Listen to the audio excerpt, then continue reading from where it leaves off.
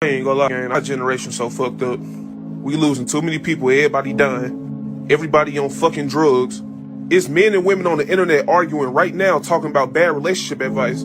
Smoking and drinking is the new fun. Nowadays, people don't want to work. They'd rather be fucking lazy and have everything handed to them. And the people who do have jobs are being called broke by the people who don't have jobs. The rainbow flag mafia is getting more notarized than ever before. Being a slut and a hoe is the new norm. And as far as I'm concerned, if you're not a sex worker, I guess you lame now. People are more weird than ever before. If you don't do half the shit people do nowadays, you consider lame. You can't speak or stand up for yourself anymore. You can't have an opinion on things anymore. People are way sensitive than ever. And then on top of that, people rather socialize on the internet than rather socialize in person. What has this world come to?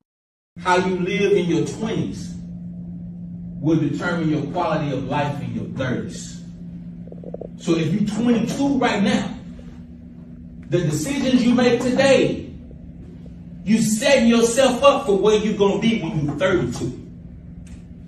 How you live in your 30s determines how you're going to live in your 40s. The decisions you make in your 40s determine where you're going to be in your 50s, in your 60s. So don't think that just because you are young, that you have time to bullshit around. You do not. Hell up, time to make some money. Come on. Oh, it's 2:30 a.m. and I'm tired. Would you rather be rich and tired or broke and energized? Rich and tired. Okay, then get the hell up. Come on, man. Get this money, man. Hey, look what Travis Scott posted on Instagram. Forget what Travis posted, but what you posted. Travis probably got paid to post that. You on social media for free. Double tap scroll, not doing a goddamn thing. Not making a single penny. Become a content creator or some shit. Make some money off your social media and shit. Why you doing that shit for free? Only to make money to have a girlfriend. Oh, you don't? Okay. Girls like to go on dates. That costs money. Girls like to go shopping. That costs money. Girls like to go on trips. Older generation calls it a vacation. Younger generation calls it a vacation. That costs money. And you got Christmas, Valentine's Day, and her birthday. 3 days you have to spend a large amount of money on gifts or she'll think you don't like her. Now that you know this information, do you still think you don't need money to have a girlfriend? You broke motherfucker. How much you count? 10K. Damn, I only got 10. I only made 20 today, man. We got to go harder. I don't know, man. They say more money, more problems. And I'm ready for every goddamn problem that come with this money. The fake friends, the gold diggers, people trying to rob me, people that don't give a damn about me asking for money just because they know I got it. Because I guarantee you none of those problems are worth than me seeing mom cry at night because she couldn't afford rent when we was younger. I want every goddamn problem that comes with this motherfucking money. Everyone, bring it up. Hey, little stanko booty, guess what? I'm getting ready to go look at some houses. 3 of them things stink.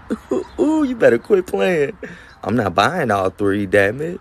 I ain't got that big of a loan. He got a little loan. I ain't that big of a deal right yet. You hear me, Stank? But we working on it, one day at a time. You hear me? We gonna go check these little houses out and see what it's like. This shit's so crazy. I never thought I'd been in this position. But look what TikTok did. Look what the internet doing, Stank. Well, I have been grinding too. I be working, damn it. He got a real job too, Stank. But I'm telling you, you just got to keep going every fucking day. Even when it get hard, Stank, you just got to push through it. We out here grinding for a reason, man. And this shit cool, and everybody know who I am. I love it. It's cool as fuck. Motherfuckers know my car. I can't even pick my nose while I'm driving no more than nothing, Stank. I still do it, but I don't fucking care. Go ahead and say something to me. Beep and be like, he in his nose. I show the fuck am, little stank. It's my nose. I could do what I want. It ain't like I'm trying to pick your nose or something. Leave me alone, damn it. I love y'all. Hey there, brother. Do you have time to talk about Jesus Christ today? Oh, you're dead? Oh, okay. Well, you have yourself a blessed day. Okay, you too. You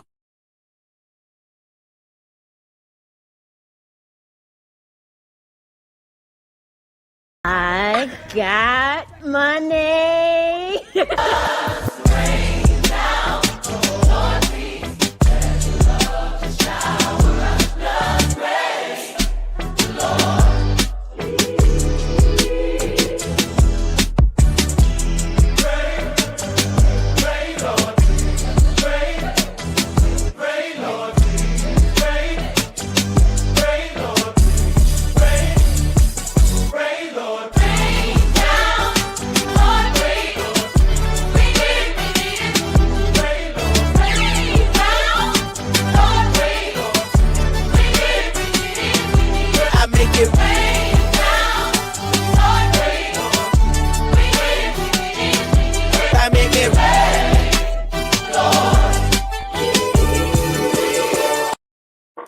Yo, yo, yo, yo, yo, yo, yo. What's the deal? What's the deal? What's the deal? How y'all doing today? How's everybody doing today? I pray that y'all are doing well. Yes, sir. You already know what it is. You already know what it is. Hold on, hold up, hold up, hold up. Let's get into it, man. Let's get into it. You already know how we do it. So let's get into it. Cause it's yes, sir. Yes, sir. Let's get back to it. Let's get back to it, y'all. Yes, sir. Uh-huh.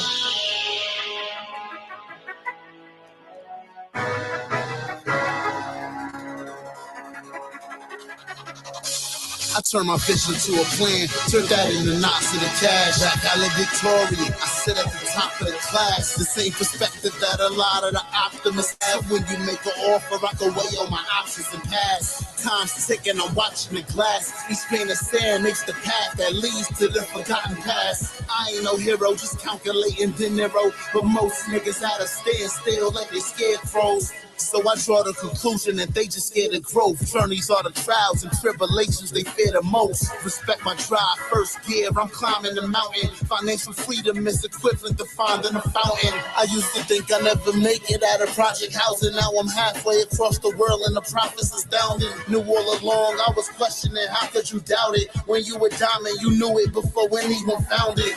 The drought is over, I'm ready to drown it. If you want success, by success you must be surrounded. Repetitiously grind, I'm up for the challenge. Trying to find balance, 10 toes down till they callous. Till I can open sesame in front of the palace. Respect royalty, ain't no other way around it. This bumpy road at times feel like 100 mountains. Then shrug it off like, what about it? Seize the opportunity when it's your time. You can hit rock bottom in no time. It's go time, it's go time, it's go time, it's go time. When it's all done, you don't get more time. Gotta move smarter with your time. It's go time, it's go time, it's go time, it's go time. It's funny that the same naysayers that doubt what you doing lack the ambition to map their dreams out and pursue it. They rather shake your focus, don't want to take their own risk. They comfortable being pessimistic about your shit. In a rental mind racing semi-automatic. Paranoia first time I ever caught a package. Graduated my hustle and started quarterbacking. Learning tricks of the trade, blending with morning traffic. Scariest drive of my life, nigga, this more than rapping. Cause if they stop me, I'm up the river like water rafting. I heard pains, the preparation for game. Fuck going against the grain, you better stay in your lane. Went from mobbing with the posse, occupying the lobby, trying to live in a city that was ruined by Giuliani. Now I view Pablo Picasso, drinking Moscato Diasti, but still the same nigga, you could try me. Seize the opportunity when it's your time. Cause you can hit rock bottom in no time. It's go time, it's go time, it's go time, it's go time. When it's all done, you don't get more time. Gotta move smarter with your time. It's go time, it's go time, it's go time, it's go time. Yes, sir. Yes, sir. It's go time. It's go time. It's go time. Yo, shout out to Prince Castro. Shout out to Prince Castro, man. Salute. Salute to Prince Castro. It's go time. It's go time. I had to hit y'all with that throwback oldie, but a goodie. It never gets old, man. And it ties into the subject matter today. The title of our stream today is We Know the Problems. What's the solution? And the question I have is, are you willing to do what it takes? We're gonna further our review of the This Might Be Risky podcast video from yesterday. We didn't really get into it a whole bunch, but we're gonna get into today. We're gonna open up a panel. Hopefully, we're gonna get enough support to do that. Yo, we gotta get some support up, because what we need to do is we need to get the license for that beat from Ron Mack. We got to get the license for the beat from Ron Mack, man. You know what I'm saying? Because that beat is fire. You know what I'm saying? That track is fire. So we got to get the license in for that. So we gotta have to pay for that, and we gotta have to pay a little pretty penny for it. So you know what I'm saying? some of the proceeds, hopefully we can get enough that we could pay for the licensing for that track so we can have that intro back, because I got a I got a non-monetization notification last night. I got a non-monetization notification last night. They was not feeling that. The beat maker wants us to get the licensing. So shout out to my man Ron Mack for that fire intro song, and prayerfully we can get the bread up, get the money up to go ahead and take care of that and pay for that licensing, and then we'll be able to play it. All right. So we went with the oldie but goodie today. It's go time. It's go time. It's go time. Yeah. So listen, likes are free. They don't cost you. Yo, Fatty, what's up? They don't cost you. King. Don't cost Nut you. King. Make sure you hit the like button. Come on your way in. Come on, push a button. You heard her. Likes are free. Push the like button. Push the goddamn button. Likes are free, 99. They don't cost you nothing. My man Stanley D Rock the Block White. Yo, y'all make sure y'all check out my man Stanley D Rock the Block. Yo, he got a fire short. You know what I'm saying? I'm gonna play today as well. I just checked that out. Shout out to my man Stan with the short, coming up with his short game, getting it in. Yes, sir, getting it in with the short. So we're gonna check that out in a minute, because I thought that was really interesting. You know what I'm saying? He did a short from the, I guess, what is it called? The I don't know, the white people. Y'all know the whatever podcast. I think it is the whatever podcast. I think that is. So he did a short from the whatever podcast. We're gonna check that out in a minute, because this all ties in. It's go time. What the dude was saying on the whatever podcast, things we were saying last night, and what I'm about to say today. Okay. So shout out to my man Stanley D Rock the Block for the good business. I appreciate you. I appreciate you. And salute. Listen, if you want to get in the drawing, if you want to get your fair share of the 500, you got to be in it to win it. And as many times as you're in it is as many times as you can win it. Let's go. Make money, make money. When shit hit the fan, we'll take money. I'd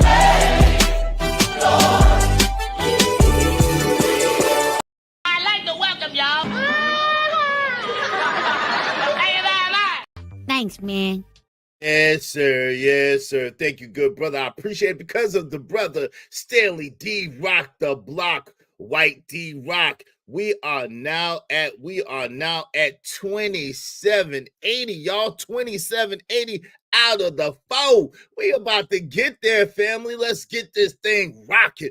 Every $5 that you put into the pot that you donate to the show through the Cash App today will be added to the pot and will be put you in with an entry into the drawing. It'll put you in with an entry into the drawing. So make sure you hit that Cash App or the Super Chat, but make sure you hit the Cash App specifically if you want to get in the drawing.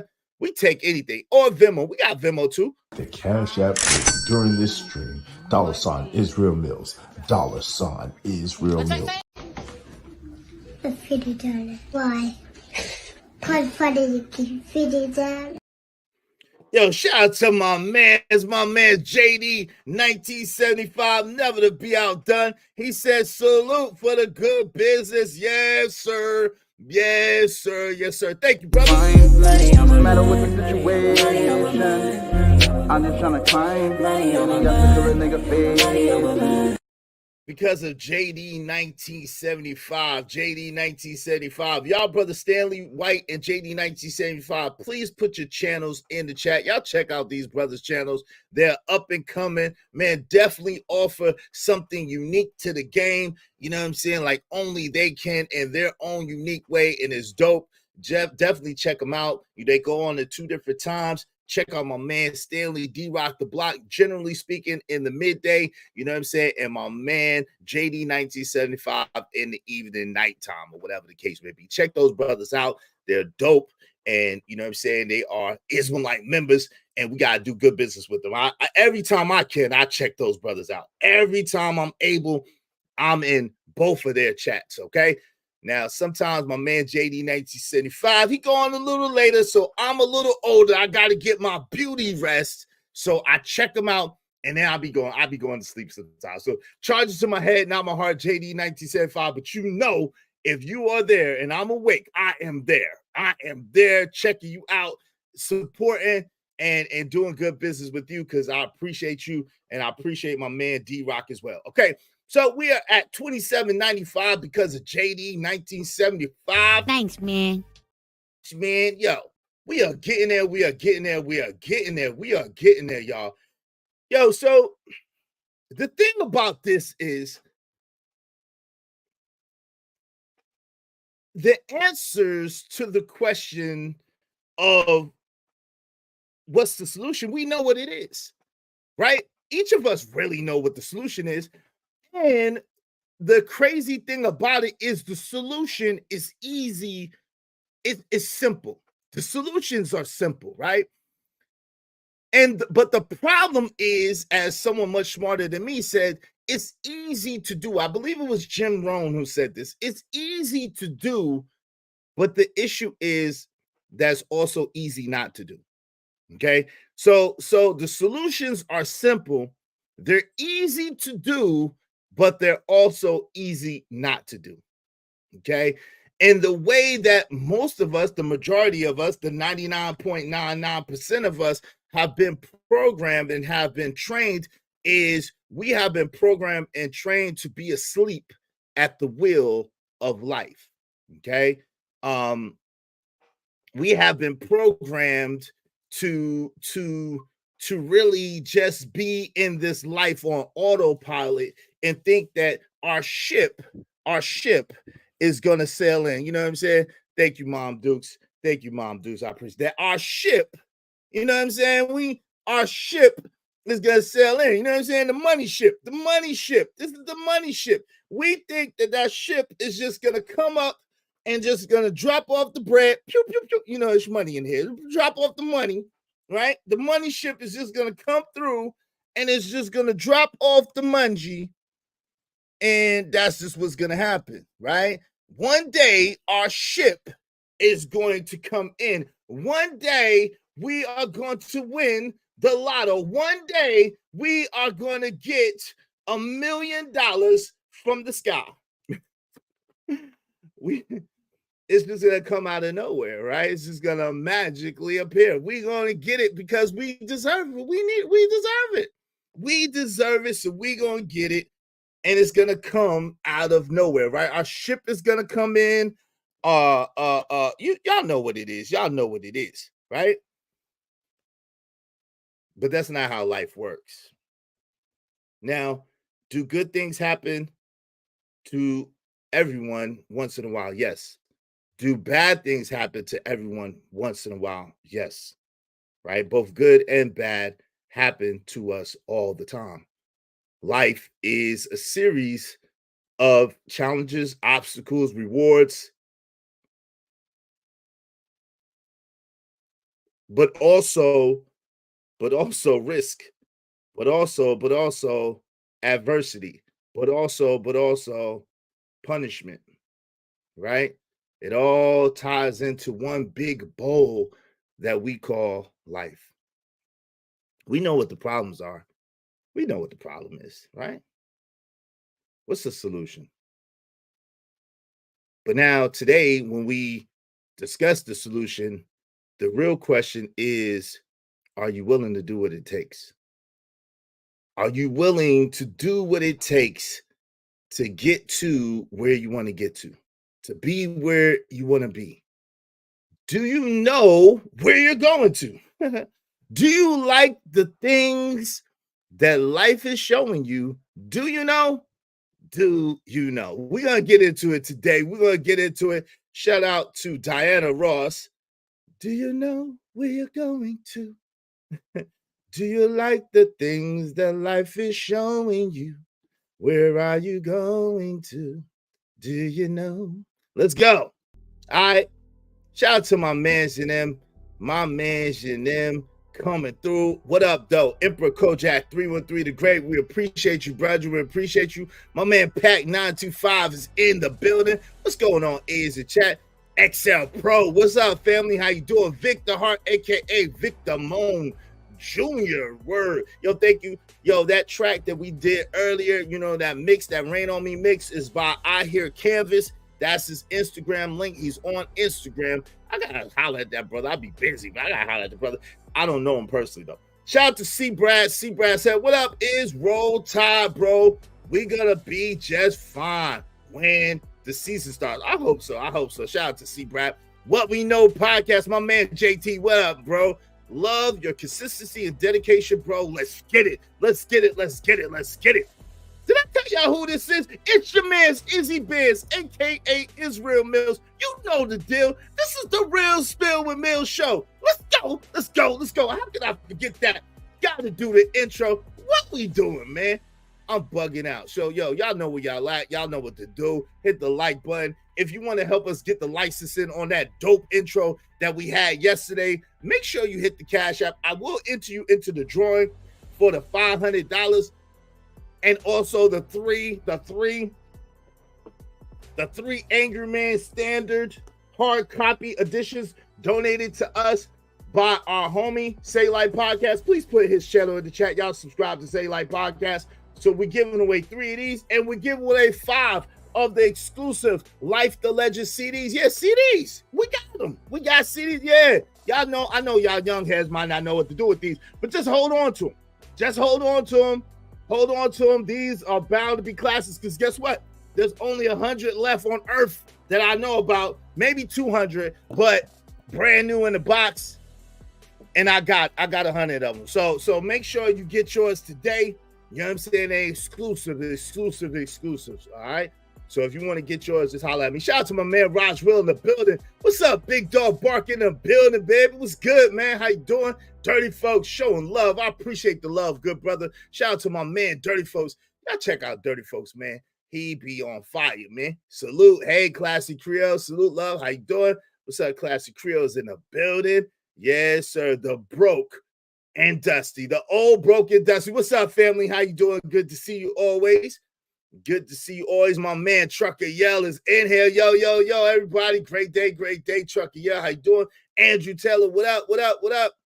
What's good? What's the Dillons? Hey, do you know? What's up, Gaia? What's going on? Gaia is in the building.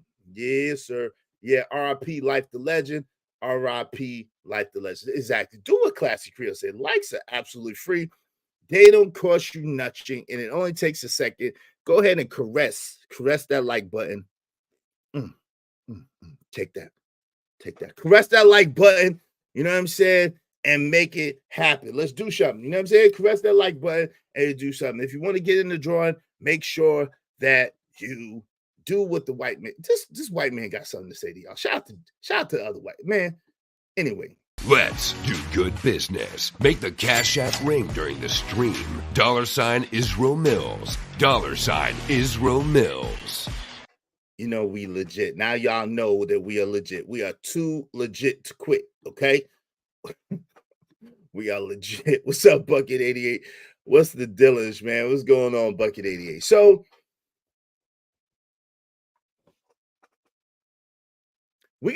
I'm gonna talk about from a personal perspective first, okay?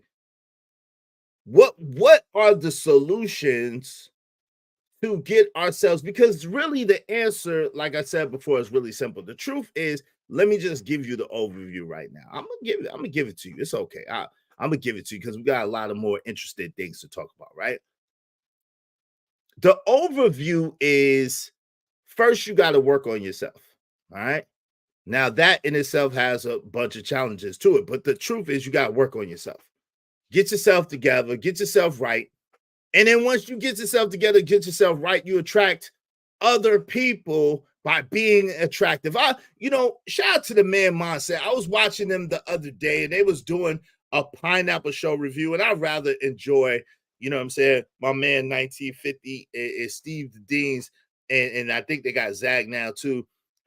pineapple reviews. If y'all not subscribed to my man 1950 or the man mindset or Zach, I don't know what y'all doing. Go ahead and subscribe to them brothers, right?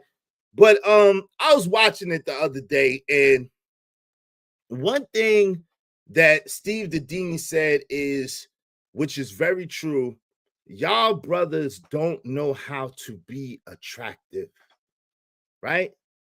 And attractive, and I would argue that people nowadays don't know how to be attractive.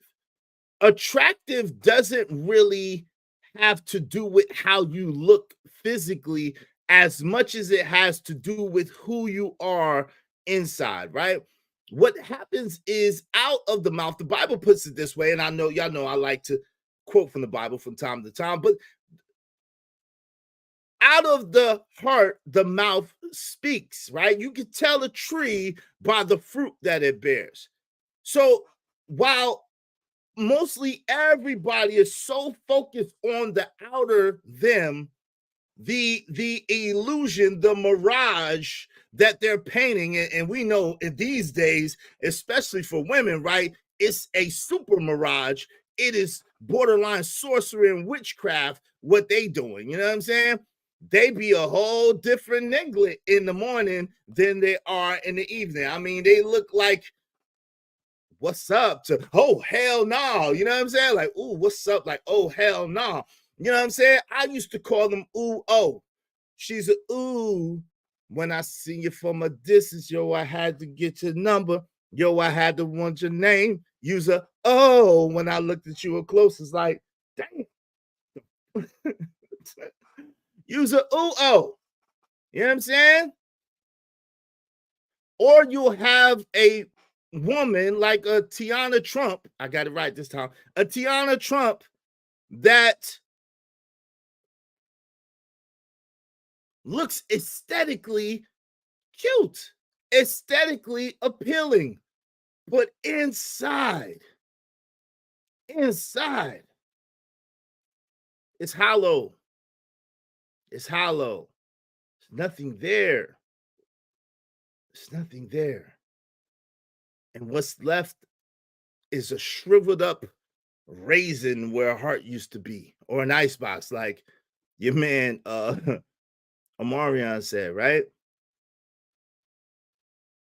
So I would argue that one of the major things is to work on ourselves and to become attractive people, right? Not in the sense of trying to appeal to the masses as far as how we look, you know, fake breast and augmentation and Botox and all of this, but who we are, right? That's number one. Second thing is to go by the golden rule. The golden rule is do unto others as you would have them do unto you. There's a lot of people walking around here hurt, walking around here in pain, walking around here as a shell of themselves, right? And as they're walking around in hurt, as they're walking around in pain, as they're walking around as a shell of themselves, they are hurting people. They are withdrawing, right? You're either a lifter or a leaner, the poem says, right? You're either a person who lifts up other people or you're a person who leans. You're either a giver or you're a taker. You know what I'm saying? And if you spend your whole life taking, you spend your whole life taking from and not adding to, believe me, there's nothing that's going to come back to you that's going to be positive. Because whether you want to identify it or not, whether we want to agree with it or not, karma is real. They call it different things: the law of correspondence, the law of reciprocity, karma. What goes around comes around. You reap what you sow. It's a lot of different ways of saying it, right? But for every action, there's an equal and opposite reaction. Whatever you put out, you're going to get back. So this goes to the people who think that they're getting away. There's a lot of people who think that they are master manipulators, right? Who go around trying to shape narratives or shape ideologies, who try to manipulate people's viewpoints and people's perspectives, who go and they'll try to shift things in a way that would make them appear in a certain light. Instead of doing the work, instead of being better, like my man Jim Rome says, don't wish things was easier, wish you was better. Be better. Instead of being better, instead of being the best that they could be, instead of striving to do the best that they could do, they would rather manipulate people to believe that there's something that they're not. They would rather manipulate people and spin narratives to have people to look at them in a certain light, being inside a ravenous wolf and a daggone morally inept, spiritually desolate,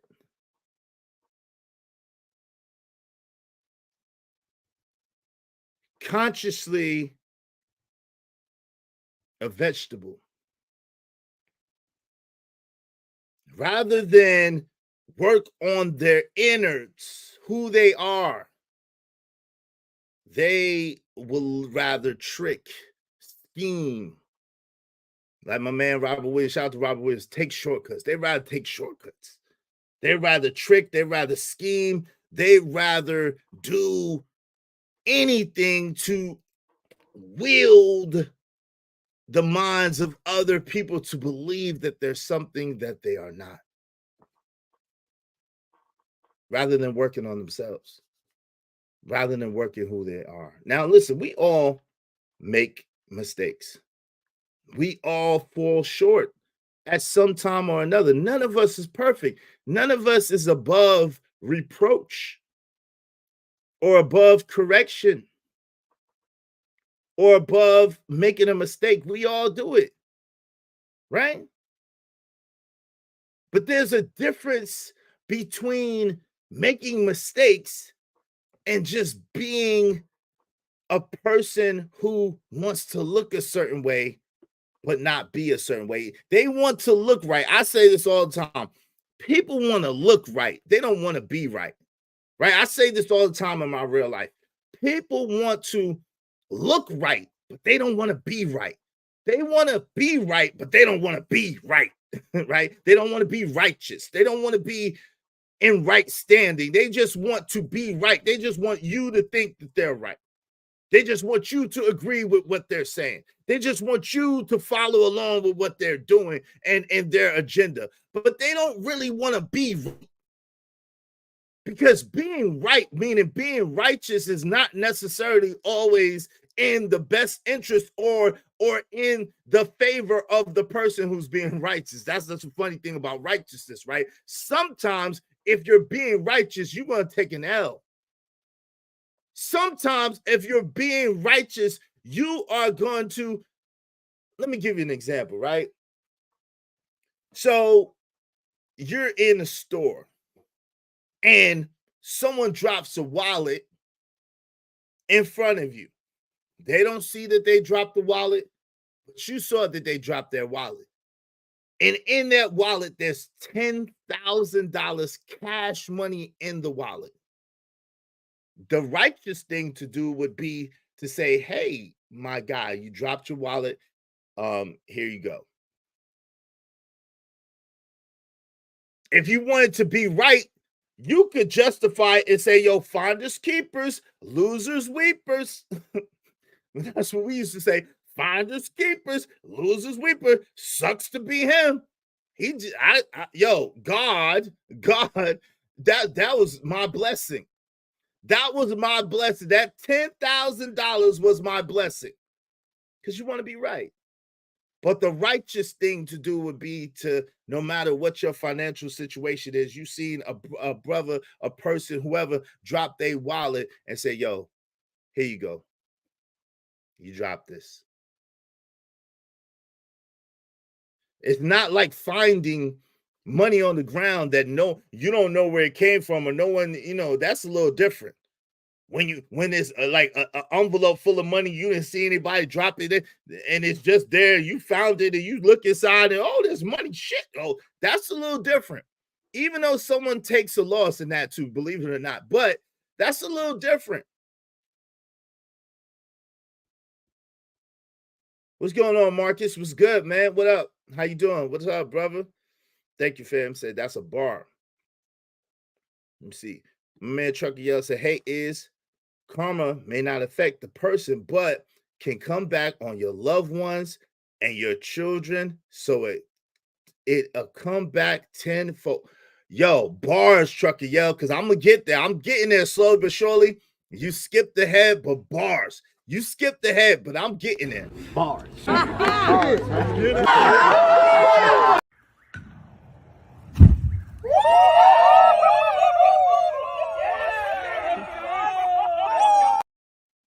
Bars. Because since Trucker Yell put it halfway out there, let me put it all the way out there. That's what it's going to take. It's going to take one of our generations to say, you know what? To take the L. I'm going to be honest with you. It's going to take us to be like, yo, you know what?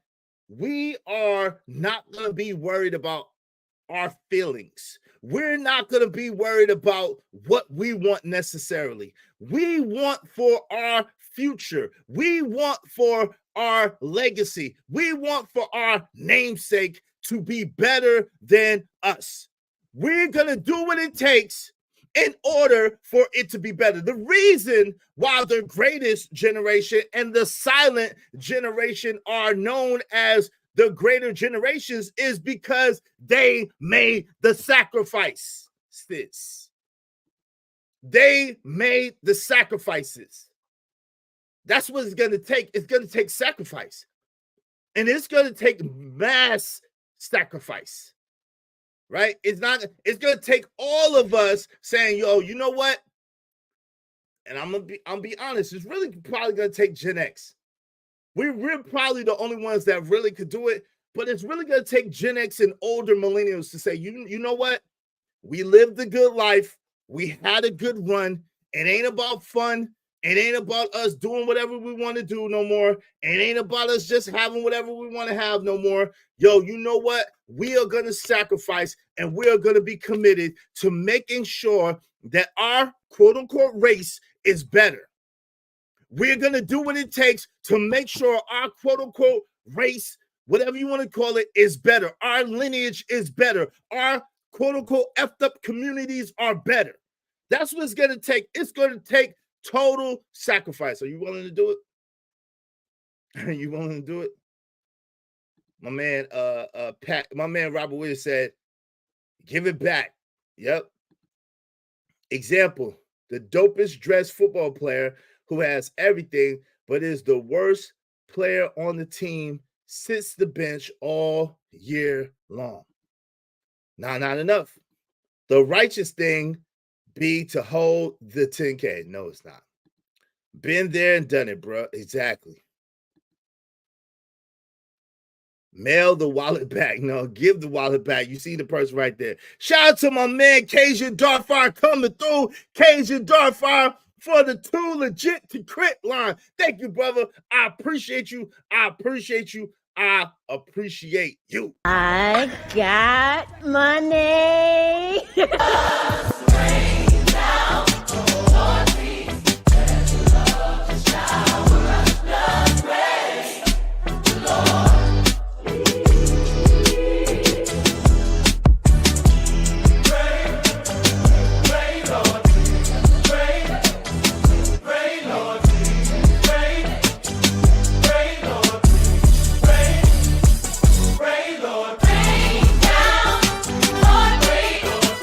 We did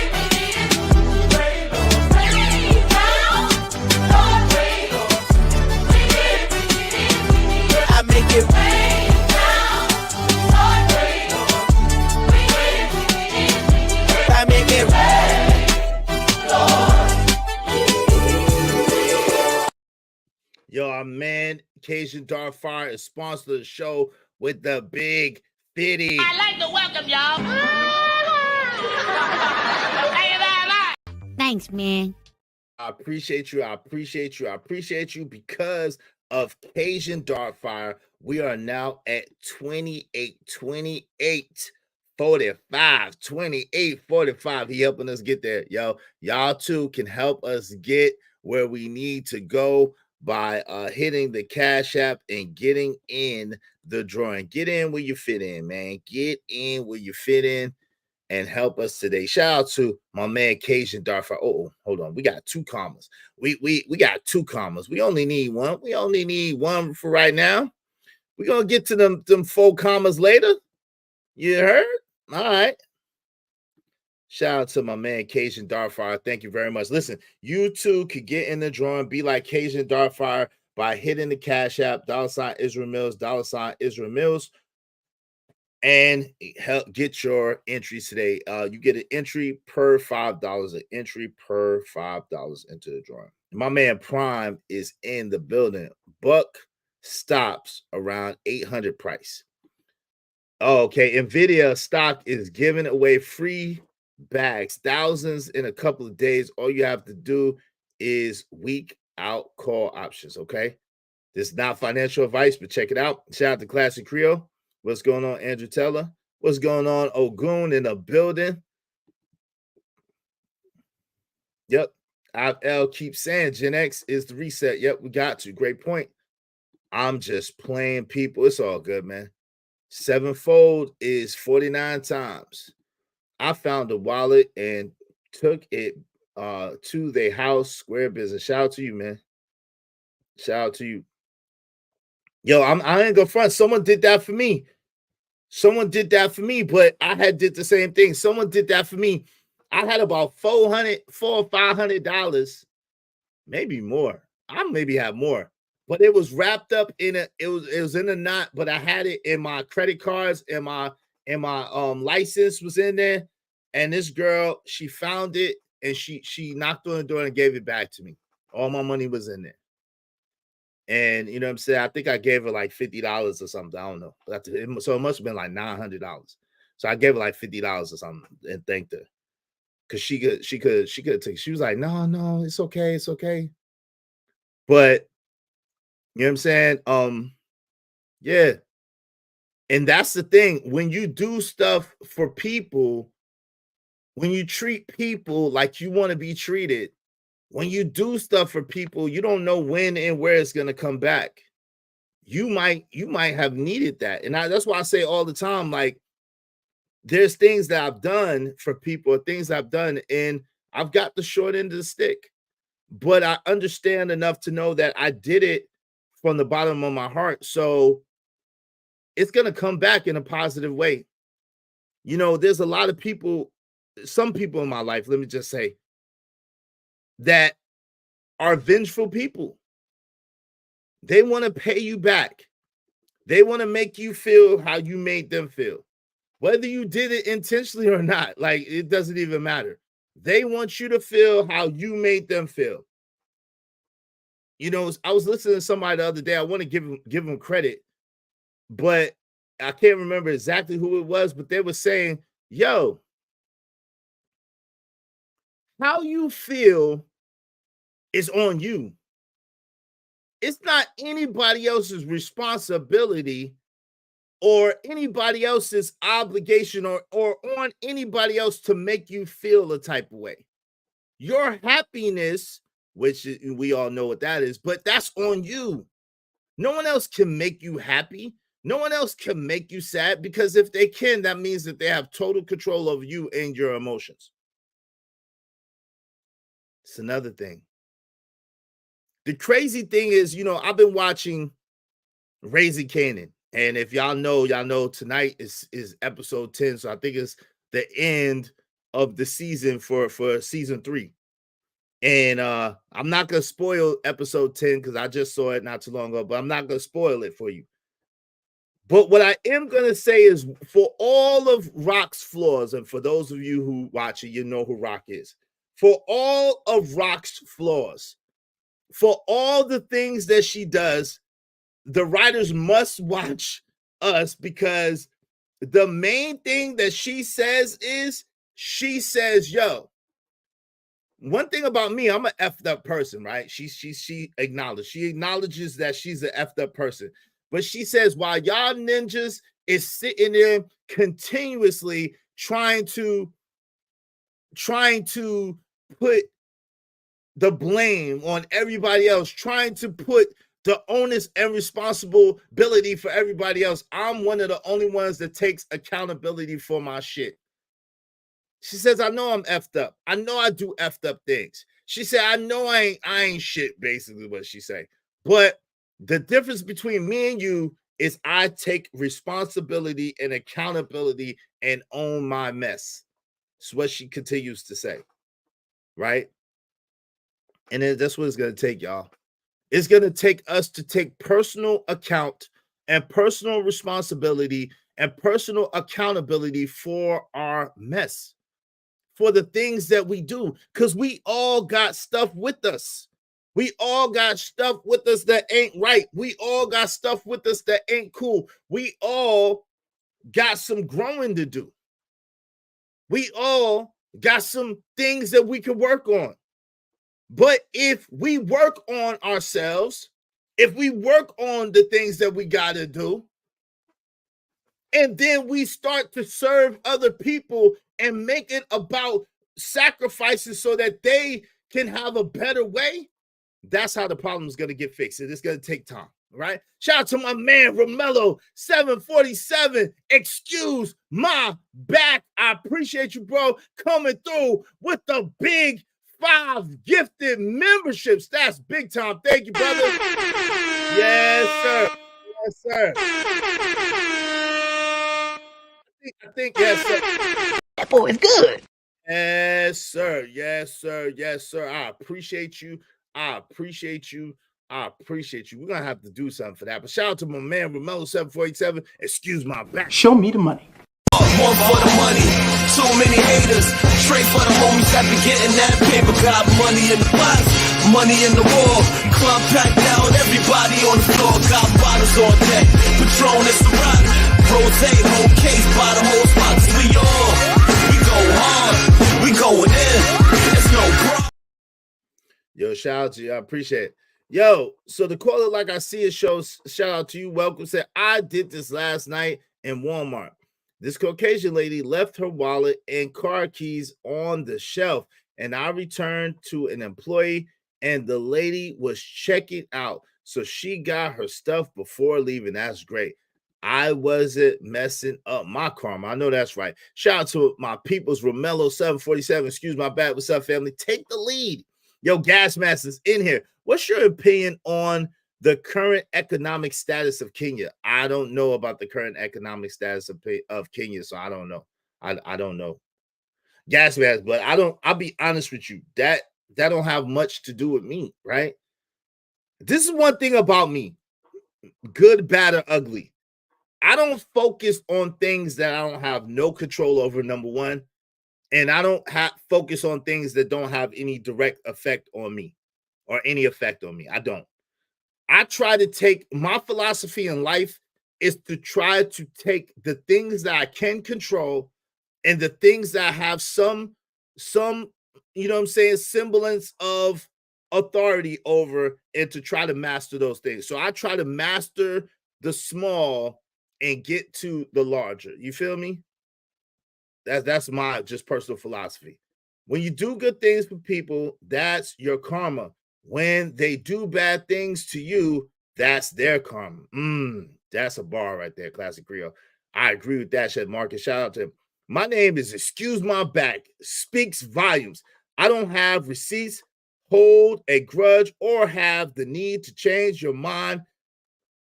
Hashtag say less. Shout out to you, man. I'm the same way. Like, I don't hold grudges against people either. I just don't. I'm not built like that. If I say, listen, I'm the type of person that if you say something to me, I'm gonna say something to you. If you do something to me, I'm gonna do something back to you, and I'm not gonna think about it after that. 9 times out of 10. Like, yo, you just got what you got. That's just what it is. Like if you say slick stuff to me, I'm gonna say slick stuff back to you. And it's just what it is. And I'm gonna try to be as funny as possible, and I'm gonna try to cut as deep as possible. Right? This is just what I do. Now, is it right? Maybe not. That's who I am, though. I ain't gonna front. If you get in my chat, for example, if you get in my chat and you start trying to demean what I'm saying or to deflect from what I'm saying or whatever, I'm going to intentionally embarrass you. Right?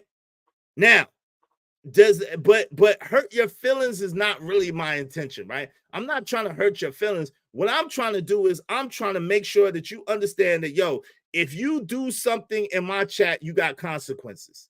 I'm not going to kick you out. I don't mind if you have a difference of opinion. But if you saying some shit that's just like contrary to what I'm saying and I'm trying to preach, to me, I take it like a daggone, I'm in the pulpit, I'm speaking a sermon, and then some person, the deacon or the damn choir member says, yo, pastor, you wrong. Nah, pastor, it ain't like that. It's like this. Like, nigga, tell me later. Email me, send me a carrier pigeon, write it on a napkin, something shit. Don't say it in front of everybody in the midst of my damn sermon. Like, yo, I'm going to try to embarrass you. I'm going to try to play you, period. And I don't mean it personally, but that's what I'm gonna do because I want you to not want to do that again. I want to make it so you don't feel comfortable doing that again. And if you do feel comfortable doing it again, then you got to be comfortable with the verbal lashing that's going to come with it. It's just what it is. It's just what it is. I've never fought nobody over them joking on me. Not one time. I've gotten a lot of fights over things that I've said to people. A lot of fights. Because people start shit, people do stuff to you, and they don't care about how they make you feel. They only care about how you make them feel as a result of what they did to you. People don't care. Let me say this again. Let's rewind. Yo, we're going to get into this today. We're going to get into this today. Check this out. Tell me I'm lying. People will say all kinds of things to you, do all kinds of things to you, say all kinds of things, and then when you respond to them, then they make it seem like you did something to them. That's some bullshit, right? That's not accurate or right or cool, right? But I've never got into a fight over people joking on me. And people have joked on me my whole life. That's where we come from. People joke on each other.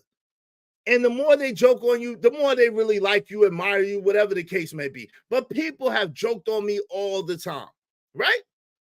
And I give them the jokes back. And then they get mad because my jokes might be a little funnier. My jokes might cut a little deeper. My jokes might be a little more real. And then they want to fight. And then they get their ass kicked. And then it is what it is, right? It is what it is. But you can't. It's amazing to me how it's good for thee, but not for me. People walk around all day, every day, doing things to folks, saying things to folks, acting a certain type of way with no consideration for people. You driving on the highway, you trying to get in the lane, you way up here, they way back there. They're gonna speed up and try to keep you from going forward, but get mad at you because you're taking your right away. If you're that type of person that I'm speaking to, yo, stop that shit, man. Think about your fellow man. Think about your children and the people that come after you. There's no excuse for you using your children's stuff without their knowledge. If it was righteous to do, then you would talk to your children about it and you would ask them and you would tell them what the plan is and y'all will work that out together. That's righteous. It's not right to say, oh, well, I'm a single parent and, you don't know the bills and the stuff I got to go through and my mama did it to me and you don't know. And no, that's not righteous. That's not right. It's not right. and they get mad at you because you have the nerve, the audacity, the unmitigated goal, the temerity to say something about it. No, stop doing your children like that. Stop doing each other like that. It ain't cool. It's not cool. It's not all right. He says Cash App's down, so membership has its privileges. Yes, it does. Membership does have its privileges over here, Romello, and I appreciate you, fam. I'll probably enter you into the drawing 5 times for the 5 memberships just because. So if you donate memberships, right? If you donate memberships, I will enter you into the drawing as many memberships as you enter. But I can't count it towards the money counter, but I will enter you in just like on the weekends. Okay, I got you. All right. And Knox is in there. We as a people do not know how to deal with trials and tribulations without putting one another down. We only show up when situations are favorable. That's an interesting comment. Serenity. I honestly have absolutely no idea what's going on over there either. So, okay. So why you, okay.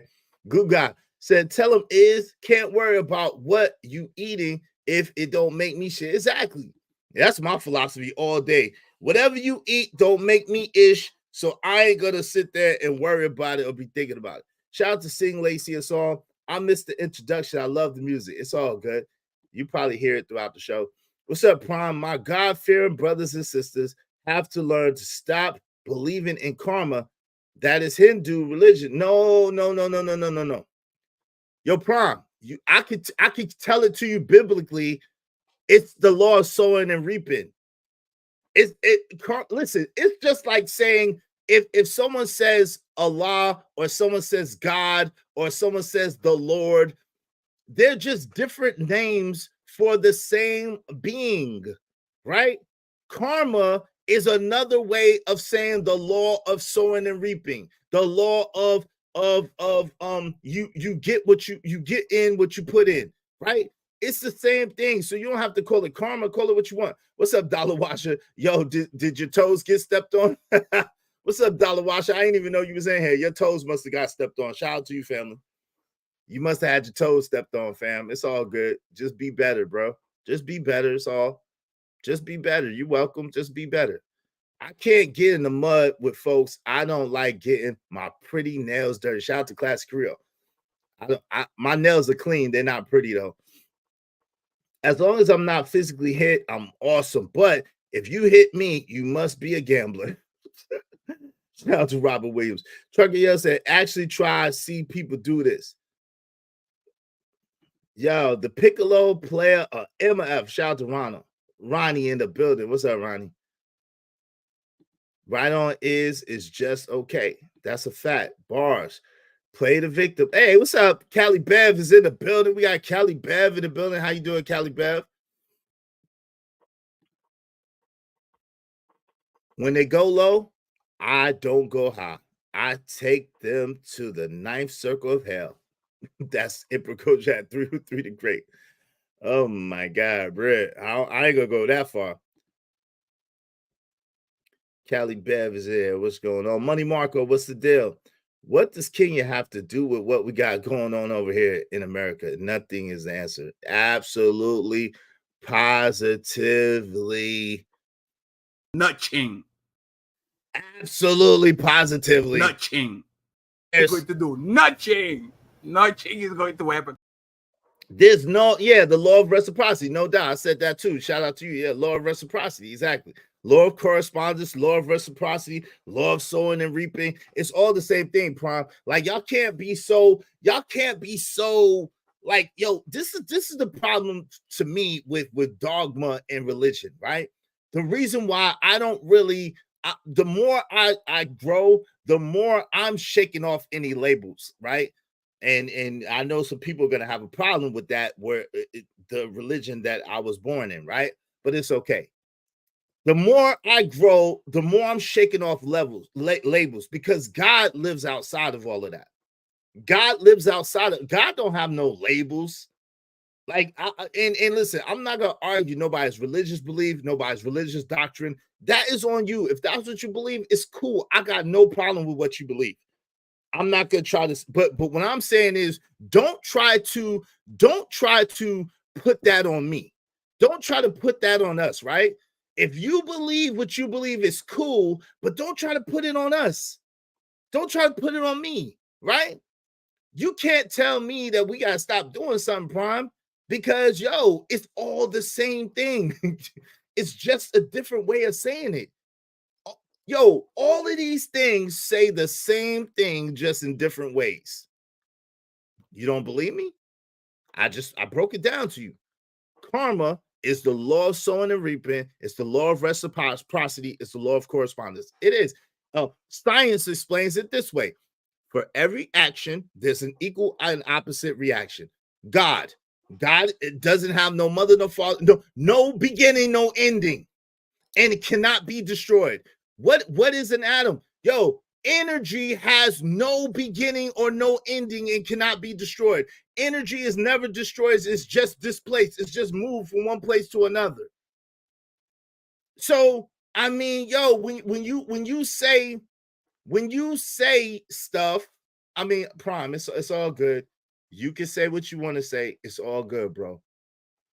If you don't believe it's the same, so be it unto you, my brother. It's okay. We don't have to go back and forth, but don't disrupt the show, brother. Because this is what I'm saying. If we start getting into this, then I'm going to start roasting you. All right. So I'm trying to give you grace up. That's the one warning. Shout out to the Angry Man 999. When they go low, I don't go low or high. I go get paper. Shout out to Angry Man in the building. Angry Man is in the building. What's up, AM? What's the deal? We are opening up a panel soon, but what's up, AM? The deal, man. I appreciate you. I appreciate you. I appreciate you.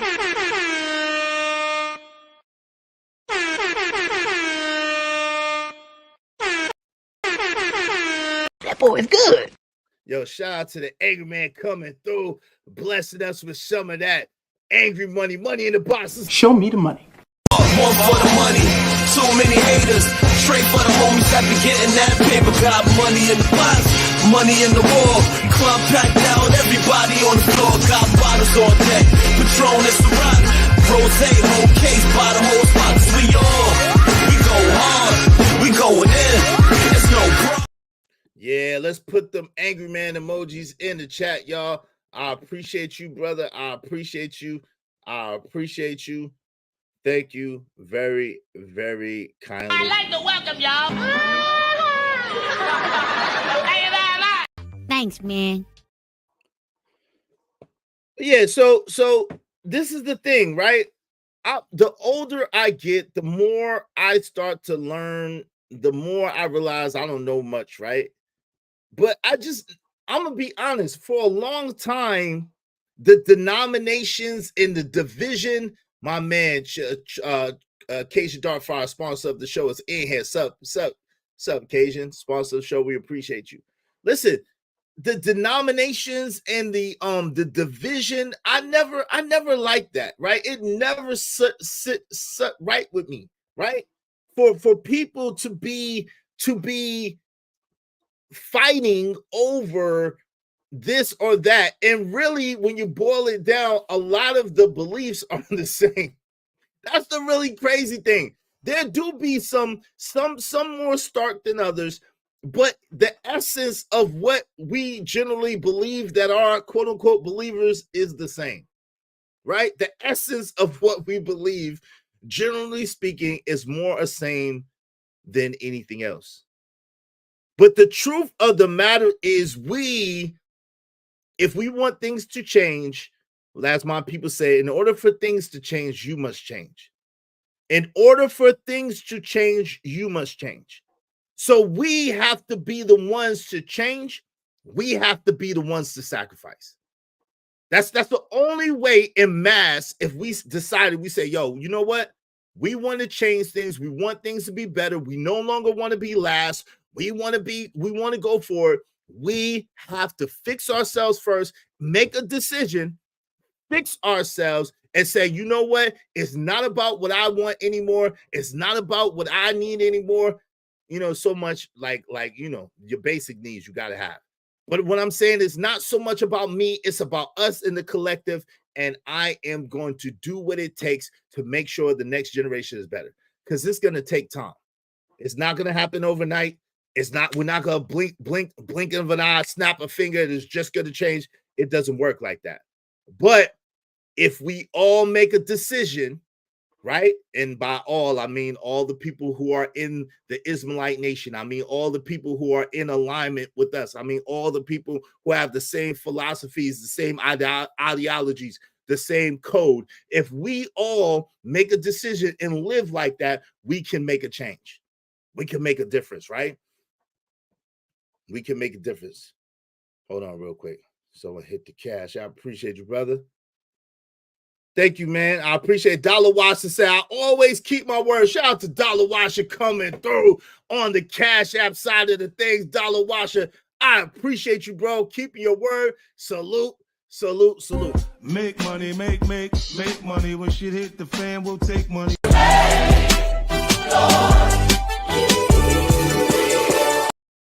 Yes, sir. My man Robert Williams is a new member of the Ismailite Nation. Yo, celebration. Yo, thank you so much. I appreciate you. I appreciate you. Membership has its benefits. Hope you don't mind if I say this out loud. How wonderful life is, 'cause you're in the world. I'd like to welcome y'all. Thanks, man. Oh, because of Dollar Washer,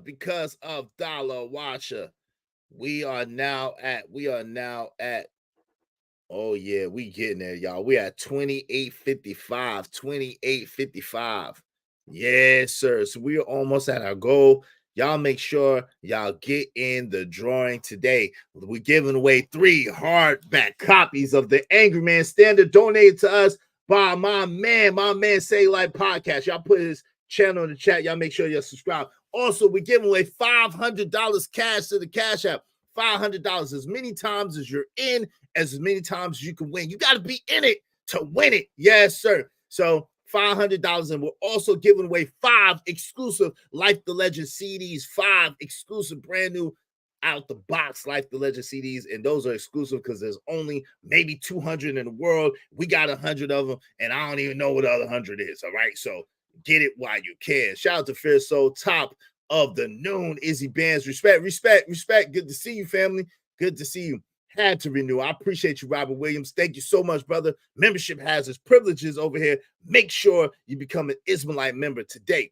Yo, what's up, What's up, Ismailite? Peace and abundance to you. Yo, let me go ahead and drop the link. If y'all want to come up and chop it up on this subject matter, it is up, and it's stuck. Here, wait, here y'all go, right here. All right, let me go ahead and pin that to the top of the chat so y'all can get in, and we're going to review this Gen X conversation, right? And we're going to focus on what we're going to focus on. Shout out to my man Trucker. Yeah, we're going to focus on the solutions, right? Now, we can talk about whatever y'all want to talk about, as long as there's no trigger words or anything like that. But we're going to focus on the solutions, right? Now, like I said, as far as I'm concerned, the solutions are very, very simple, right? Excuse me. The solutions are very, very simple, but but it's easy to do, but it's also easy not to do. So that's the thing. It's easy to do, but it's also easy not to do. So that is the thing that we got to work out. Shout out to my man Trucker. Y'all see you in the back. Give me one moment, and I'm gonna go ahead and bring you up. My guy Trucker Yale is in the building. Hold on real quick, Truck.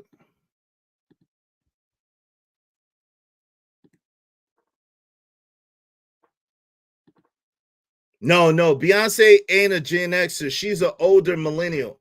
Beyonce is an older millennial, Robert Williams. She's an older millennial. She was born in 82. So she's an older millennial. All right. Shout out to my mans in them. Trucker Yale is in the building. Trucker Yale's in the building. What's going on, Trucker Yale? How you doing, bro? Oh, I'm good, man. What's going on with you? I see you in high spirits, though.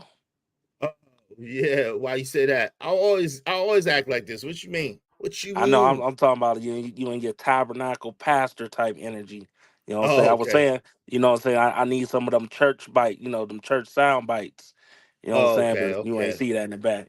Nah, But nah, I didn't good see that. topic I though. just didn't. Good topic. Okay. I will say that. Most definitely. Great topic. Great topic. So go ahead and keep on preaching. I'm just listening right now. I'm just listening. I don't Wait, even want to whoa, interrupt. whoa, whoa. Wait, hold on, hold on. Who lied about their daughter's age, bruh? Who lied about Robert Williams? Who lied about their daughter's age? Now I'm gonna tell you, Beyonce, they was marketing Beyonce to be older than what she was. When I met Beyonce, they was making it seem like Beyonce was over 18, but Beyonce was only 16. And that was back in 97, I think, 97 or 98. Beyonce was 16. She told me out of her own mouth. So, you know what I'm saying? She told me out of her own mouth she was 16 in 1997, I think that was. Right? So you do the math on that. In 1997, was that not? No, it must have been 98. 98. She told me she was 16. No, it was 97 about to be 98. Because I was 21 years old. Yeah, I was 21 years old. I was 21. She wasn't born in 78, Robert Williams. She wasn't. She wasn't born in 78, fam. Because let's do the math. So I was 21. I was 21 in 97 when I met her, right? She said she was 16. All right. 2024. 2024 minus 1997. She was born in That's 27 years 81. ago. That was, yeah, she was born in 82. 7 years ago. She was 16. Equals. Yeah. Wait, hold on. 27. 20. That was So she was 27 born years in ago. 81. Plus 16 equals 43. And a matter of fact, when she had just turned 16, because that was October. Her birthday is in September. She had just, when I met Beyonce, she had just turned 16. And this is right, because this is how old she is. That's right. I know the girl told me out of her own mouth. So I'm just saying, she told me out of her own mouth, Robert Williams. That I know for a fact. Beyonce told me her age. Well, you know what I'm saying? She roundabout told me her age because I guessed it.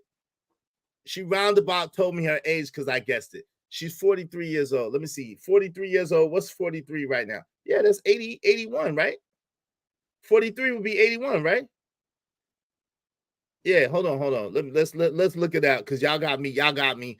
I pulled it up the other day.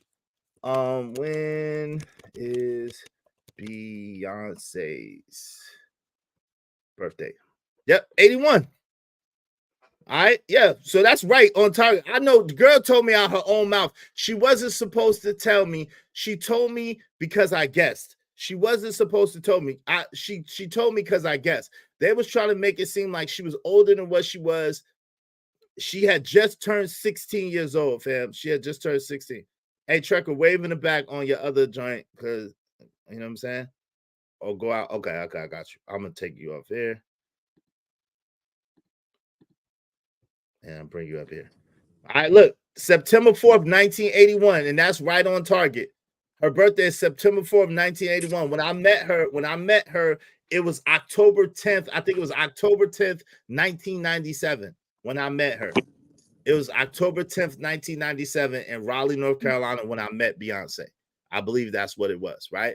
And so yeah, she's 42 years old. She's going to be 43 this year. So that's right on target. That's right on target.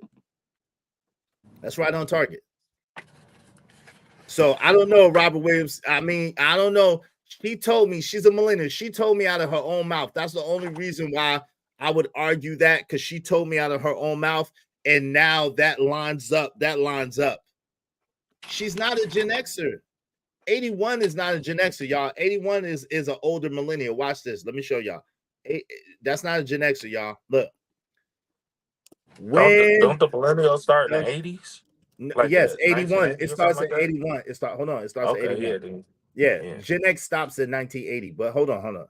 Does when does millennial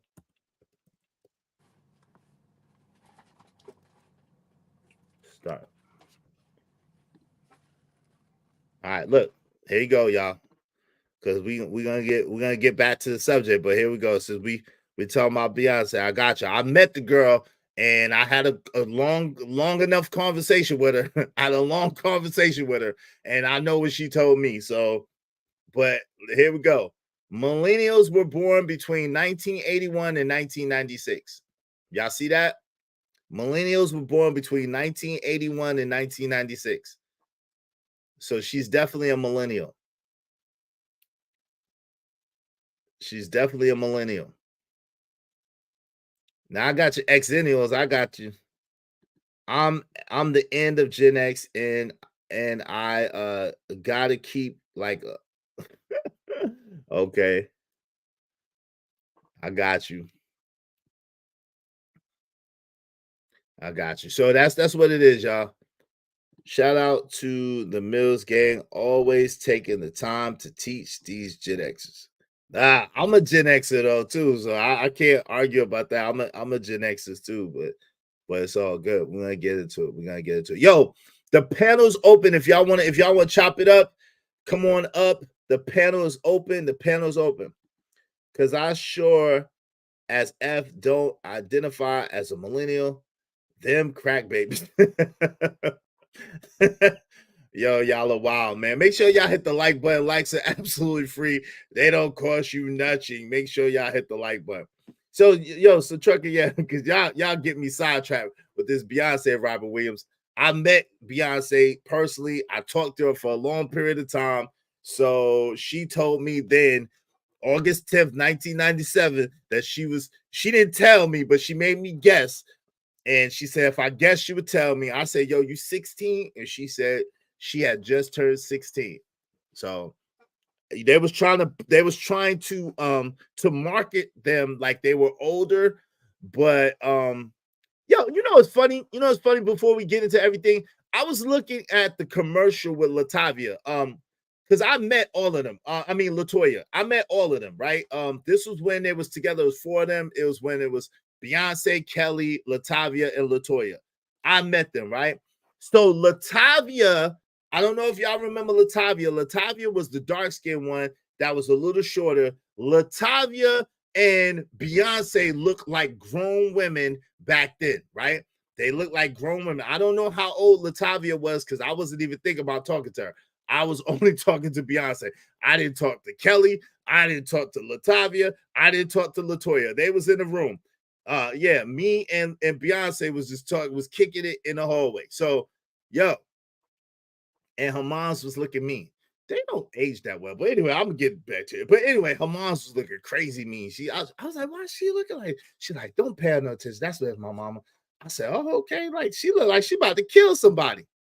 But anyway, so it's funny because Beyonce and Latavia look like grown women when they were young, right? They were built like grown women, but I couldn't go forward with it.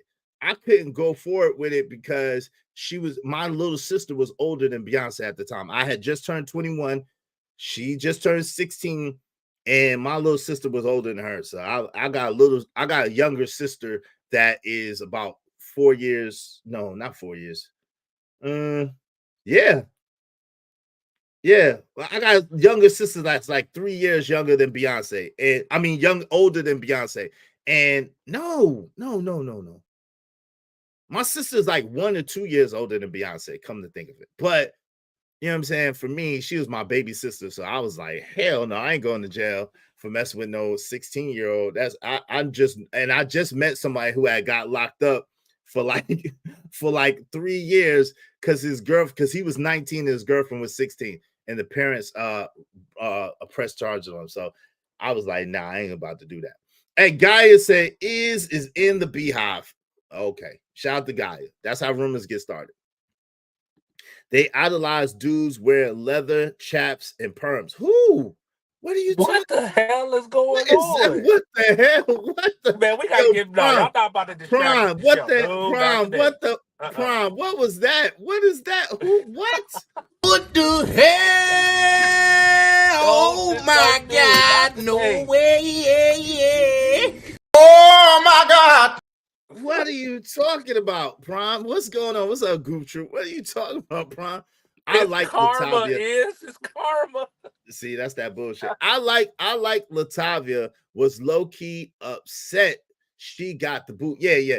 Latavia. But the point that I was trying to make before Prom saying all this crazy stuff, the point that I was trying to make was, I was watching a commercial the other day with Latoya Luckett. And then I seen a post with Kelly. They aged pretty well. Latoya Luckett and Kelly Rowland have aged very, very well. Shout out to them. Kudos to both of them. Because they look like little girls. Like Kelly was so skinny back in the days. She had no features. She had no benefits at all. Like she was just like, pew, pew.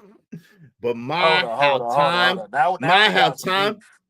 Listen, Trucker. How time has been nice to Kelly and Latoya Luckett have aged very, very well. But I'm telling you what I saw, bro. When I first met them in 1997, they were little girls and they was built like little girls, meaning Kelly and Latoya Luckett. They were built like little girls. But you couldn't tell when I met Beyonce and Latavia, you couldn't tell that they were young girls. You couldn't. If you just met them on the street and they never told their age and they was just lying about their age, you would never know. The only way I found out, because she was trying to hang out with me at the after party, and I was like, cool, yeah. And then she was like, yo, can you come to the VIP? Because I was in the VIP in the spot where they performed. And she was like, yo, can you come to the VIP and chill with me? And I was like, my people don't own that club. I can't, I'm not gonna be in the VIP. I'll be, which is in the back. Like I'll be in the VIP, but I won't be in the back. They was in the back, like where the owners and stuff was at. And I was like, yo, why don't you just come and chill with me in the VIP on the floor? And she was like, yo, I can't. I was like, you can't. Why can't you? She was like, I'm not old enough. I said, you're not old enough. That was my response, because she looked grown. I'm like, you ain't old enough. What you mean? And I was wondering why her mama and her daddy was there, but you know what I'm saying? I was a little slow. I put two and two together after she said it. Jay went for it is dead. Listen. Yo, bro. No comment, fam. No comment, fam. No comment. Get somebody arrested. Yeah. No comment, fam. No comment. She was 16 in 1997. So didn't they get together in 1998 or 1999? So she was 18 when they got together, I guess. Y'all trying to get this man arrested. Yeah, No, I'm not gonna do it. Blaze, peace and abundance, Izzy Maz in the chat. Hope everything is staying up this Friday. Listening. Shout out to you, Blaze. Shout out to you. Kelly was always on point. Nah, she looked like a little girl, but she is very, very, she's a grown woman now. Shout out to Kelly Rowland. She is a grown woman now, man. Shout out to Kelly Rowland. I seen some pictures where her and Jazzy Faye and whoever the hell that other girl was. But yeah, she looked, Kelly Rowland is a beautiful young lady. So is Latoya Luckett. I don't like her hair choices, but Latoya Luckett and Kelly Rowland are definitely beautiful young ladies, right? They're definitely nice looking. I don't shit, guy, you shitting me. I'm not saying she look older than what she looks now. I'm talking about her body. Beyonce was, she was thicker than a Snicker, man. Beyonce was thicker than a Snicker, man. Yeah, Kelly is gorgeous now. Shout out to Kelly Rowland. Shout out to Latoya Luckett. Shout out to Beyonce. Shout out to Latavia. Shout out to all of them, man. Latoya I never met Luckett, Farrah. I never met Farrah Franklin. ugly, Teddy bro. Like, I don't. Who's ugly? Something wrong with that chick. Wait, who is ugly? You said Latoya's ugly? She cute, but she ugly. How is she ugly, man? What you talking about? She got a fucked up personality, bro. Who, Latoya Luckett? I don't know. Yes. I can't say that. She wasn't when I met her. She has a screwed up mentality. Hold on, fam. When I met them, they was cool. So when I met them, they was cool. So I can't speak to that. Like when I met Killer Mike, he was cool. So I can't say nothing about like her personality. I don't know her personality like that. But Kelly's nice. But Latoya, she's rude. All four of them was nice. But I just was talking to Beyonce because I was trying to talk to Beyonce, but she was too young. But yeah. But all those girls were nice. Her mom was looking. Beyonce's mama was looking mean. She was looking mean in the corner, but her dad was real nice too. Shout out to Matthew Knowles. Her dad was real cool. Beyonce's dad was real cool. All the other people were real cool. Her mom just looked mean. So I don't know. I can't say that about LaToya. When did you meet LaToya Luckett and she was mean to you? Oh, she was just rude. And then, When? you know, When? like her personality outside, When? huh? When? What's this fucking shit? 2017? Oh, okay. Yeah. She like outside of her being on TV, like her personality is she's messed up. Okay, She's I, messed up. I don't I don't know. I met her in person one time, and when I met her in person one time, that all the girls were very nice. LaToya, Latavia, Beyonce, and Kelly, all the girls were very nice. They were cool because my man Malik, shout out to Malik the freak. Malik was taking the pictures and they was looking at his camera and talking to him about his camera. They were all in the room, and then Beyonce, my cousin, and I were in the hallway, and her dad was like over there talking to my uncle doing business. So shout out to them, man. Shout out to I don't know Farrah though. I never Cute though. met Farrah. That was before Farrah, so I never met Farrah Franklin. I don't know her. Shout out to Death Racer 25X is running defense. Fall back, you Alabama ninja now. who am I running defense for? For Jay? Because he's a Brooklyn nigga? That's what you're saying?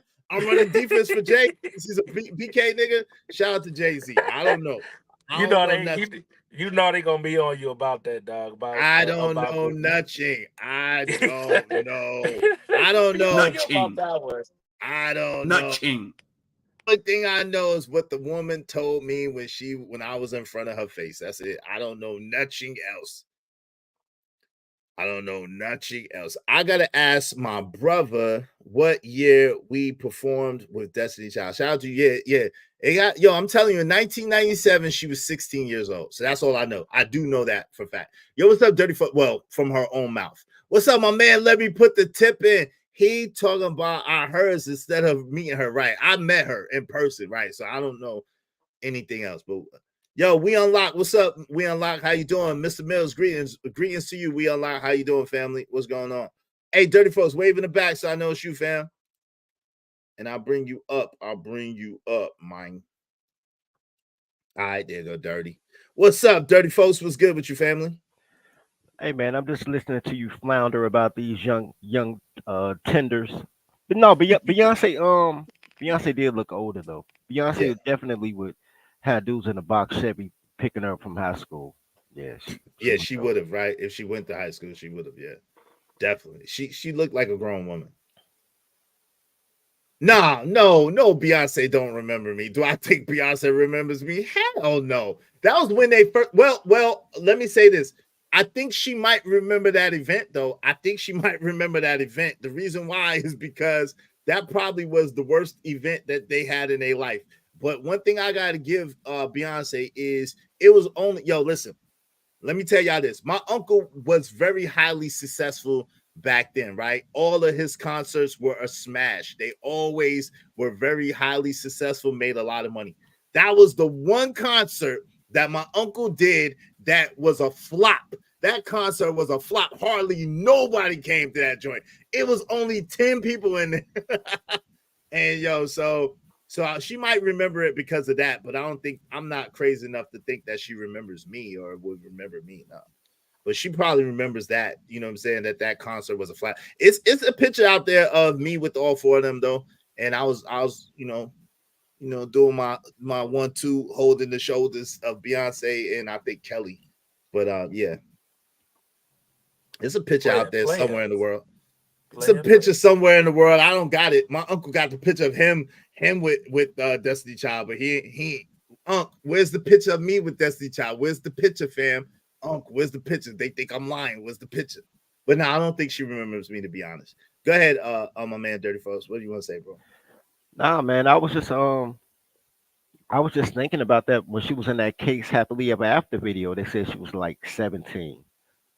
Like we didn't even know who she was. She was just the girl that was coming down the stairs he was gonna marry. Like she wasn't even big. I don't even think she did the song with Did she do the song with Wyclef? Yeah, Jean? she did. If she was 17, she had already. I think she was 15 when she did that song with Wyclef. When they first did the song, she was 15, I think. Yeah, shout out to Beyonce. Yeah, shout out to Beyonce. Shout out to Beyonce. Shout out to Jay-Z too. You know what I'm saying? Whatever happens, shout out to Jay-Z, man. Hey. I ain't got nothing to do with none of that. But anyway, meanwhile, Jay-Z was plotting. Shout out to Jay-Z, man. She was a beautiful. Hey, Beyonce was a beautiful girl, man. She was a beautiful girl to look at in person. So was Aaliyah, and Jay-Z plotted on that too. Yeah, So I never was met Foxy Aaliyah in person. Brown. Foxy Brown was 16. Shout out to Get Jay-Z. Get out of there. Get out of there. Get out of there, fam. Shout out to Jay for keeping the foreigns, bro. He don't want nothing that if it don't match the year, bro. Come on, man. Hey, let's get out of there. Hey, shout rest in peace, Aaliyah. I never met Aaliyah. I never met Foxy Brown.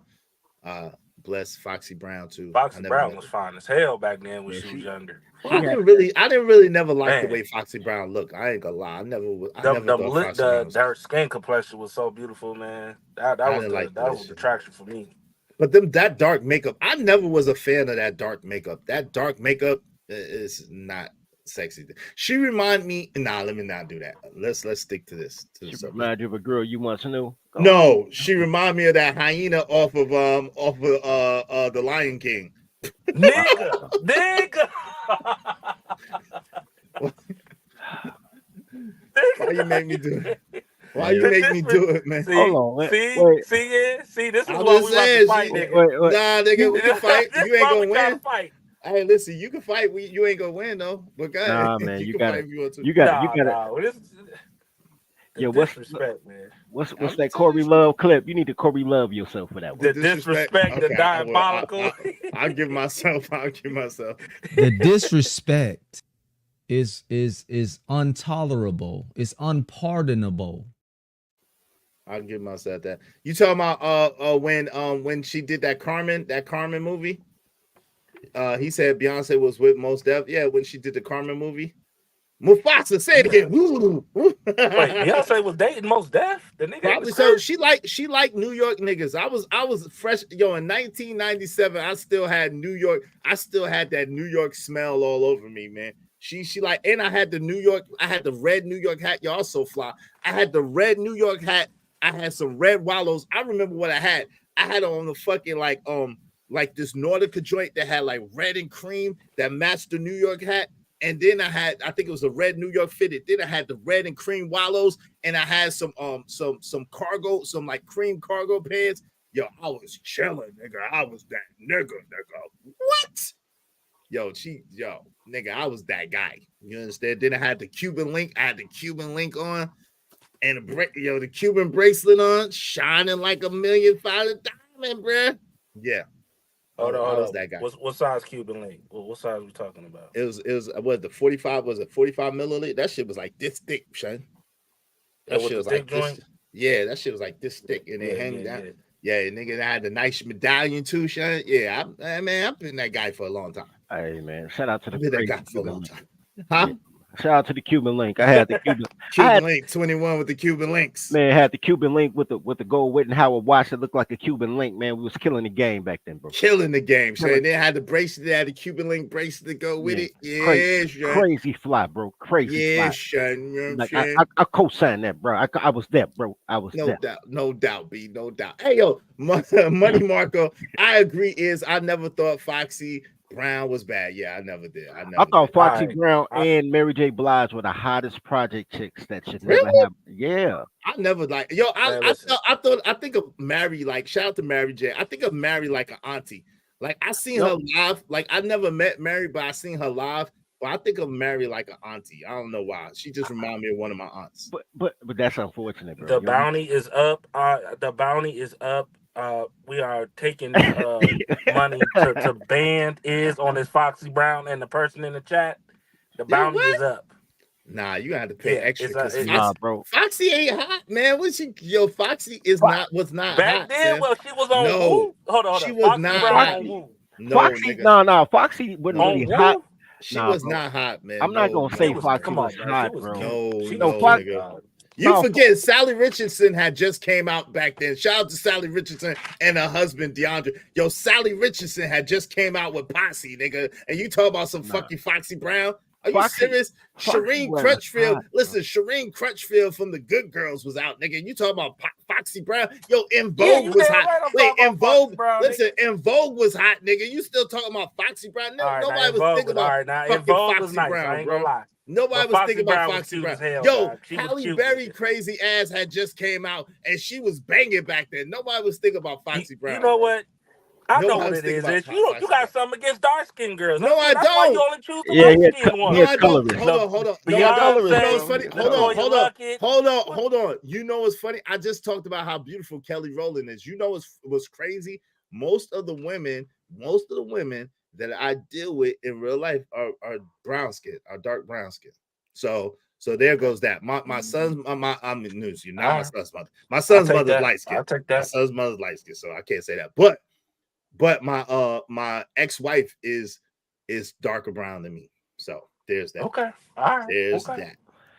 Nah, bro. First of all, Foxy Brown wasn't fine. Foxy Brown was but she wasn't ugly though. She was she wasn't ugly, but she wasn't fine. But she did kind of look like the hyena off of the Lion King. That was the makeup though. That was the makeup, bro. I don't know why they made her wear black lipstick and she dark as shit. Foxy Brown looked like the type of girl that you'd be like, yo, shorty, roll the blunts before we do this. Like Foxy just had the cool homegirl thing. Like, we finna roll up, we finna smash. I'm gonna hit your girlfriend too. Like Foxy had that vibe. I fucked with it. Hey, Robert Williams said Foxy was just hood slutty. Ugh, I don't like hood slutty shit. Robert Platinum, what's up, Robert Platinum? I ain't gonna do that. We ain't gonna do that on Beyonce's internet, man. Robert Platinum. The bounty is up. The bounty is up. I will put some money on it. Don't talk about it. Be about it. Put some bread up, fam. So I can ban you too, right? Is love all shades of black. Yo, you gotta put like $1,000 to ban me for my own shit. Hey, is love all shades of black? Yes, I do. Yes, I do. Yes, I do. I love black women's. I love black women's. Look at my man. And I don't know why I'm trying to get Dirty Folks started. I don't know why I'm trying to do that. Look, bro. Look, man. Stop, man. You know, I always said that they value was naked, bro. You talking about sex appeal? I can't look, man. With clothes off, they great people with clothes off, bro. I ain't got nothing. All right, let's talk solutions. Single Lacey said, I think this is a girl crush talking, not about solution. Well, it is solution based. Don't worry about it. It is. We getting there. We getting there. We just talking. We getting there. That's how panels go. It goes through meanders and flows, and then you know what I'm saying. We're gonna get to the solution. So speaking of solutions, man. Old little Kim went to my high school. Shout out to Sarah J. Hale High School in Brooklyn, New York. Old little Kim went to my high school. She was cute when she first came out, but I don't like women that like a lot of different dudes. Like I don't like women that any dude could get. Like I don't like those women. So yeah, I put her in that category. No. Yeah. I don't like women that like everybody. Like you just gotta like me. That's it, bro. But that's a New York thing. If she was down south, she would have worked. Cause it's nothing better than a girl that's halfway cute but thinks she ugly, bro. That's a God's gift to man, bro. No, it's not, because it isn't, because then when she get popular, when she get kind of, that's why I say down south, bro. Right. When she get fly, everybody get to run through her. Like I got a cousin who was married to a girl like that, and you know, it says she lost weight and she got jiggy. Bro, never. Oh my God. That's another reason. That's why I hate. Oh my God, bro. Don't talk about fact. All right, because I hate that black men love fat women. She knows she don't love herself. Soon as she get that gastric bypass, she busting it wide open for the world. She knows she don't deserve a man. Wide open. She got jiggy, nigga. Oh my God, it was over. She got jiggy. It was over. Fat girls know they should never be with anybody. They know it in their heart. That's why they argue so much on social media. They know they should be carrying their coats for their pretty friend, but yet and still y'all let them talk. I'm with you on that one. Bro. Wait. When you said these type of conversations is why women start chopping themselves up, what you mean? What? Listen, we don't even like women that chop themselves. What you talking about? What are you talking about? I'm saying, listen, what I said was I was talking about Little Kim kind of being for the streets. Shout out to Little Kim. And Little Kim is a sweetie. Like, don't get it twisted. Little Kim is a sweetheart, right? She, by all metrics, she is a sweetheart. But she See, just because she got kind of low self-esteem or whatever the case may be, she kind of let herself get ran through. man, And can you? that ain't, yeah, we all anti-surgery, gas mask. We all anti-surgery. You know what's 99 what's so crazy, bro? And this is why I listen to girls with clothes on. But I love talking about girls with clothes off because the whole conversation was, yo, I really don't like girls with low self-esteem that's bust downs. And they're like, yo, that's why girls is bust downs. Like, how did you get this out of that? Exactly. That's what I want to know. So you notice every girl that we've been talking about. No, we don't like no B. Wait, hold on, real quick, trucker. She said we like BBL bodies. No, I don't. No, the hell I don't like no BBL bodies. No, no, we don't. Beyonce didn't have no BBL bodies. She was 15, 16 years old. Neither did Latavia. They didn't have BBL bodies. They was naturally thick girls. Like, that's it. Shout out to Judah Israel. But all the girls that you just mentioned is, besides Kim, was majority natural. Mm-hmm. No surgeries, Kim was, no nothing. Kim was natural. Kim was natural back then too. Kim was natural back then. I mean, I'm talking. Yeah, you're right. Back then, yeah, she was natural. So all the women that was natural, and everybody was really attracted to that. So I don't. Yeah, we she keep was telling cute with her y'all, little, we don't like chicks bunny with teeth. BBLs, bro. We liked her little bunny teeth. That was cute. Her little cute little two bunny teeth in the front. That was cute. She was cute. Once again, we don't like the BBLs. We like natural women, believe it or not. I don't care what these dudes are talking about. We would use and abuse a BBL like a rental car. All right? And treat the natural one with the most. Wait, Think Kim about wasn't Kim wasn't highly criticized for her looks until she started doing the BBLs. When she started all that surgery is when she started getting criticized for her looks. When Kim was on the front of that cover and she was criticized for having her kunani out. That's what she was criticized for having her kunani out to the world. Why you say pause, Pat? What did I say that was pause worthy? I don't think I said nothing that was pause worthy. Oh, okay. Yeah. You know what? Can we get back on the subject? Because wait, hold on real quick. Back in the day, did y'all hear a rumor that Kim was having to go to the hospital for? Yes, we definitely heard that rumor. She had to get her stomach pump. Her stomach pump. Yeah, that was a beautiful thing. That was a beautiful we definitely heard the rumor. Y'all like the BBL athletic? No, we don't. How y'all? Let me ask y'all a question first, before we get to the subject. How are y'all women gonna tell us what we like? Y'all come up and hit the link. How y'all gonna tell us what we like? Please don't hit the link. Please don't. Oh, wait, no. Hit the link. How? Wait, hold on. Stop for a second. 34. How y'all gonna tell us what we like? I want to understand that. Y'all can't tell us what we like. We telling y'all what we like. You think we don't know what we like? Okay. All right. No. Hold on, fam. Listen. Hold on. They was 16 at the time, Pac, and I was 20. I had just turned 21. So that's only about 5 years difference. I'm talking about when we was young. Beyonce and Kelly are grown-ass women now. Come on, fam. Don't do that. All of those are grown-ass women now. I'm not talking about no current 15 years old. I'm talking about a 16-year-old when I was damn 20 and 21. Like, come on, man. Don't do that. Go ahead, fam. Okay. I want to get back. Wait, hold on, real quick. That I didn't talk to. That I didn't.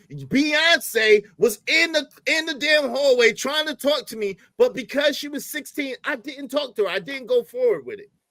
And she was fine. And I didn't go forward with it because she was younger than my youngest sister. But go ahead, family. All right, back to the original topic, man. This niggas trying to talk about age and stuff. Come on, man. Let's go. Age ain't nothing but a number. Going yes, down it is. Don't do that. Don't do that. Don't do that. I was singing the song, man. Rest Age in ain't peace. nothing but a number. Going down ain't nothing but a thing. No, that did not age. That did not age well. That did not age well, nigga. That did not age well. That did not age well, man. Go ahead. Lord have mercy. Back to they the in the subject. chat going crazy. Well, I know they in the chat going crazy. Oh my God, girl, he's so disrespectful again. The black women. Who? They don't know. They just they know how they don't say about dirty folks. I don't know what to give, but I don't think women come in black, which brings me to what I was about to say about the whole thing, man. About what we have to do to get together and get along, right? So if you have a group of people telling you that you don't know what you know while it's your life experience, then you have a bigger problem than trying to unify because you already are dealing with masculine vaginal people. Like how you gonna be a man of a relation of the situation when They want to be the man of the situation. I don't recommend. I don't recommend. So what would be the solution? I was gonna ask what's the recommendation.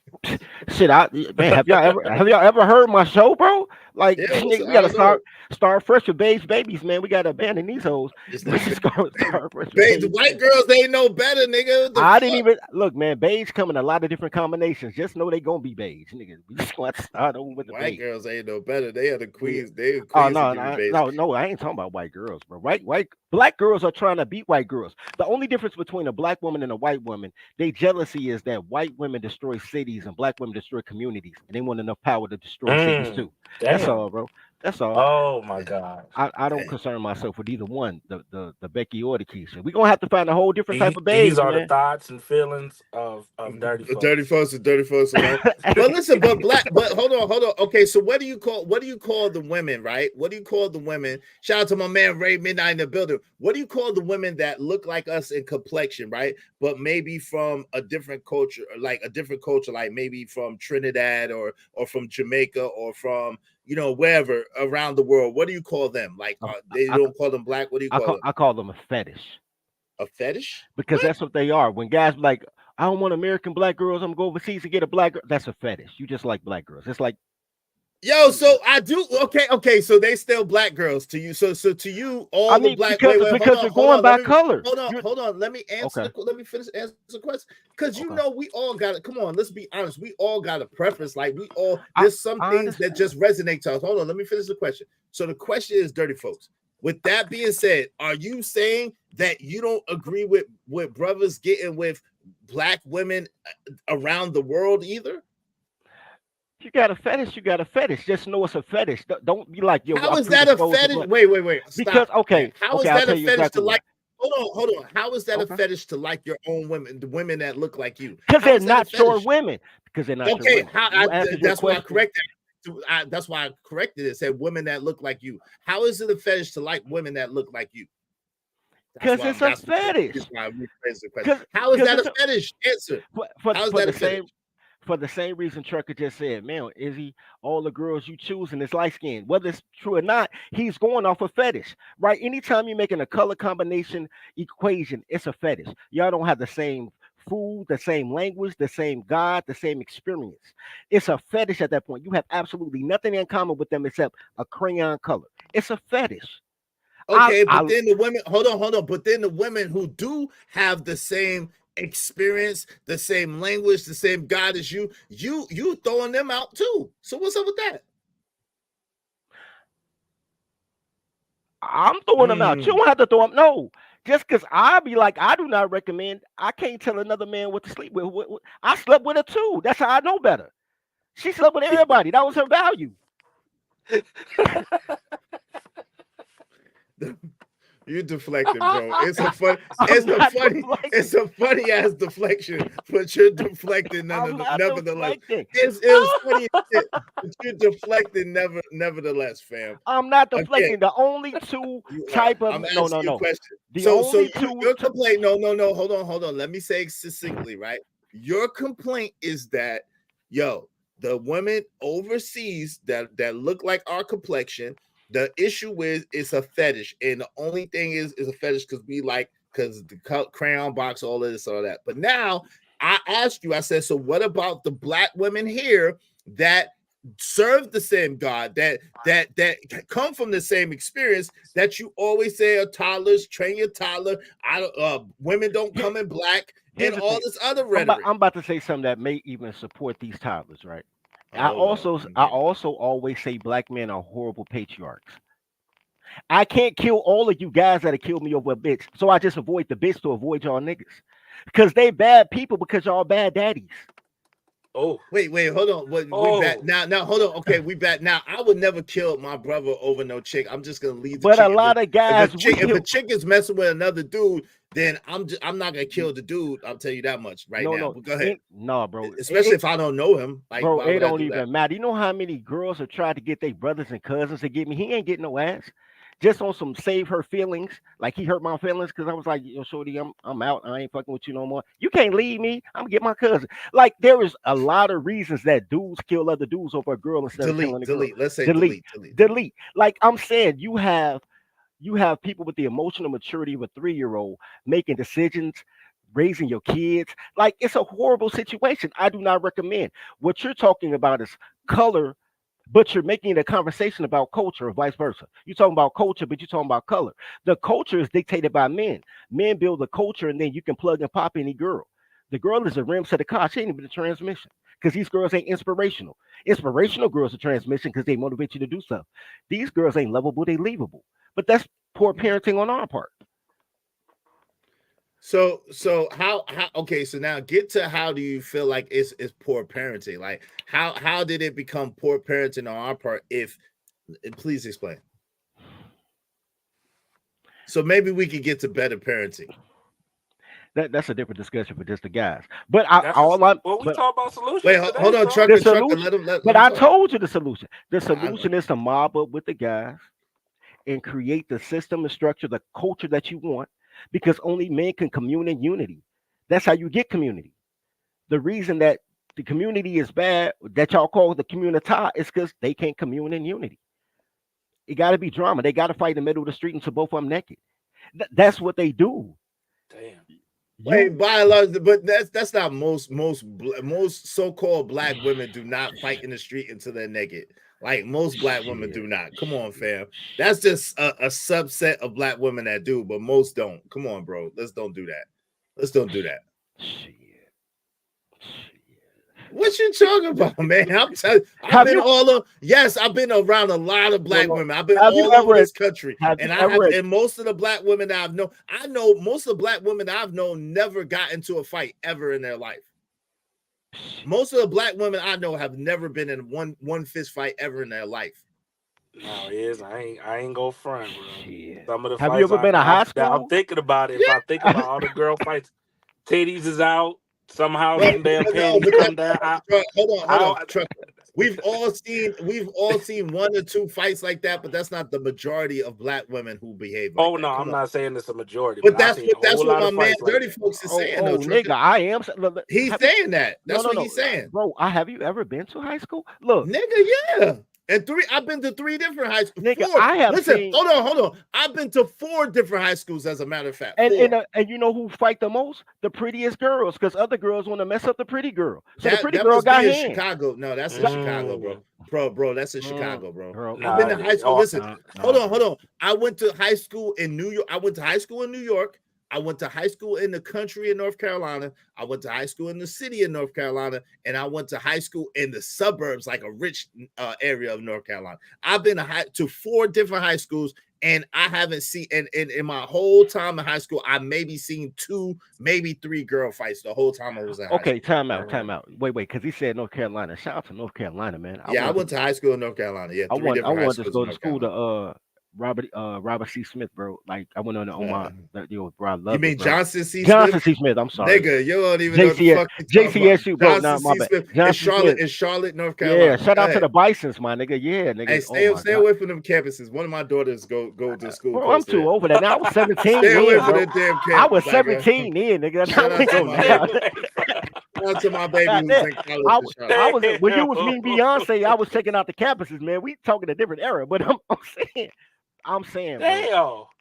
I'm just messing with a what I'm saying is there was a time in which if you say North Carolina, I could almost honor it. Just like I can say there was a time that when you went to California outside of LA, when you were in San Bernardino or West Covina, like the vibe was so different. Social media done fucked up all these girls. They all act like girls from Chicago now.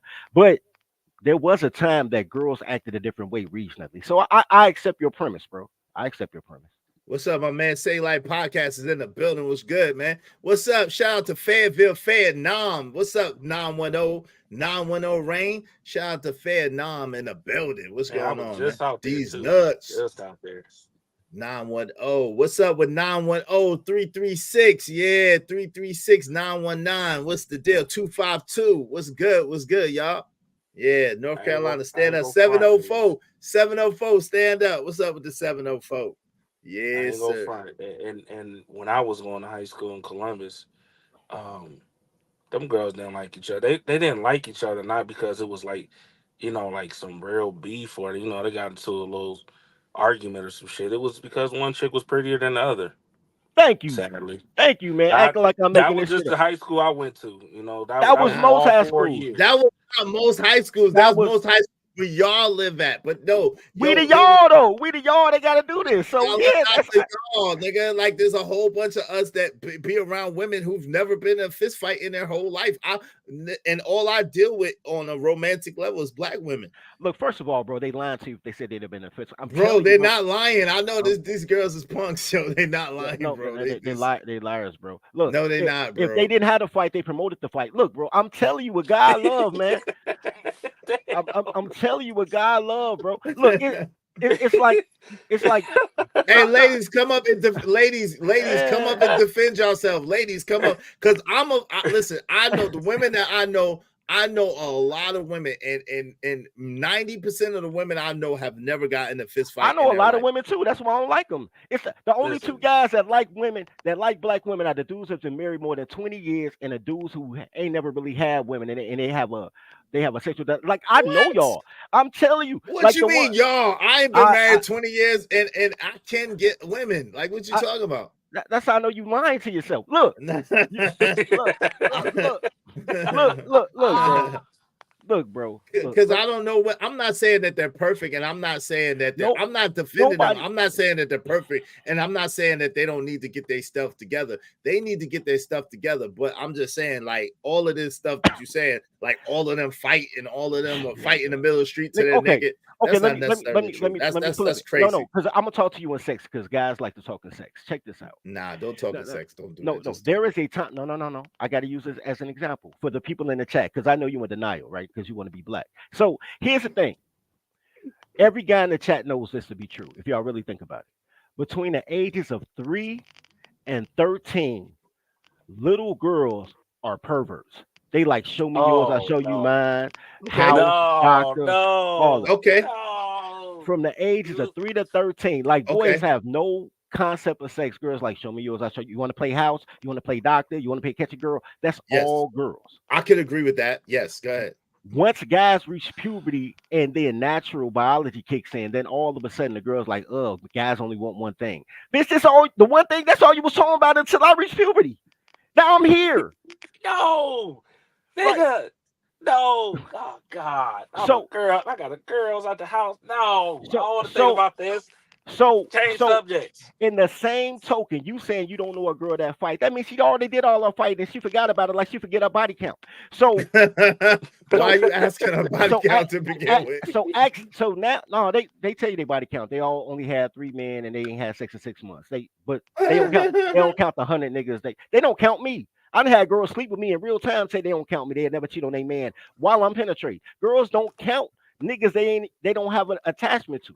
So because that's girl math. Girls can't count. I keep telling y'all that y'all don't listen. So cool. So the fighting thing is just like the fighting thing is just like that. They fight and then they forget they fought because they lost probably, and then they run around. And they get other men to fight. That's when they go get their cousins, their brothers. When they can't win the fight because they found out they can't fight, then all of a sudden men got to fight for them, and they try to shame you into some bullshit chivalry. Nah, you a fight promoter. They're basically dirty in shortest term. Dirty folks are saying, stay away from the Keishas and the Nishas. Okay, stay away. No, stay away from any girl. That's the solution. That's the solution. Wait, well, okay. My solution is stay away from any girl whose name ends with a vowel. Stay away from all the uhs and the e's, the y's, the I, all that. Get you somebody in with an H, a Sarah, a Hannah. Like, oh shit, they ain't shit. Hey, see, you keep going back to the white girls. Hey, I wasn't even talking about white girls. I'm talking about name association. That's white. I'm talking about name association. That's white. Hey, Cali Bev said dirty folks in his dirty beers. Yo, what's up, Evil Evie? Somebody. That's absolutely sickening for someone to say. I don't be up as late anymore, but I'm gonna try to catch. Okay, shout out to DJ Wish Doctor, man. Shout out to DJ Wish Doctor, man. Yo, Bucket 88 is in the building. He said, "Dirty folks." stay away from Kim. They always active. Oh, the kid. Oh, yeah. That don't end it. That don't end in a vowel. Kim don't end in a vowel. Kimberly stands with a vowel, bro. Oh, but Kim, but you know, some of their names just be Kim though. He said Kim. Damn. He All said, right, "I've man. never met a black girl named Hannah." Shit, yes, I have. I I have. met a black girl I named have. Hannah, and I've met a lot of black girls named Sarah. A whole lot of black girls. Black named girls Sarah. named Willow. I met black You girl. met Willow? Yeah, I met a Willow. You met the Willow? I don't know about the Willow. I met a Willow. I'm talking about Will Smith's daughter Willow. No, I didn't. Like I said, I didn't meet the Willow. I met a Willow. Willow. You remember what Willow was a movie back in the days? Remember Willow? That adventure movie back in the days. Nah, but that's probably what Dungeons and Dragons That's probably what black girls named their daughter after. But I don't remember the movie though. All right, so let's get to solutions. So Trucker, yeah, because this ninja man. Hey, Trucker, yeah, what are some of the solutions that you think? We know what the problem is. What's some of the solutions to the problem? Do you think? Well. Technically, Cali Bev Y can be a vowel. Remember? Yeah. You remember A-E-I-O-U and sometimes Y. You remember that? Yeah. A-E-I-O-U and sometimes Y. So Y could be a vowel. It really could. If you got a question, it don't do it. I would say one solution that we saw yesterday was a very important solution, which would be teach your kids manners at home. Please, for the love of God, please be a parent at home and after. Not know that nobody's responsibility. It's not God's responsibility. It's not your mama's, your daddy's. If it's your child and it came out your body, it is your responsibility to be a parent. If you do not want to be a parent or you a broken person, don't have kids. Well, wait, but aren't 95% of people broken though? Let's keep it real. Aren't most people broken in some way or form or fashion? I think no, I don't think a lot of people are. I'm gonna be honest with you. Some are, but I think a lot of people live vicariously through people's life. I'll go with you that. know what I'm saying? Okay. I think what do you mean? What do you one mean when you thing. say they live vicariously through other people's life? What does that mean? That person might have had had good parents, this, that, and the third, but because his or her friend had a messed up mom and dad, all of a sudden now they understand what it's really like to be in a certain situation, and it's like, nah, it's different when you actually live it and you got to go home to it. While you going home to your parents or your husband and wife, I'm going back home to this chaos, this trauma, this, some shit that will really destroy somebody for the next 30, 40 years. You know what I'm saying? You just talking about it. But here's the thing with that, and I'm a co-sign it. But here's the thing with that: certain people just like being victims, black people in particular. But certain people, women like to be victims in general. It's like Karen being the new N word or gay being the new black. Like people gravitate toward being victims. Can I ask you a question? Why do you always bring it back? Let me ask you a question, right? If commune and unity is supposed to be a man thing, why do you always bring it back to women? I didn't even bring it to women. I said people like no. Okay, check this He out. did say people. He did say people. No, he said people, and he said like women. He No, did. I said no. And he said women like to be victims, especially. He said it. I mean, they do, but would I you mean, like to bet me? Would you like to bet No, me? no, no. I said that, but I'm saying as a referral. I ain't taking that bet. To do the but gay is a new black. That's come on, man. Stop that. Okay. I'm just saying that's a slogan though, bro. I get what he listen. Wait, hold on, Trucker. Let him finish. I'm saying that when people, to Trucker's example, when people go through a thing, it's like watching reality TV. Like guys are watching a certain thing and they want to be a criminal, right? Like all the rappers were at a certain part of time was Gotti and you know what I'm saying, Scarface. Like people gravitate toward the negative portions of life, bro. Like because it's the excitement of it, it's the energy of it. Like people don't really pay attention to the person that does the right thing every day. So because what's the that's solution? boring. How can we go against that? I mean, that's not Easy. the really thing anything to go against. It's it, It's just that's the story. Like the story it's would be it, like all black men are bi or some goofy shit it's like that. You must say because it's the story. They take the smallest denominator and then magnify it to be the squeaky wheel that represents people. It's just not true. And that's why I was going with what Trucker was saying. Like it's Yeah. it's easy, bro. It's again, it starts at home. It really it starts with the parents, how they move and who they have around them and stuff like that. So if the mom and dad is a victim or trying to play victim, guess what? The kids gonna try to do it too. This is a learn as a learned thing from a very early age. So people, uh, you need to start, you know, kind of like what Prime was talking about, um, trying to create better men and better women in the household, you know, just around trying to kill that curse. A lot of people just don't. They say they want to kill the curse, but then they don't. They actually say another word. You What get what does I'm it saying? take? So, What does it take to do that? What, in your estimation, what does it take to kill the curse and to start in your own home? What does it take to do that? um, first you're gonna have to be your own man and woman. For the men, I'm gonna say you're gonna have to find a woman, not a follower. Okay, find a woman, not a follower. All right, and that is probably point 2.5 But important. what's the difference? What do you God. mean? What do you mean by a woman? What's your definition of a woman in this A particular real instance? woman is her own woman. She don't follow what other women do. She don't like what other women like. She's not trying to impress women. She's not trying to, well, I got the biggest ring, so I got to get my dude to buy the biggest ring. She's not that type of chick. Okay. You know what I'm saying? She rocking her way and the best way. You know what I'm saying? And she's Well, what honest. let me ask you a Okay, question. good. What do you think that that type of mentality in a woman would be able to follow a man? Like if she's her own woman, right? If she's an independent thinker and she's has her own mind and her own mindset, and she's not a follower, do you think that same woman would be able to come under the subjection of a man?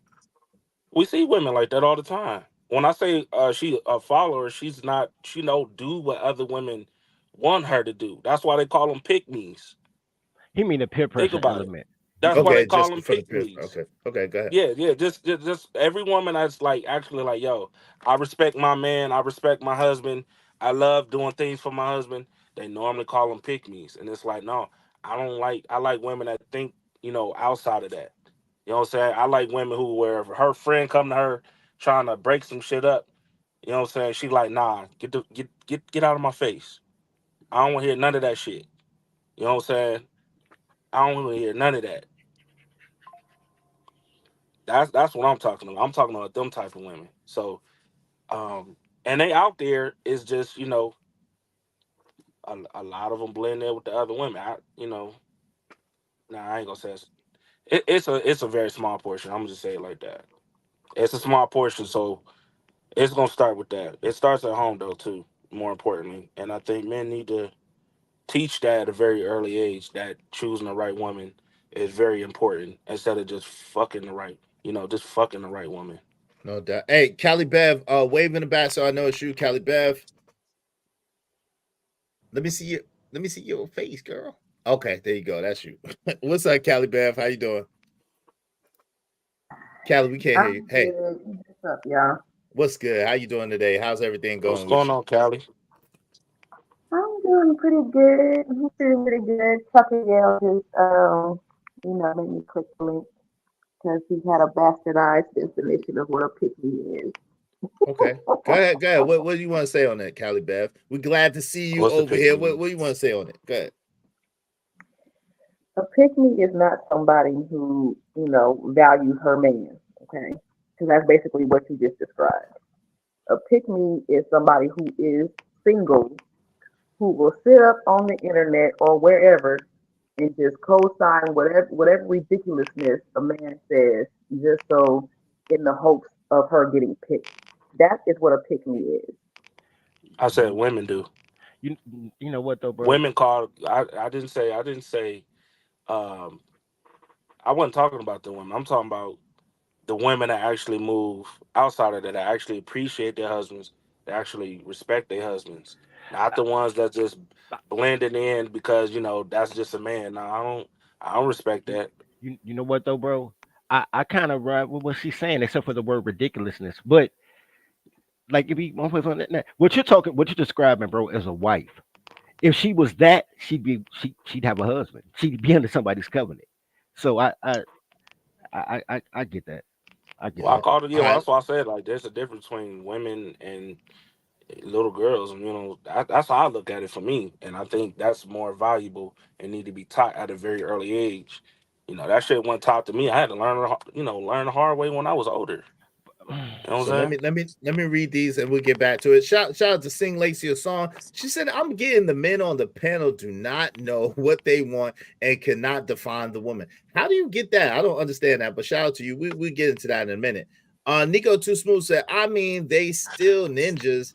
They just got different culture. They eat curry chicken. We eat fried chicken. Speak for yourself." Shout out to Nico Too Smooth. Shout out to Alan John in the building. Willow with the nigget. Great movie. Shout out to What? Willow with the nigga. It's a movie. Willow is a movie series though. It really is. I just haven't seen it in a while. Shout out to Michael X. Of course, my man Reckless Ray De Niro in the building. Peace to the panel. Peace to you, Reckless Ray. Real Talk said, "You niggas ain't willing to handle our unfinished business. Our unfinished business in 1 Samuel 15:3, King James Version. Is that unfinished business?" I'm gonna have to look into that and see what that is. Shout out to I you don't know though. what he talking about. Shout out to Yeah, you. no clue what he talking So we about. got Simp Nation down long in the building. How are my favorite band of bandits doing? We good. How you doing, family? He Nigga, said, you got the audacity to call somebody a wait, bandit. wait, hold on. He Nigga, said, please. how y'all all discovered that it's all the men's fault? Yeah, no, we haven't discovered that, man. We haven't discovered that, Daryl. You ain't that line of thinking ain't got you in trouble yet. You ain't learned yet, bro. Nigga. You ain't learned yet. God damn This it. nigga, if you don't sit your ass down there, you have Daryl, you no ain't learned say yet, so. bro. Don't Bro, say you ain't learned yet. nothing. You gonna learn Nothing, today. Daryl. Nothing. Don't say nothing. No, Daryl can talk. Go What's up, stand Daryl? in the corner for a couple of days, bro. Don't That's don't go stand over there, dog. Don't say nothing. a couple of days. That's a good time out right there. A couple of days being in the corner. That's what's up, bro. Yeah, I would not be showing my face right now. Yo, he said shame lotion gate. Jerkins gate. Yo, this must be a troll.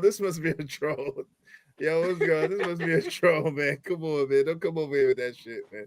Is that the real? Wait, hold on. Let me see if that's the real Daryl. Yeah. Y'all bug it out, man. Let me make sure that's the real Daryl, man. Go ahead, Callie Bev. Go ahead. Let Callie go ahead. Go ahead, Callie Bev. Something you were saying something. You were saying that's what the women are defining as pygmies. That's the real Yeah, I said Daryl. women normally do that. When a woman or well, I'm gonna use dirty folks term. What's A up, Sean? wife. When a wife is, she might not be married, but she has wife qualities. When she's talking or who she's around, stuff like that, and she say, "Hey, I respect men. I appreciate men. Not just trying to beat his eardrums up, but she actually respect men." They call them pygmies. That's what they use as a term. We seen it on here on Is This panel all the time. When Okay, it's a woman so that think outside the box, that's what they do. well, okay, okay. So I do recognize that there are those that will tag that label onto anybody, pick me or a man, right? In any sort of Right. semblance when they agree with a man, right? I recognize those folks, but I will say that a pick me is one that, like, say if I got up here and y'all was going in on women, right? Or like if it was a panel full of dirty folks, right? Come on, Cali Bev. Look. Come on, Cali Bev. Come on now. Don't do him like that. Then you Wait, have solutions. They didn't work out. Let him finish. Go I'm, ahead, I'm, go ahead. I'm teasing Dirty Folks, but I do disagree with his opinion. But No doubt. if there was a panel full of dirty folks and they was up here down in black women, the pick me would be the one that would go up there to pile on to the black to diss the black women and try and be like, oh well, I'm different, I'm not like that, and put on this whole show. That and you know she ain't got no man, she don't know how to keep no man, no shit like that. We never know her to be with no man, right? Okay, I Those got are you. pick-me that will sit Okay. there and agree with all that bullshit as if she cannot identify with a With woman's nothing the women's going perspective. through. We got you. Yo, So real quick, basically, let it's me kind read of this. like a peon. Let me read this and then let me read these and let me welcome Sharon Bracy in the building. What's up, Sharon? How you doing, man? What's going on, Sharon? B Love said, hey B Love, what's going on, Sugarfoot? I get called a mammy on the daily. Why they call you a mammy, girl? My man Daryl Long said, NYC Bandit, it's me, Ninja, it's me. All right, shout out to Daryl Long in the building. It is. I verified it is Daryl. Shout out to Daryl. Yo, man. Y'all, I don't got nothing to do with nothing y'all got going on though. But shout out to y'all. Y'all know everybody welcome over here. I got love for everybody. And unless y'all be tripping. What's up, Sharon? What say you, brother? What's going on with you today, man? No. I just wanted to hang out with y'all for a little bit. I was just listening, so I'm gonna catch up to what was the topic. I'm not actually sure. I just seen you up, hopped on, got my cucumbers ready. No doubt, but we're actually talking about solutions from the solution base. We talking about solutions because listen, we know what the problems are, right? You know, this is based on the DJ Hamp conversation the other day. Shout out to DJ Hamp when they was talking about who's to blame, and they actually said Cali Bev was on that show.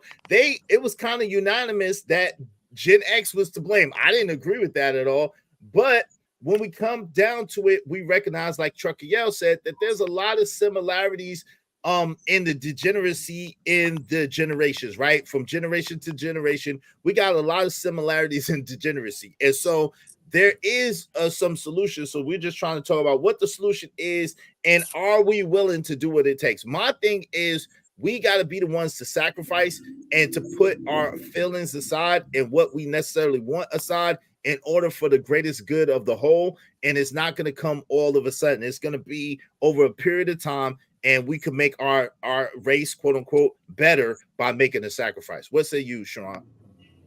What sacrifice are we talking about? The sacrifice of fun and doing what we want to do and just doing whatever. It's the sacrifice of really building with each other and discovering. Okay, so we say, okay, listen, this group of people is going to be plumbers. This group of people is going to be electricians. This group of people is going to be doctors. This group of people is going to be lawyers. This group of people are going to be politicians. This group of people is going to be bankers. And really working, promoting that specialized education, specialized knowledge, promoting people, working hard to get that information for ourselves and for our lineage, and then putting that together in a community aspect, working together. Man, I was with you to that last word, bro. The community aspect. All right, shout out to that. Shout out to that, bro. Hassan T, how you doing, bro? I think the idea of fun needs to change. I think we got to start championing people that's doing the right things and the righteous things as fun as well. The problem is that everything that's deemed as good is considered in a negative way in our community, our so-called community. If you're doing the right things, you consider it lame. If you go into school, you consider it a nerd. You a bookworm. Like everything that is correct, we have a negative word. We got to start changing that and make it seem like that when we are doing all the right things, that is the greatest thing ever. Kid come out of college, we did throw a party, make sure he got money in his pocket, put it, everybody is supporting it by posting her on their Instagrams and saying how happy they are and how this person is doing all these great things and cannot be ashamed anymore of doing the right things. A lot of times people are ashamed to even express that they're doing the right things because as soon as I say I did this and I did that and everything is moving right, somebody else, well, it's hard for because the way I came from, I'm a product of my environment. It's hard for a person like me. It is not. It wasn't no need for you to say that just now. I agree with that. So doesn't it start at home? Don't you think it starts at home? I'm not sure if it starts at home. I don't think so. Well, I mean, I'm talking about why do like you say when we talking hold about. on? Why do you say that? Where do you think it starts at? Where do you think it starts at, then, Sherrod? And then I'm gonna let Shrek and I then think it Kelsey. starts with us, the people that's outside of the home.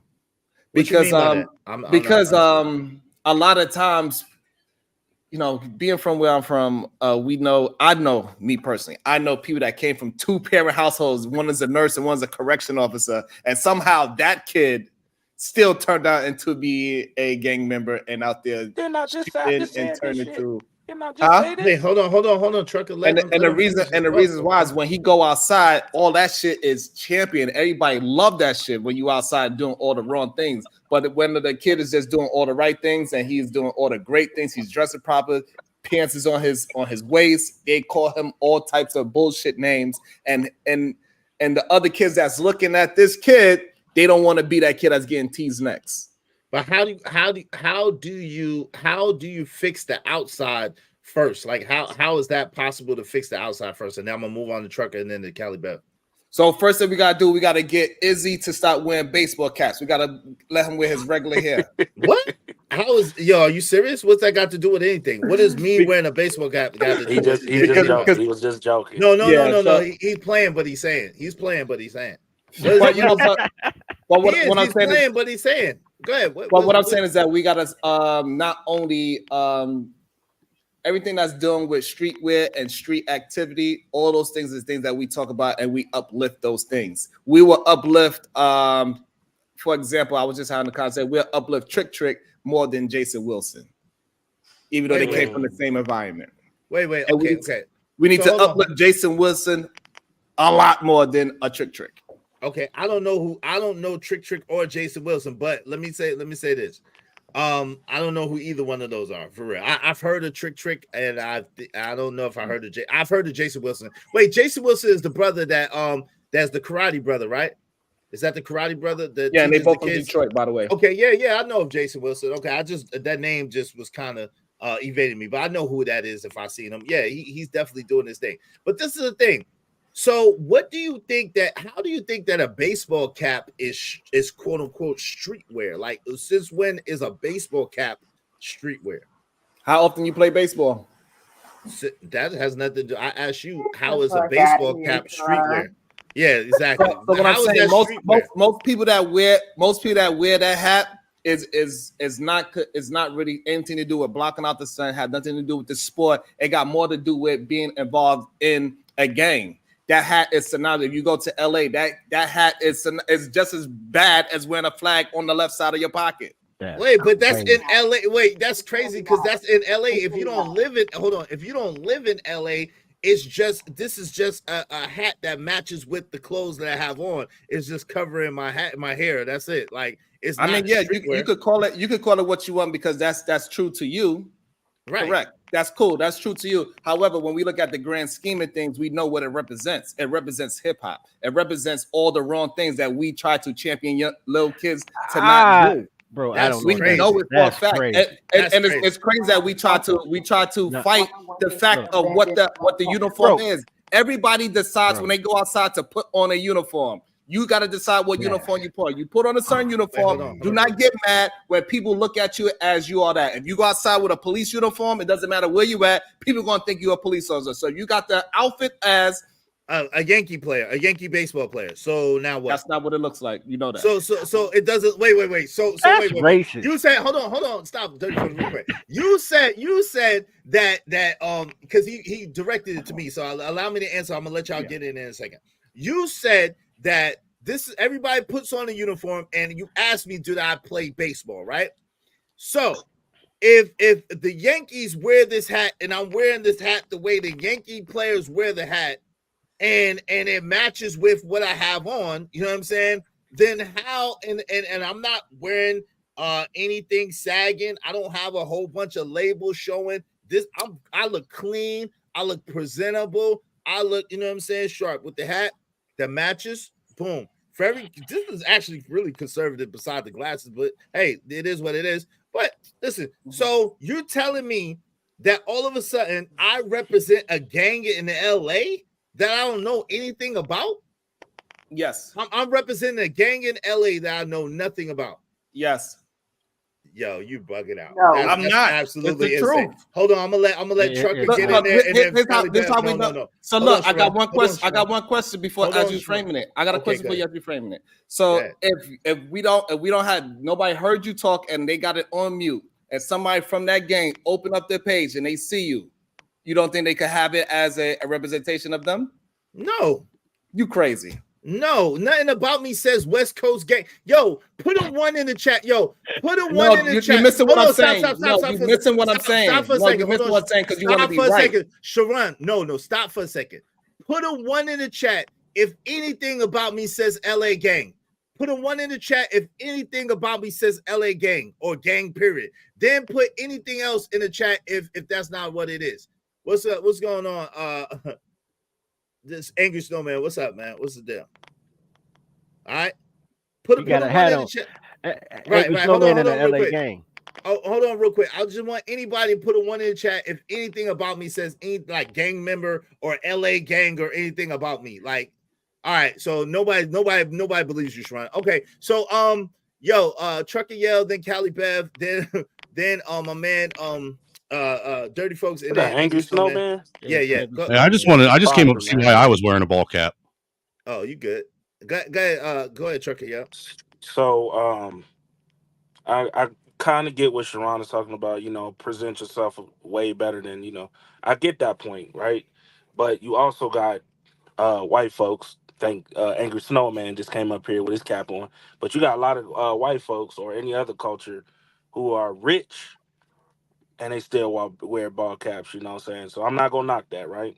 But I do understand the Jimmy aspect Iovine of is one of them. Always have a ball cap. Right. So I do understand the aspect of presenting yourself, a lot better. You know what I'm saying? So people won't get the wrong idea. But everything you said, Sharon, basically is what I was talking about when I said it starts at home first. A lot of dudes, like if you haven't noticed, we was just talking about that. Like a lot of dudes that be talking on the internet, they married and stuff like that, but they still talking like they, you know what I'm saying? Like, they're afraid to speak up and be like, yo, I love my wife. I will give it that and say, yo, I love my wife. I like the things she do. I get love that. my wife. Right. I get that point. But yeah, I think it starts at home, man. I think the parents, if you're gonna champion somebody, champion the people that's actually putting in the work, like doctors and lawyers and things like that, and not Sexy Red and Cardi B and Megan Thee Stallion, things like that. That shit got to go out the window. It's like even when I'm at home, like I play a lot of old school music, but I still play like, what I'm saying, like funk and all that good stuff. But ain't no Sexy Red, ain't none of that shit being played in the house. Absolutely not, none of that. You know what I'm saying? When I champion people, we champion like, married couples or a relationship where, they out there doing their thing, things like that, white or black or whatever it is. As long as it's the right thing, that's all that matters to us. That's Hey, just so it. like I know why Eds he took it to where he took it because I was being a little extreme, right? But however, if we take out the gang members situation out of it, right? Because he using his persona, we know that you don't represent any of those things. So your persona, nobody's going to agree with it anyway because they know you, they know who you are, they know how you speak, they know you about uplifting. So they're not going to ever associate with that with you because the way how you speak, right? However, what I'm saying is this, that we know if somebody didn't know you and they would just turn this on and not hear you speak, they would easily can say that you're a part of the hip hop culture. And we know the hip hop culture does not have a positive outlook, is what I'm saying. And we need to start representing people that are doing the positive things so they could be more willing to represent and be out in the open and say, yes, I'm doing good. They don't have to be a part of every time we have a conversation. We got to be a part of some goddamn struggle to be popping. But hold on. We gotta stop it. Hold on real quick. But the thing about it is, and I want to let Cali Bev get in there, and then Dirty Folks, and then my man Angry Snowman, and then Smitty. All right. let me open it up. But let me welcome some people first before we get into all that. Y'all, listen, dope discussions deserve dope donations. It's definitely some dope discussions. Make sure y'all hit the Cash App. Make sure y'all hit the Cash App. Spread love. Let's do good business. Make the Cash App ring during the stream. $ Israel Mills. $ Israel Mills. All right, let me go ahead and welcome some people into the building. A lot of people came in. My man C. Brad said, "Nigga, what? He tripping." Yeah. JD975. I'm back from Zoom call. Did I need to get my scope? Not yet, man. You don't need the scope yet. Put the scope away right now, player. I'll let you know though. I appreciate you. Thank you for the scopes all day. Shout out to my man Jordan in the building. What's up, Jordan? How you gonna speak to Cali Bev, but not me? What's going on? The real Pookie. He said one is from the set. Shout out to you, real Pookie. That's how rumors get started. Shout out to John J. 313. Sharon is tripping. Thank you, John J. 303. Eric J in the building. He needs to take that ish to his show. Shout out to Eric J. D, my A1 Day 1D. He's no longer a degenerate. He's in the building. What's up, man? What's going on, D? How you doing? Real Talk said, now he confusing hip hop with rap or rappers. Yeah, we're gonna get that is true. Expect the unexpected. What's up? Yo, see, don't be doing that shit in here, man. What's up? Don't be doing that shit in here, fam. What's going on? What up to you, man? All right, so listen. This is what I'm saying, and I agree wholeheartedly with Real Talk. Like, yo, you can't like all of rap music. You gotta remember, KRS-One is rap music. De La Soul is rap music. You know what I'm saying? My man Q-Tip and what they was A Tribe Called Quest. Tribe Called Quest was rap music. The Poor Righteous Teachers was rap music. So Rakim is rap music. So you can't really. We come, and you know this for a fact, Sharon. We come from an era where that was invented, where that was created, right? And the people that we come from, when they came from it, a lot of them was talking about a lot of positive stuff, especially in the early 90s, right? Now, some other people started talking about some other stuff, and then some of us started talking about some other stuff. But make no mistake about it, just because you're rap or hip hop or whatever you want to call it, does not mean that you represent negativity or have to represent negativity. So hold on. Let me let Cali Bev get in here, and then I'm gonna bring it back around. I'm gonna let you answer that in a minute, Sharon. Hold what you got, okay? Go ahead, Cali Bev. How you doing, girl? Hip hop culture is not synonymous with gangsters. Okay. Just because you go to school does not mean you get teased. Just because you make good grades does not mean you get teased.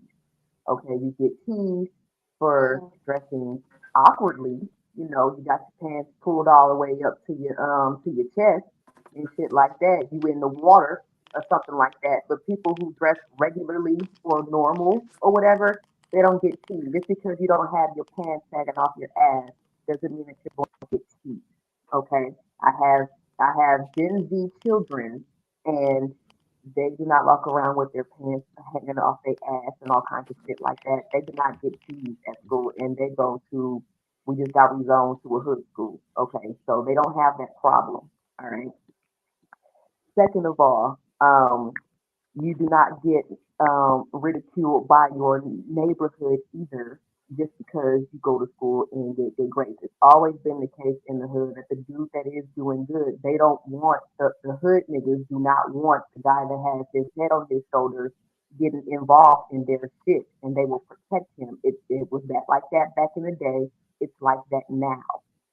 Okay, and I think that's all I got for right now. It was so much still bit thrown around, and that's all I can remember right now. But those are the main points. No doubt. All right, I'm gonna mute you real quick, Trucker. Go ahead, my man, Smitty's Corner. Go ahead and get in there. What say you, bro? Wait a minute, I heard a couple names before I went. I'm still catching up. Oh, dirty first, my fault. Dirty first, I apologize. Yeah, go ahead, get the dirty first. Go ahead, dirty first, my fault. Hey, shout out to Smitty. Hey, yo, Smitty, you need to check out that hood history, man. I've been dropping them every day, man. You need to check it out. I'll be over there. It really doesn't matter, bro. Like I liked a lot of things that Izzy said, except he wants it to be a black experience instead of a tribal experience, because the magnitude, the scope is too big for a multitude. So really, what he's talking about is slavery, and I'm all for slavery. What? Wait, no, don't put. I'm not talking about slavery. I mean, What you? the only way that you could feasibly do that is if you had those people and those specialties go to other places and then enslave them all. That's the only way, because it brings me to my second point that the that culture isn't built on achievement. Culture is molded by penalty. What you cannot do is what molds your culture, and everybody knows about sanctions and penalty, right? So right back to slavery. As far as the whole wear a hat thing, bro, and I just want to say this real quick. That's a Midwest thing. The hat thing is like some GD Vice Lord thing. Out west, they do colors. They play crayon games. So you can be in LA and wear a hat. They don't care. But you better not wear a Bulls jersey or a Knicks jersey because colors.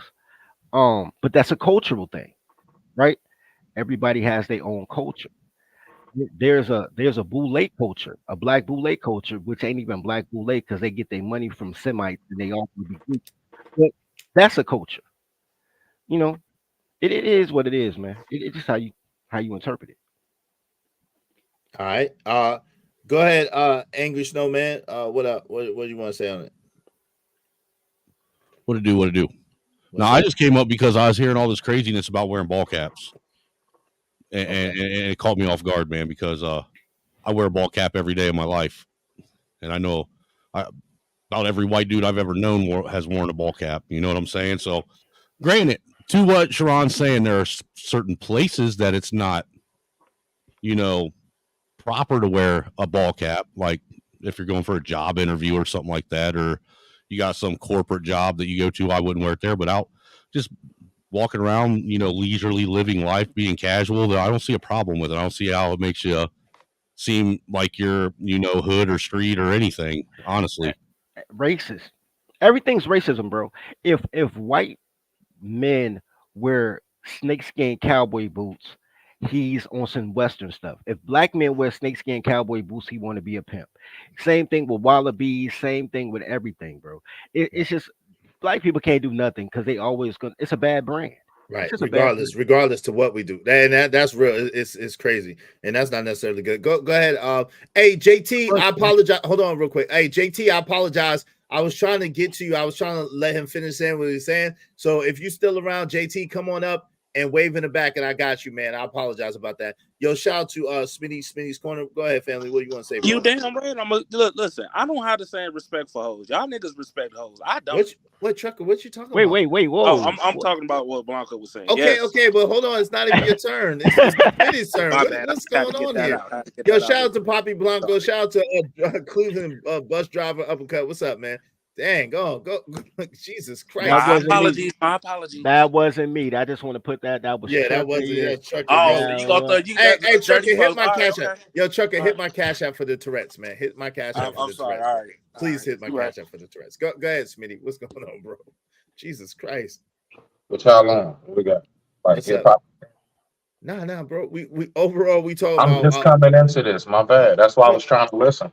No problem. So I jump in while he catch up. Hold on, real quick. Overall, we talking about. We know the problems. What's the solution? Are you willing to take to do what it takes? All right, go ahead, Sharon. Yeah, help me out. So I want to jump in. So like the problem that I'm having is that like you want to have a situation where certain people be plumbers, certain people be teachers, some people be cops. Yet you don't want to say we got to dress a certain way. But we're gonna dictate. There's 10 people over here. Y'all gonna all be plumbers. You 10 gonna all be carpenters. You 10 all gonna be such and such. You want to delegate the jobs, but you want to delegate how we gonna look and how we represent the community. This is the problem I have. Wait, hold on. But I think without responsibility. Same thing with the smart. Don't get this. The smart get this every single day. The fact that I'm even approaching this saying that we need to champion more people that look normal. Because I never said that the people that's walking around the street looking normal gets disrespected. What I said, we need to champion those people more. So like with Cali Bev saying that people that's walking around just with a normal outfit, they not getting teased. I never said they was getting teased. I said we need to start championing those people. because the people that we champion in our community is the little baby, is the NBA young boy, is the sexy red. It's all the shit that is wrong. We champion. So somebody starts saying, hey, we need to start moving in a positive way. Guess what happened in the chat? I got attacked. No, hold on. Stop. Hold on real quick. Let me answer that. You didn't get attacked. You didn't get attacked because you said move in a positive way, but you got attacked, I guess, if you call it that, for your miscommunication, right? So the miscommunication is saying that, to focus on the outer. That's the problem. As Black people, we are so-called Black people, whatever you want to call us, we always focus on the outer. The biggest joke is, you know what I'm saying? I want us to look important. I figured if I looked important, I'd be important, right? So the thing about it is we always focus on the outer. We always focus on what people can see. We very rarely focus on the substantive and what's in us and what we could change. We rarely focus on us as a whole person and what we could do. So, yes, about the uniforms, eventually that will happen anyway. But the point is to get qualified. The point is to get educated. The point is to have skill sets to be able to use in conjunction to build something greater and something better. So if this is a part, that's number one. That's number one. So if this is a part of our community, is that something that if this is something that we do as a people, we concentrate on the outside. If this is something that we do, then therefore, why are we not concentrating on the outside? If this is something that we do, we need to champion. So we need to champion the outside because that's what attracts young people to move a certain way, and we need to attract them to a better looking outside. But hold on, real quick. I'm gonna let y'all get in. No. At the end of the day, a better looking outside is subjective. It's too subjective, right?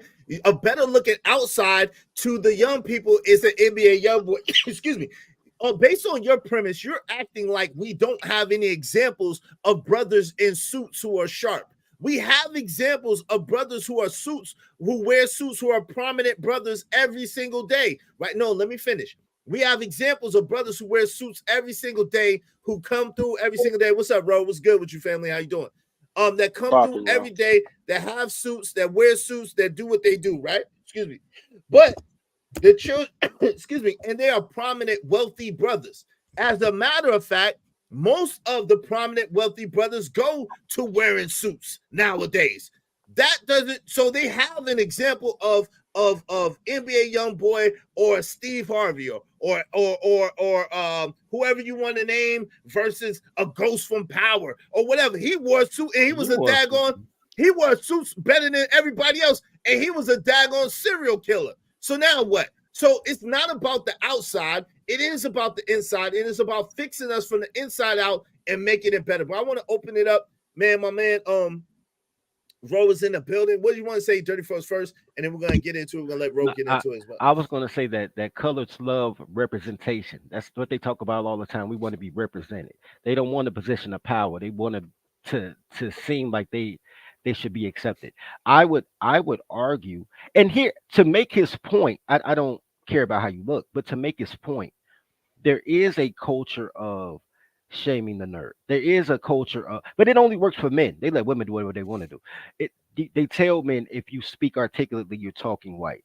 If you can read above a 5th grade level, you acting white. That there is a culture of that. But then you have to say, it goes back to what I said, is victimhood and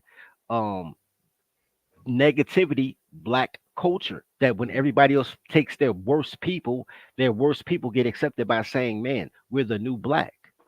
What's up, my man? Ray Midnight in the building. What's going on, Ray? How you doing, family? Yeah, no doubt. It's a good point. But I want to say this, and I'm going to hand it to my man, Ro, and then Ray Midnight. What's going on, Ro? How you doing, family? Yo, and Ray Midnight was good, brother. Yo, so check this out. This is the thing. You ain't going to say nothing to me, though? Oh, my man, JT. Yeah, JT. Yo, somebody got feedback. I think it's you, Ro. Yeah. Kill the YouTube. It's Ro. I think. Nah, Ro's kill your YouTube. No, it was JT because he was lighting up when everyone else was talking. Okay, JT. Oh, if y'all could kill y'all YouTube in the back. Let me say this real quick. This is the issue. We judge all of our success by everything European. And the crazy thing is because never culturally have we wore suits, yo. That's not our thing. That's not our uniform. That's a lie. Hold on, let me finish. That's a lie. You are lying. Let me finish. No, I'm not lying. Let me finish, fam. Because if you want to go to the 20s and 30s, they started wearing suits because white men were wearing suits. Let's keep it real. It's not a lie. We weren't, yo, first of all, let's keep it real. If you want to talk about when we came here, thousands of years ago, before anybody else was here, we wasn't barely wearing any clothes. We was walking around with our chests out, and we was walking around with loincloths, and we was walking around with we didn't wear no shirts and nothing like that. Now, if you want to talk about who you think came up with the design, who came up with the design? Let me finish. If you want to talk about after, who was the ones making the clothes? If you want to talk about after this place is crazy. If you want to talk about after this place was colonized, and we was enslaved, then you know that we wore scraps and we wore shreds.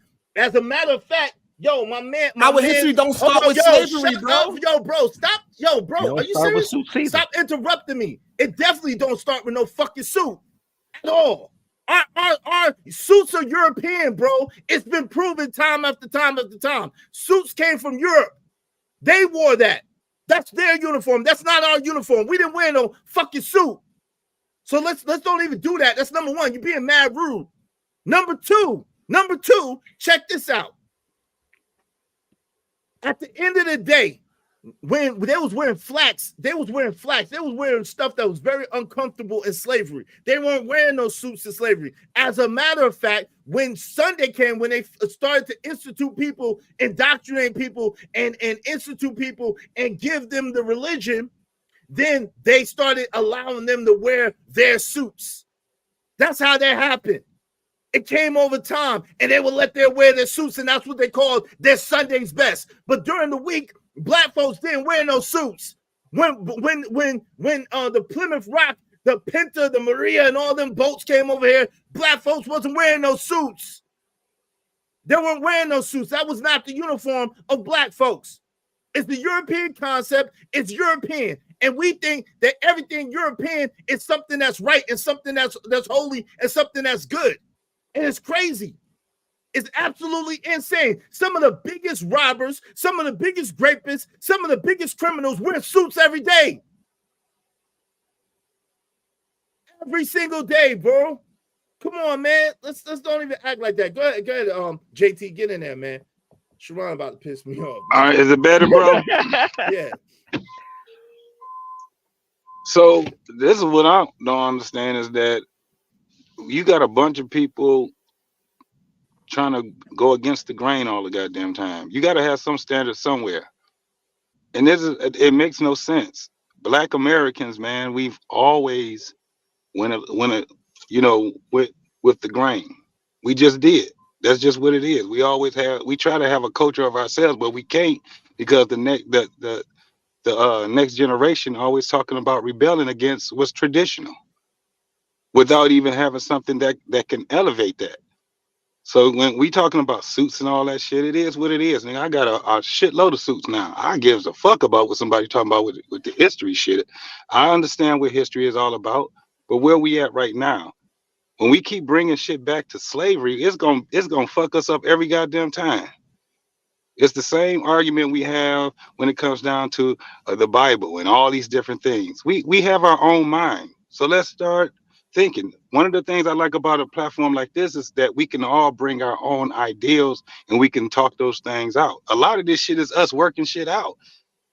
Right, motherfuckers just want to argue a lot, man. Right, God, JT, but you can't get nothing accomplished if you trying to talk and someone keeps screaming over you, telling you lying and you making up stuff. Historically, I'm not lying or making up stuff. Like historically, it's proven what I'm saying, and that's why I had to take it back from him because he wanted to sit there and talk like, "Yo, we wear suits." No, if you want to wear a suit, there's nothing wrong with that. If you don't want to wear a suit, there's nothing wrong with that. Like you don't have to wear a suit in order to be somebody of importance. You don't have to wear a suit in order to be somebody of substance or somebody that is wealthy. You don't have to wear a suit for that. I agree, and that's the thing. That's what I mean. All that talking about history just to make your point shit, sometimes that shit, we get caught up in the minutia of the shit. This the second day that you already then tried to get to the video, and it's hard to do it. Now, yesterday we had a great conversation. It is what it is. But I understand exactly what you're saying. You're saying part two is how do we fix the shit now?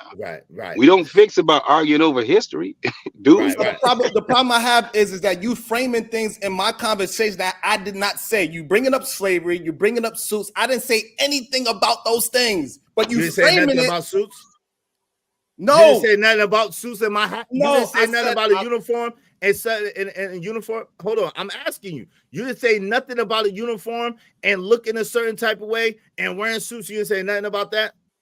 I did not say anything about suits. I said I was talking about your base. I said dressing like hip hop. I never said anything about suits. Never, not one time. You brought that up. You brought up 1920s. You brought up all that bullshit that happened back in when we were slaves. You brought all those things into the conversation to frame it out because you cannot hold on to your frame of rhetoric within a topic. So you had to bring up other shit. Yo, no, hold on. I definitely can. I already dispelled that in the first 2 seconds. The first 2 seconds is, yo, if you don't fix the inside, what the outside looks like don't matter at all. It should be about your skill rather than what you wear. That already kills that automatically. That's easy work.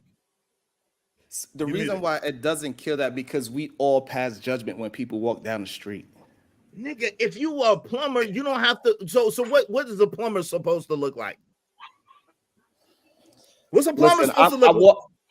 So listen, I walk inside these conversations and try to get contracts. I know what's going on in there. So you can say that, but I experience it. So you can say all that shit you want to. I'm asking you, what's a plumber supposed to look like? I asked you, you still ain't answered the question. I'm asking you a very direct question. What is a plumber supposed to look like? What's a plumber's uniform? Clearly, he got the uniform right next to you. Is a plumber right next to you dancing? So clearly, that's what a plumber's supposed to fucking look like. Okay. Right? Oh, with the right? That's what he's supposed to look like, right? Okay. Like that doesn't like that whole image that he has dancing in front of you doesn't represent something. We act like we are all blind to that. Don't be that guy into this. Hold on. No, don't let him deflect. That's what he's trying to do. What is a plumber's uniform? So I'm gonna ask you again. I'm not deflecting. Again, you're trying to frame the conversation to something that I'm not talking about. I'm talking about the image right next to you. The image is right next to you, dancing in front of you. That image itself, it represents something. It does. It's a uniform, and you and everybody fucking else can act like they don't see it. They are blind to the fact. Let me ask you. Hold on. Let me ask you this. I guess me talking. I gotta get interrupted. No, you gotta answer. You don't answer the questions, and that's what I don't like about you, bro. You never fucking answer the question direct. I got love for you. I like you, but you don't answer the question direct. You go all around your neck to get to your navel. You never fucking answer a question directly. So I'm gonna ask you fucking directly again, bro. What is an electrician uniform, nigga? What's an electrician uniform? You didn't like my answer. I told you what it looked like. What does it look like? What's an electrician uniform look like? What's an electrician uniform look like? It's okay. I gave you the answer. You don't like the answer. You want me to answer in the way how you like it. Can you answer gave you the answer what a plumber looks like. I gave you the electrician. What's an electrician uniform? The disconnect is, I believe, because Sharon, he had the example of going in there and getting contracts and stuff, right? Obviously, if you're going in there to handle business, you're not going to have on your, your casual clothes, your urban clothes or whatever. So that's a misnomer. So I'm trying to understand what Sharon is talking about. Are you talking about when you're trying to do business, what how we should be represented, or are you talking about in our everyday, day to day when we're not on the job or anything like that? I'm trying to figure out what. Well, this is the thing, Callie Bev. Check this out. we all identify that just because you're a plumber doesn't mean that you own your own plumbing business or you are the one getting the contracts, right? And just because you're an electrician doesn't mean that you own the electrician company. So we all agree that you may not necessarily be the person that's getting the contract. You might just be a worker. And so what I was proposing was that people get in, that we as a community focus on getting our people in skilled trades. In banking, there's a uniform, it's a suit. Okay, or electrician, or a plumber, or this or that in each form, or in legislature, that's a suit as well. Jurisdiction, you know what I'm saying, as far as being a judge or a lawyer or whatever, that's a suit as well. But then there's skill trades. So when he goes and takes that conversation and focuses on my hat and tells that we got to stop wearing baseball caps and wear our real hair, that's why I asked them the conversation of, yo, if you're saying that, then what does a daggone electrician look like? What does the daggone plumber look like? What does the because every business doesn't have the same look, right? But there's some things that, like YouTube, like I do YouTube for a profession, I could look however I want to present myself. But even those people that you named, those judges and those lawyers and everything like that, they're not wearing suits on their off time. Right. So that's why I'm trying to figure out what Sharon is talking about. Yeah, but it's all good. But I'm gonna let my man Ro get in there, and because we got other people. What say you, Ro? What say you? And my man Ray Midnight is in here too. Man, shout out to everybody on the panel. Sharon, what's up, Jim? Man, I see you over there being animated. Hey, you know what he's doing is he's just trying to get his point across, but that's crazy. But shout out to everybody that's on my channel on Duke Fair Wins, man. This is men talk. So I appreciate, y'all be respectful in the comments and get in where you fit in when it's time, man. We dialoguing. But I like what y'all was Ty, I ain't hear the whole thing, and I'm slowly getting filled in. But is we bringing up language? Because what language was we speaking before we was even wearing suits and stuff? Exactly. We don't even know for real. I mean, all right. Well, let me digress then. But yeah, I wanted to say something about language, because if clothing is so important, like why isn't the language that we had before? Exactly. I listen. Exactly. They you didn't bring that point up. Somebody. No. But that's a good point. But what I'm saying is, do that. Come on, fam. You can't push him like that, because it doesn't matter if that's why we all here as a collective, fam. You can't do that. And they want Sharon to relax for a second. Relax your throat for a second. Yes, nigga, you. They say relax your throat for like 30 minutes and then come back, or someone bring you back. I don't think people bring you back, but if they do, you can come back, brother. Shout out to Sharon. Salute. They said relax your throat for a minute. All right, yo, my man. Shout out to my man, bro. Shout out to Sharon. I got true love for Sharon, but I don't agree with his ass a lot of the time because he be on some next level shit.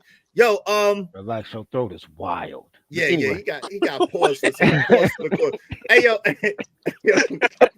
that's what someone used to say. Hey yo, go ahead, Ray Midnight. What's up, Ray Midnight? Yo, that's what what's her name? What's her name used to say that all the time? What's her name? I forgot her name, but anyway, she used to say that all the time. Tanisha Arnold used to say, rest your throat for a minute. Rest your throat. Yo, go ahead, my man Ray Midnight. What's up, Ray? What's going on? My motherfucking man Ray is in the building. What's up, Ray? You there? We can't hear you. Shout out to DJ Vapors the GOAT. DJ Vapors the GOAT found out, said kick Sharon for wearing that white shirt, but he just gave $5. But I appreciate you, DJ Vapors. You got an entry into the drawing. Let me go ahead and shout out my mans who gave the big 40. Walter, I appreciate you. And then you who gave the 5, I appreciate y'all. Let me play this while we waiting for Ray motherfudging Midnight. I got money. We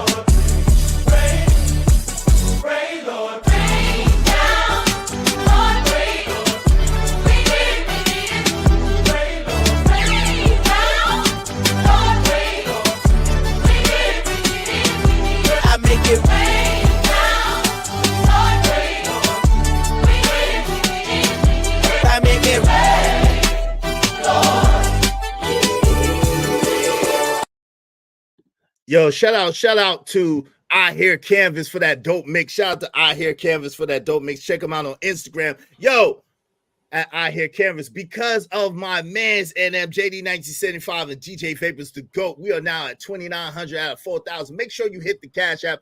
Every $5 that you give will be entered into the drawing.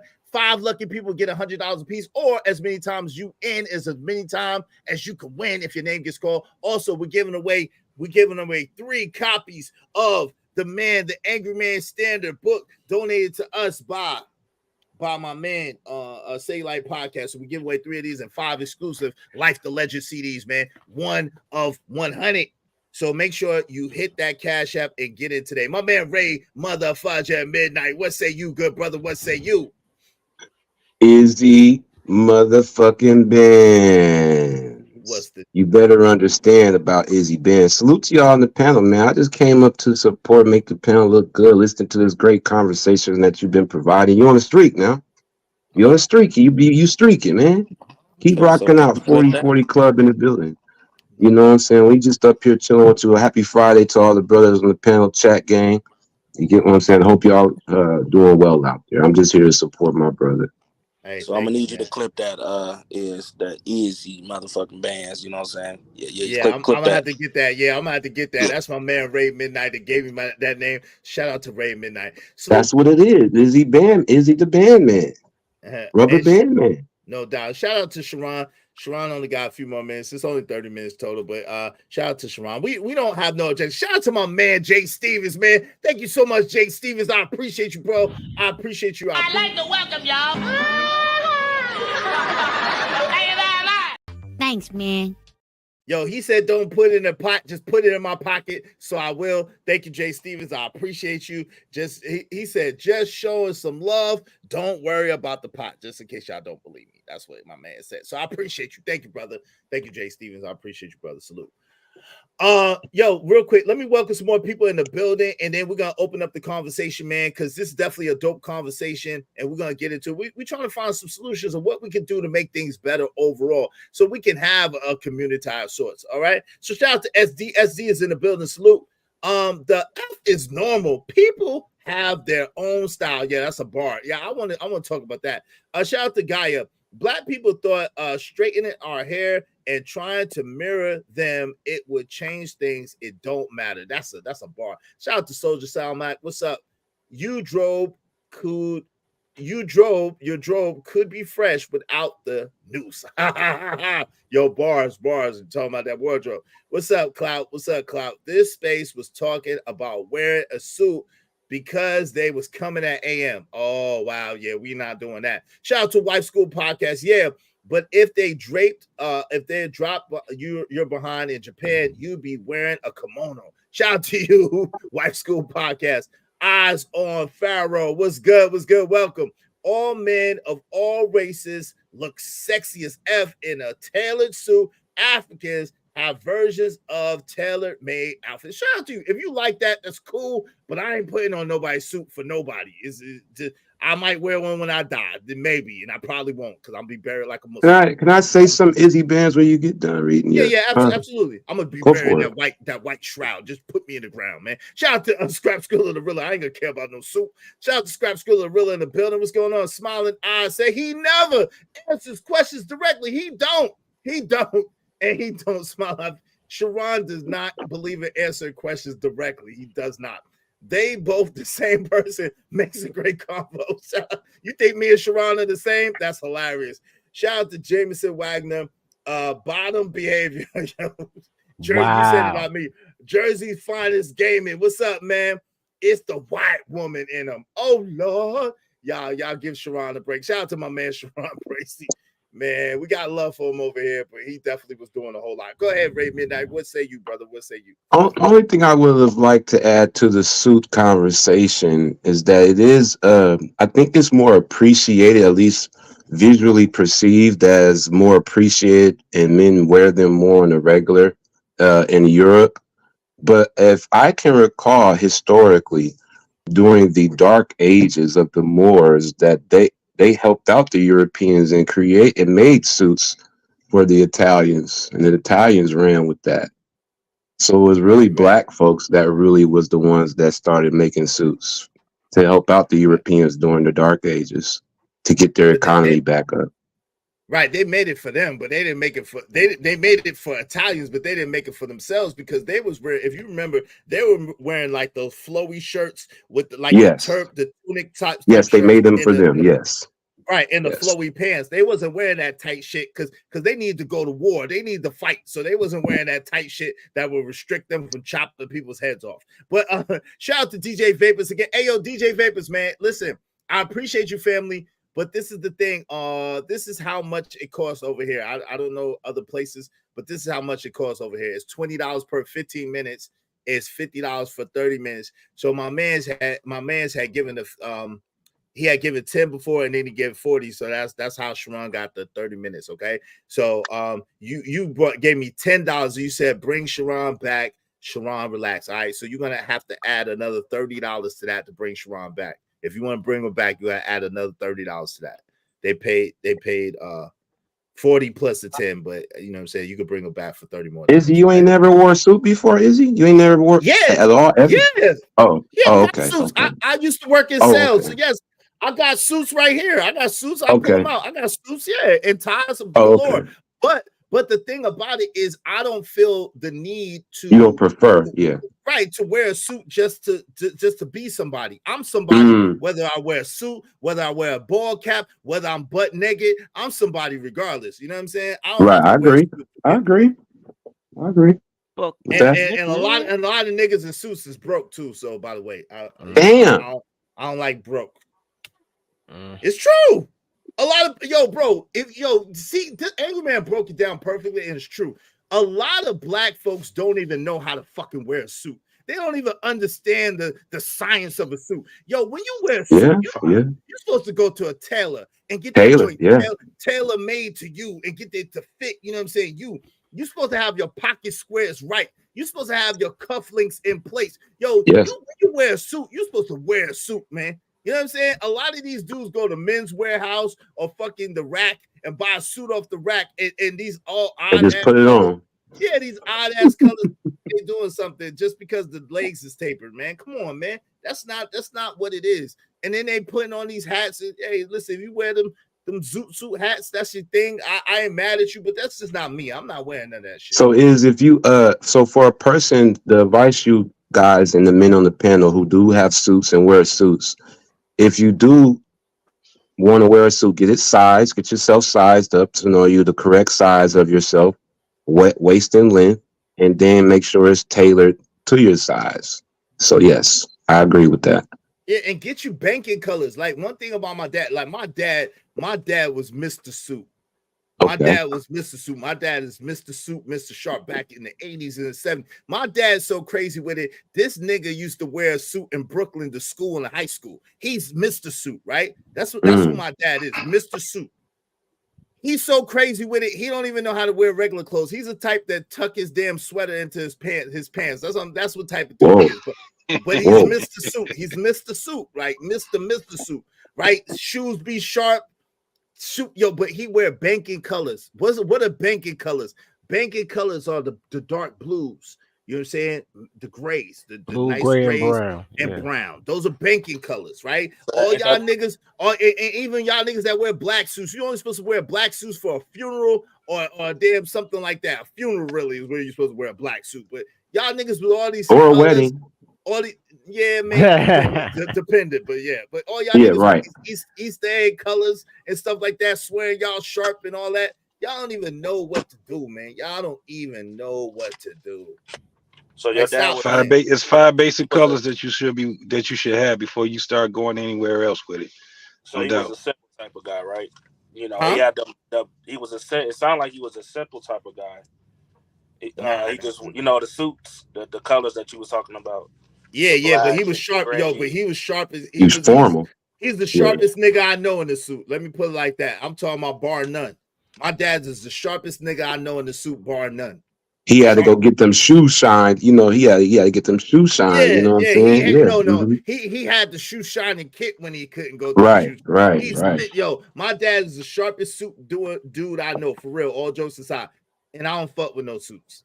but my Okay. dad is Mr. Suit. So I'm telling you, I know what to do if I wanted to do that. And when I was in sales, I wore shirt and ties. I would wear suits, but I just don't like it's too Not casually though. Yeah, it's too constricted for me. It's too, and why I'm gonna sit in my house on the damn internet in a damn suit? What I look like? That shit crazy. Yes. That shit crazy. Okay, I'm so no I'll- offense to nobody. Shit low key corny. Yeah, to me it is. No offense to nobody. Callie.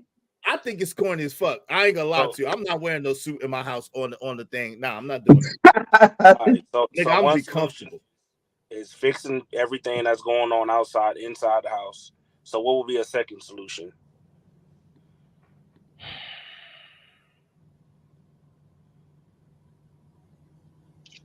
I didn't hear what you said, bro. What's up, I was Bobby saying, Walker? so we know that the number one solution would be to handle things in your home.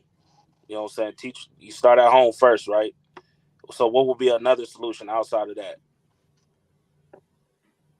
Then you work, then you start working outward, which would be your relatives. If you got nephews and nieces, you know, you help your brothers and sisters out with them. You got cousins, you help, you know, the parents out with them. It starts with, that's how you build your community.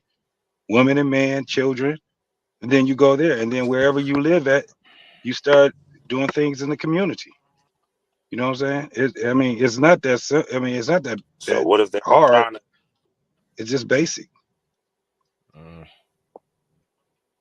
So what if they I ain't didn't hear trying to you. roll down that same pathway of what you're trying to do? What That if ain't they your not worry. trying to roll down the same pathway as what you're trying to create? That ain't your So worry. basically, learn to cut people off, right? Yes, absolutely. Yeah, So that I would be a think second solution. segregation. I think segregation is also needed. Yes, Mm. absolutely. I agree with that because segregation lead to slavery, baby. that. Look, Come on, man. Why? How do you wait? Come on. How do you justify segregation lead to slavery? Come on, dirty folk. look, bro. Once you have yours versus them, if you give me what black people have are collective individualism. Everybody want to be their own man, but they still want to be part of the moniker of a crayon. You show me three people united with a pledge of creed and a special handshake. They can take down 100 individual people. So the 100 individual people gonna be slaves to the three people that unite under one cause. That's what fellowship is, right? So yeah, Yeah. slavery. I'm all Yeah. for So slavery. ain't nothing wrong with that either. I mean, it is, you know, what they call it, indentured servitude. It's you're gonna have that. So the ones that don't want to do, they don't want to be great. It's a race for all of us. The ones that don't want to be great, that's what they're gonna end up being. A slave in some way. They're gonna be a slave. No Thank you, doubt. man. They think slavery is bad. Slavery is awesome because most people can't think. Slavery is awesome. Slavery ain't the whippings and all the grape juice. Slavery is, man, I gave you food, shelter, and clothing. This is what you have to do today for it. And then because slavery is your corporation, all y'all had a job. You have to have a great corporate atmosphere, right? You got to go to those corporate classes to show how to be a cheerful worker. And that's why the slaves be like, boss, our house burning. Because it was a great corporate atmosphere. I want to be a great slave owner. I want y'all to enjoy slavery. Don't run away. Life is hard. Hug me. Don't reject me. You wild, man. There you go. If you know some dudes that's in, if you know cats that's into home improvement and things like that, a lot of cats they have on there is basically slaves.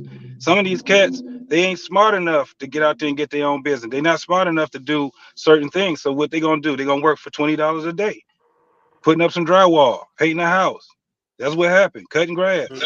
That's what happened. Those are That's slavery. Mexicans. I don't know with that one. Because Not the $20 a day. Hold on. Someone $20 got a day, feedback. bro. Hold on, real quick. Someone got feedback. You gotta turn off your YouTube, please. Go ahead. I'm only saying this. I don't know about that because there's dude like I always recommend this for any man. If you gonna work for somebody that's gonna have your back, right? You know what I'm saying? So you might be working with that person, and you get all the knowledge you can get, kind of to point you in the right direction.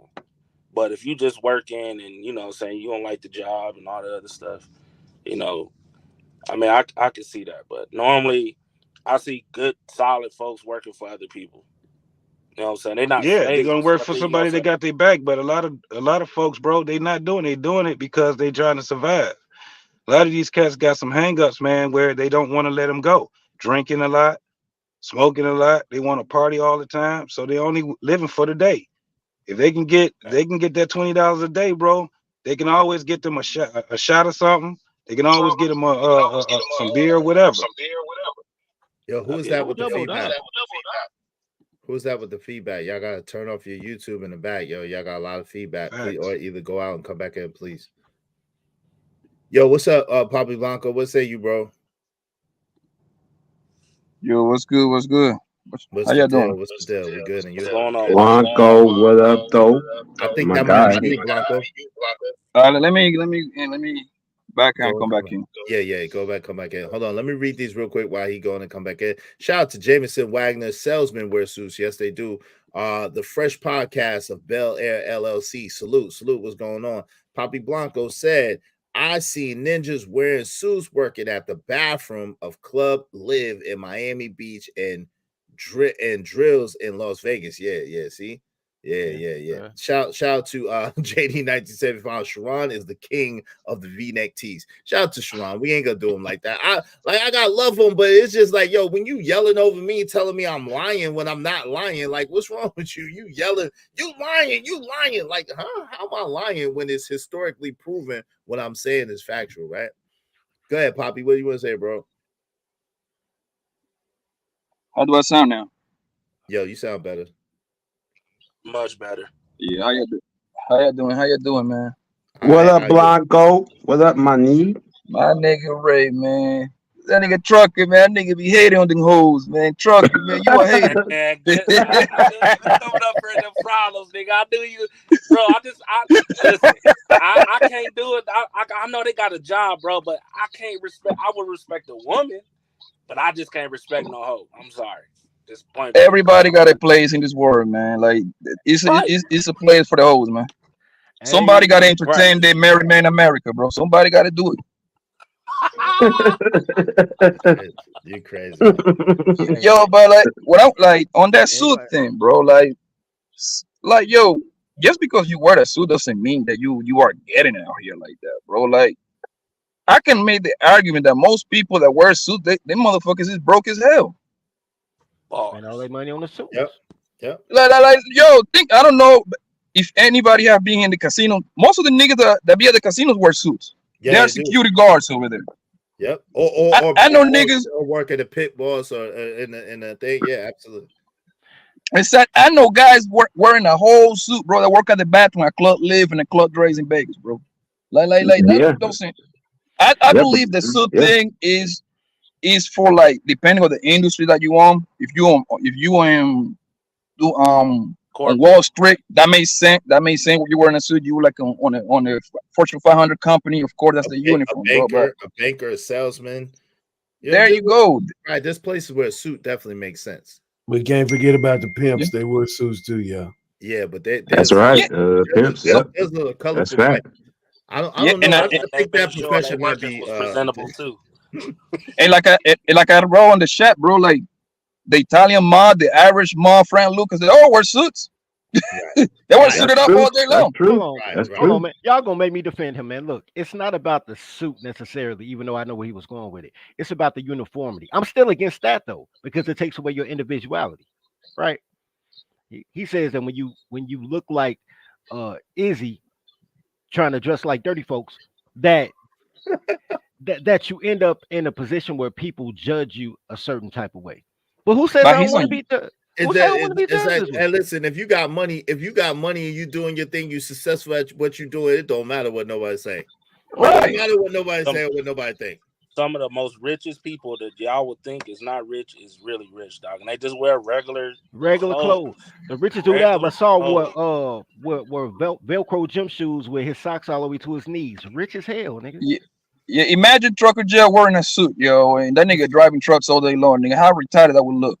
Yeah, crazy. Man, yeah, listen, but yes, crazy. I could not work. You couldn't rock no suit in this truck. So are we against wearing suits? Is that what we're doing? No, I'm saying it come down to the industry that you work at. It come down to the industry that you work at, bro. That's all I'm trying to say, bro. I think y'all bastardize this argument though, man. It's not about the suit. It's about how it's about the representation, right? What he's saying sounds like I've heard dudes tell me that they can't follow a man that's not married to a black woman. I said, you married to a black woman, what do? He said, I don't do anything. I said, well, what the fuck are you talking about? You know what I mean? Like everybody wants representation. That's how you got all these goofy ass mayors like the Lori Lightfoots and Kim Foxes and shit, because we got black representation. Fuck that representation. Are you qualified? And Right, that was and easy. that's the last my point, right? No, are you qualified? You look qualified. And so I ask you a question and you say some dumb shit. I'm like, oh, you just a dumb nigga in a suit. Autistic ass nigga in a suit. Right. Like, and I think that's the problem, Dirty Phil. I think that we as black people focus too much on the aesthetic instead of the qualification, or instead of being really what we need to be. See, back when we was coming up, they used to tell us, yo, you gotta be 9 times better than your counterparts. They trained us that way. Yo, you gotta be 9 times better than that other dude. You gotta be 9 times better than that other person. That's how they used to always train us. Nowadays, it's like, yo, you get a participation trophy just for showing up. And so you weak sauce. Yeah. And all you thinking about is what you look like in your presentation, and you don't even know how to properly wear a suit or what a proper suit is. So it's crazy to begin with. Because when people with money is looking at you like you's a damn idiot in a joke, they're laughing at you. Like, They wearing that suit from the big and tall and shit, man. Looking like So do you guys think that? Do you guys think, at least with the brothers, when it comes to wearing a suit, other than what y'all saying, like preferably not wearing it all the time? To your point earlier, is you think it's the fact that a lot of black men, young or middle old, who does not have experience in having a suit or many suits, it's more so the fact of not understanding how to properly wear it and wear it with, meaning and stuff, or it's just the fact that, to your point, it's just they just don't want one. No, I think it's symbolism. I think it's what it represents. You know what I'm saying? So to a large majority of us, and Angry Man broke this down masterfully, right? I got to give him credit. To a large majority of us, suit meant going to church, going to court, or being buried, right? For the most part, yes. Going to church, going to court, or being buried. So that's what it meant to a lot of us, especially if you had a hood experience. Now, I happen to come from a father who's a super nerd who wore a suit 24/7, 365. That was that nigga. That's what that nigga did. And he was a sharp dude in the suit, one of the sharpest in the suit. I'm telling you. So, but he was an outlier. And I used to be scared for this nigga every day in fucking Brownsville, New York, being a barber, having his fucking barbershop clippers in the briefcase going to cut hair at the barbershop. Like, what the fuck are you doing? In a suit. Nigga looking sharp in the hood. But that's what type of dude he was. That was his representation. He was one of those dudes like, yo, you got to dress for the job that you want. I dress like this because I have a spirit of excellence. This is my representation. But to most of us who grew up in a hood situation, that didn't mean nothing to us because them dudes were still in the hood with us. Them dudes didn't have two nickels to rub together. So it's the representation. Yes, after I answer my brother question, yes, absolutely. It was the representation that it represent. You know what I'm saying? Okay. So that's the thing. That's what the because if you know somebody who's sharp in the suit, but they didn't have two nickels to rub together and they ain't have no bread, that suit don't mean shit. That's fact. That's fact. Yeah, that's true. What do you want to? So let me ask you something. When your dad was working at the barbershop and he presented himself even in a suit, you think it sounded like the men actually respected your father, not because of the suit, but just the way he walked as a man, correct? Kinda, but guess how many times that nigga got robbed? Oh shit! Guess how many times I got robbed? Guess how many times I got robbed? The niggas try to rob me. All right. About 3 times? Nah, never. Niggas took my hat once. That's it. Yo, nigga took, it was like 60 of them. They took my hat. That was one time ever. He said they robbed my dad like 2-3 my times. nigga. That's what I like to hear. That's wild. Yeah. Hey, but you know what though? 60 of them. So I was like, yo, here. It was about 18 niggas with bats that took my Jordans when I was a kid. But right, anyway, y'all can hold it. Can I get it back later? But here's the thing. Here's the thing, bro. I can even equate this to the postal worker, right? Nobody messes with the UPS man or the postal delivery man. You know why? They're like he worked for his.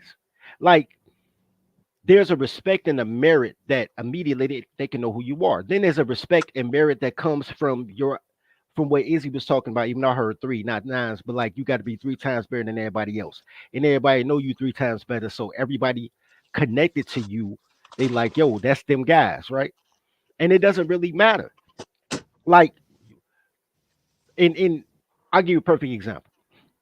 No matter how I dress, no matter what I do, my name is my name.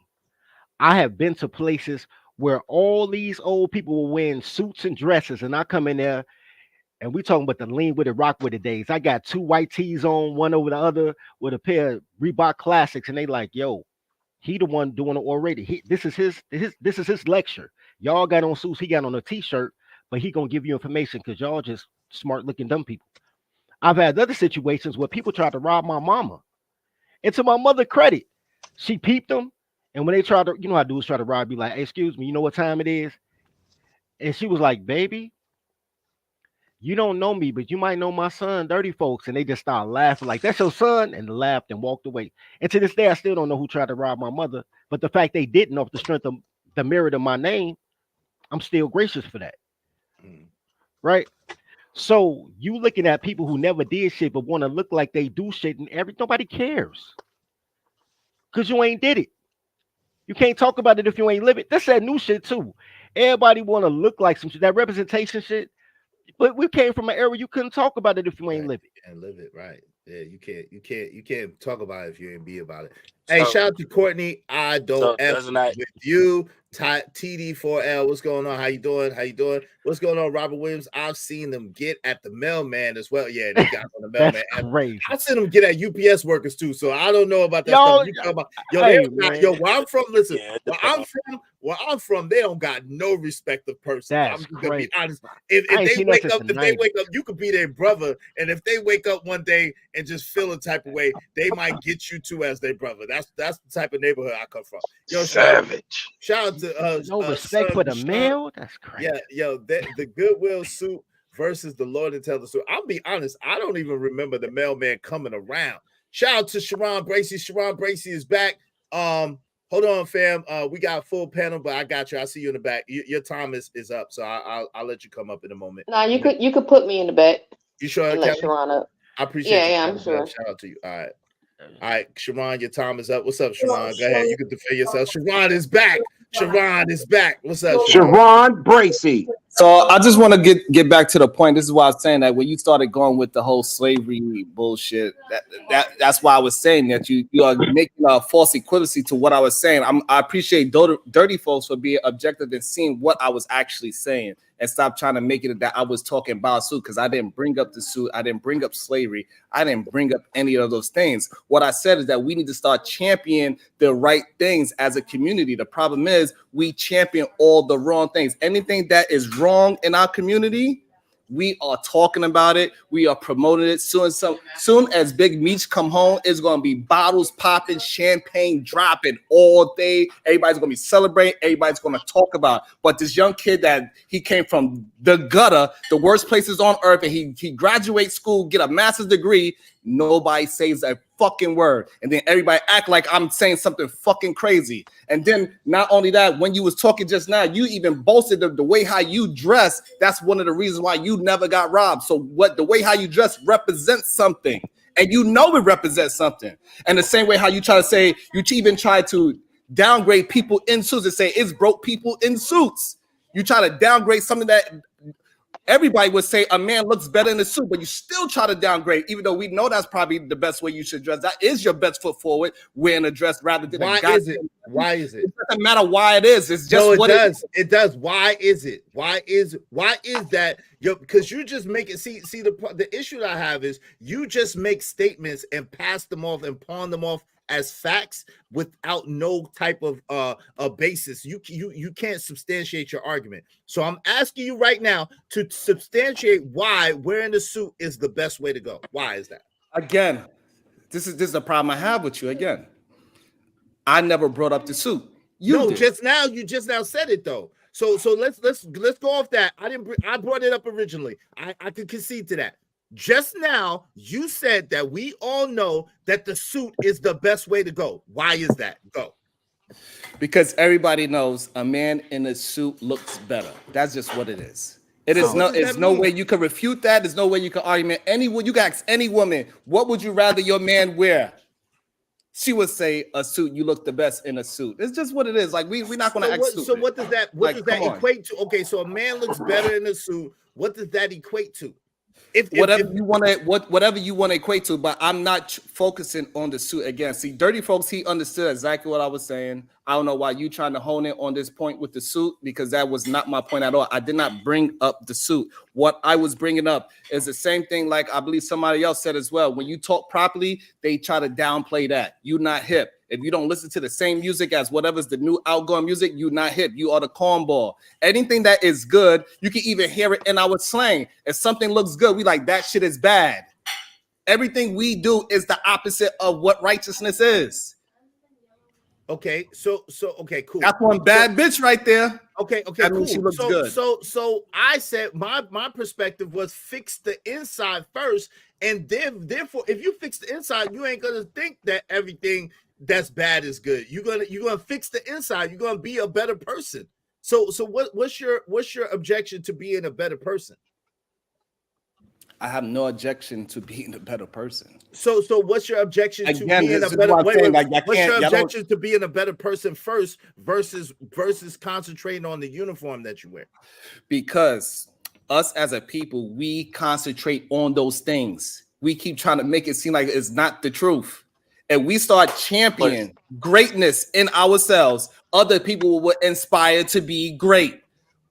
But hold on, wait. Hold on, Trucker, real quick, and I'm let Ro get in. Are you confused about the words I just used? No. What I'm confused about. Izzy, I want to tap into in a minute. Okay. What I'm confused about is what does that look like? Like when you say, what does that look like? Because that's the confusing part. Do you think that the uniform is the representation of being a better person, or what? Like what is the expression of being a better person? What is that expression to you? That's what I need to know, Sharon. What's that expression? What does that look like? Not looking urban. So to you, not looking urban means that you have become a better person. Because I don't want to put no words in your mouth. I'm asking. Again. Because for some reason you're trying to hone in on a gotcha moment where I am telling you, not a gotcha moment. You talking about you are attempting to, because you keep trying to frame the conversation instead of having the conversation. You asking me questions instead of talking to me. What did I? You know what's a better question? What did I say was wrong? Yo, no, because that puts us in. Hold on. Exactly. So that's why I'm explaining to you that I'm not trying to be in an adversarial position with you. I'm trying to understand. No, I'm not. I'm trying to understand what you're talking about, because if you say not looking urban is the way that you represent success, I don't understand what you're talking about, because I know a lot of urban people who are highly successful. So I'm trying to understand what you're talking about. That's all I'm trying to do. You get frustrated. What I'm talking about is one thing, and you keep trying to frame it into a different conversation. I said it at least 3 times just now that we need to champion the right things, the righteous things, even the way how we speak, the way how we talk. You yourself said the way how you dress prevented you from getting robbed because you look tough. I didn't say you said tough. It not too long ago. Tough. I didn't say I look tough. That's not what I said. You just put okay. That, so you insinuate because the way how you dress. I insinuate shit. I said you said your father looked a certain way, and that's why he got robbed. You look a certain way, that's why you didn't get robbed. Is that not insinuating something? No, it's not. It's not insinuating. You came to your own conclusion. That's not insinuating what you. No, it's not. It's not at all. But yo, Ro, get in here. You want to get in here? You made an observation. Go ahead, Ro, and then I'm gonna let my man Trucker yell, and then Smitty say something. Y'all know I like to be visual. Can you do the screen share? What is that we're looking at? It's just to go back to where suits were got their influence from. So this is crazy. I looked at this and I'm like, that's wild. But then I was like, well, let me go look up and see what a courtier is, because I never knew this. That's why I like coming here, because I learn. But a courtier is a person who attends a royal court as a companion or advisor to the king or queen. My nigga, if you wearing a suit, if you ain't advised the king or queen, like what's the point? So my understanding of the conversation when we talk about like what is the true meaning of what you have on? Like a lot of us don't even think that we're royal anyway. We haven't even been taught that. So why would we wear attire that has nothing to do with where we come from? I like the football player who is in the NFL and he wears his African clothing and garb, on the walkie, and he's not wearing tights, he's not wearing Balenciaga boots. He's wearing, crowns made out of, linen from, his origin. So yeah, I think true education on, the type of clothing that we actually wear and where we come from, I think that needs to be solutionized. So you're saying it's not a suit though, right, bro? That's what you're saying. It's not suits. Yeah, really suits don't make us look good. Right. I don't think so. Yeah, I mean, you can be sharp in the suit. I mean, we might look good in them because of our physique. I mean, we got the best physiques. Right. But when it come to like what makes us look good to us, man, I need minerals in my clothes. I need something hemmed from the elders. You know what I mean? I need something that that the wind is complimented. The wind compliments the suit. You dig what I'm saying? Like I want to be able to breathe. But Yeah, go ahead. something not so constrictive. Go ahead, my man Trucker Yell, and then my man Smitty after that. Go ahead, Trucker. All right, so it might be the wording that he's saying, but he's basically saying what I've been saying for a minute. We all made mistakes, right? We all learn from them, right? And what we need to do is be teaching the opposite. Now, a lot of people, they do try to teach. What up, Trucker? What happened? Yo, Trucker. I think he might have done with his statement. Damn, Trucker got Nah, that. He was it's chopped off. Okay, go ahead, Oh, Smitty. okay. It's a Trucker. Go back. Go ahead, Smitty. Trucker back on that. Okay, now. All right, salute. Listening. All right, respect to the panel. What up, Smitty? All day, man. Salute. So look, right. All right, let me start here. I would say when it comes to like, like showing you got something on the outer, like wearing stuff and all of that. From my experience observing, the people who really do have the most, folks like that flex different. Has nothing to do with clothes and stuff. It has everything to do with, see, they flex on how many acres they have. You see, we're not going to have that conversation either, bro. They flex in a much different way. So, only thing I can say is, have we not seen many times how the televangelist has robbed our grandmothers in the past? Why? Because they going off everything that they seeing on the TV, and it's an outward appearance that we were fooled on. We have been fooled and sold a lie on a lot of things with an outward appearance. I do believe a lot of that should go back to the inner aspects of it. Now, we all know everything that glitters ain't gold, okay? So it's like this. I also see the positioning of these things. I do see how it's to identify with things, right? And you'll see where I'm going. Izzy, I can't lie. We can't say too much about fuck a suit and everything else, but yet we're asking for all of the equalities and benefits. Look, if we want to be treated as equals here in America, guess what we're going to have to do? We're going to have to make adjustments, and we're going to have to do certain things in order to have that. We can't be going off some AWOL shit trying to say we're going to do our own thing the way we want to do it, how we want to do it, but then we're asking to be treated just as good as the white man who wears the suit. It's the only thing I'm saying. Hold on. It's the only thing I'm saying to that, right? Is I couldn't disagree more. Go ahead. I know you couldn't, and we can do this. All right, Now, go ahead. You can so finish. all I'm saying is we got to think about it. We dress according to where we are, bro. It's a part of adapting, bro. If we were in Scotland, Izzy, our black asses will be wearing kilts. Okay? If we were in Alaska, we would have on some big ass coats. You dress according to where you are. The fact is, one thing that we are really good at doing, and I think we're discrediting this aspect of it, is we're able to adapt.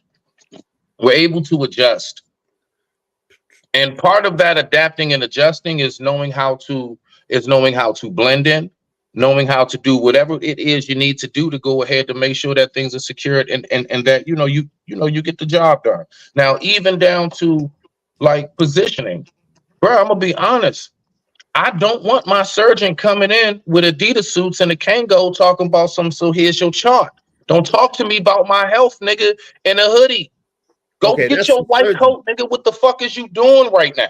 That's a surgeon. So let me ask you this. No, but listen, Hold I'm on, hold talking on. Now, about let me ask you positioning. this. I Depending on what understand. you're doing, depending on what you're doing, I'm not gonna lie. I don't no. The president shouldn't be walking around, you know what I'm saying, in like beach shirts and shit, I nigga. understand that. Let me ask you a question. I understand that. I'm asking you about a dude like me. Should I be wearing a suit? No. It's not necessary for your lifestyle. Okay, so that's what I'm saying. No, it's not necessary. Okay. If you choose Okay, to, but I mean, even down to wearing suits, a lot of niggas, I prefer you niggas not.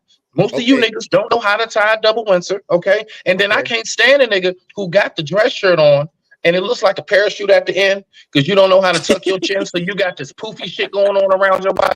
Fix your fucking shirt.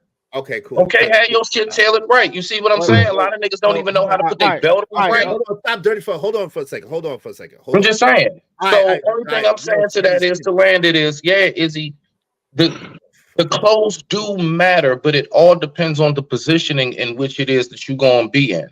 Okay, if you live in a skater camper like lifestyle, why the fuck you got on dress shoes and most of your life is in the woods? It don't make sense. Hold on. So because I'm trying to figure out, so basically you're saying, it sounds like you're saying what I'm saying, but in a different way. So I'm just trying to clarify. What I'm saying is both things can be true at once. Go ahead. Go ahead. I'm out. Hold on. Let me frame the question before you keep talking. All right.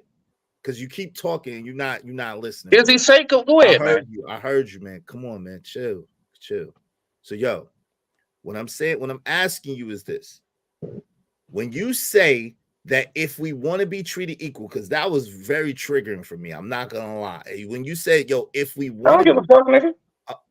Goddamn. I this is not that, this is not that conversation, Schmitty. I'm trying to have a real conversation. Bear with me. Have a real conversation with me real quick. Yo, when you say, yo, if we want to be treated equal, then we need to be dressing a certain type of way to be treated equal if we expect to be treated equal. I don't really understand that because immediately. Can I help you? Hold on, let me finish. All right, go ahead. Immediately, what came to mind was a whole bunch of rich white people who wear who wear t-shirts and blue jeans every day. A whole bunch of very, very wealthy white folks who never put on a suit. Mark Cuban, yo, you would be hard pressed to find Mark Cuban in a suit. I think I seen him in a suit maybe 1 or 2 times. You'll be hard pressed to find Mark Zuckerberg in a suit. Okay, is he? No, hold on, let me finish, bro. Let me finish saying what I'm saying. There are an abundance of people who are very, very wealthy, white folks, if that's who you're talking about, the majority of society who never wear suits. So when you say that we have to, if we want to be equal, which I never asked for equality, because I think you get what you earn. I don't believe in asking no next man to give you shit, because the next man ain't gonna give you shit. The only way you get shit is by taking it. You don't get shit by asking no nigga for shit. You get shit, and when I say nigga, I'm talking about white niggas. You don't get shit by asking no white nigga for shit. You get shit by going and taking it. You get shit by going and earning it. You get shit by going and making it happen. Nobody ain't gonna give you nothing in this world, especially no white folks, because that's what you want them to do. Like, that shit is bullshit. I'm thinking back, and let me finish it because I'm tricky. So I'm gonna talk for a second. Yo, fuck that. Yo, I got you when you done. Go ahead and get that shit off your chest. I'm thinking about in the 20s and 30s where black folks was fucking hanging from a tree in a goddamn suit. I'm thinking from the early 1900s where black men was hanging from trees and suits, straying fucking fruit. We've been trying to assimilate in this motherfucker. We've been trying to dress like them. We've been trying to talk like them. We've been trying to act like them. And that shit ain't got us a motherfucking place. I'm so sick of this shit. I'm not stepping and fetching for a motherfucker. I'm not stepping and fetching for nobody, yo.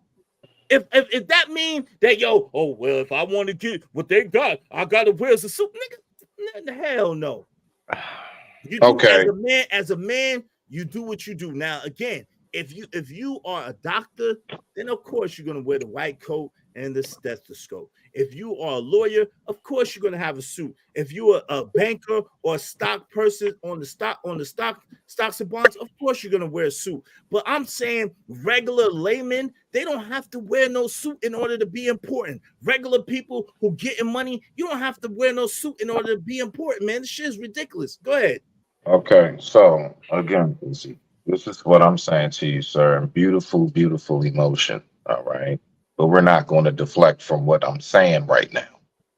Real talk, my nigga. That was great emotion, nigga. You don't fool me. Look, let me say this. You run a business, right? You got a whole business. It's a whole warehouse. You got all the people that work in your warehouse. Smitty decides now there is, a certain code of dress. Where I work, I may need some hard boots, hard hat. I need my reflective vest. I need my name tag. All of these things. It's even a requirement for your shirt to be tucked in because you don't want to get your shirt pulled or caught in one of the machines. Now you're all chopped up or anything. So tuck your shirt in, make sure all these things are in place, right?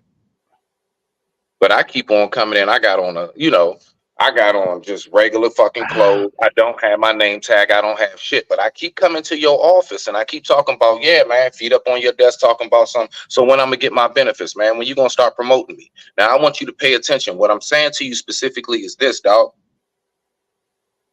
When I'm talking about like the beneficial factors, look at it just like a business. You can't be going around there talking about you want to do whatever the fuck you want to do, but then you want to talk about why come they get extra time off? How come such and such got a promotion and a raise? How come you giving them more hours? My nigga, do and play your part. You know how you're supposed to conduct yourself in this warehouse. If not, then get the fuck on somewhere. And you talking about we used to wear flowy clothes, then Izzy, please do me this favor. Go live next time. Go get some of them old fucking potato sacks that you said we used to wear and wear that shit on live. Let's go back to the flowy shit, Izzy. Let's go back. Let's go back 3.5 hours, nigga. Let's go back to wearing potato sacks, nigga. But you said the operative thing. Hold on. You said the operative Come on thing. now. Yo, hold on. You said the operative thing, and this is one of the reasons why I don't work for nobody else. You said the operative thing, and this is one of the reasons that's motivated me. You do, nigga. You work for YouTube right now. Are you? Excuse me? Hold on. Excuse me, sir. Hold on. Let me finish, because that's not true. YouTube don't. First of all, if you want to say that, let's say for the sake of conversation, I work for YouTube. YouTube does not have a standard of dress that you have to dress in order to operate on YouTube. As a matter and that's of fact, why you won't say certain things because you work for them. As a matter of fact, you want okay, cool. Let me finish. We're talking about dress code.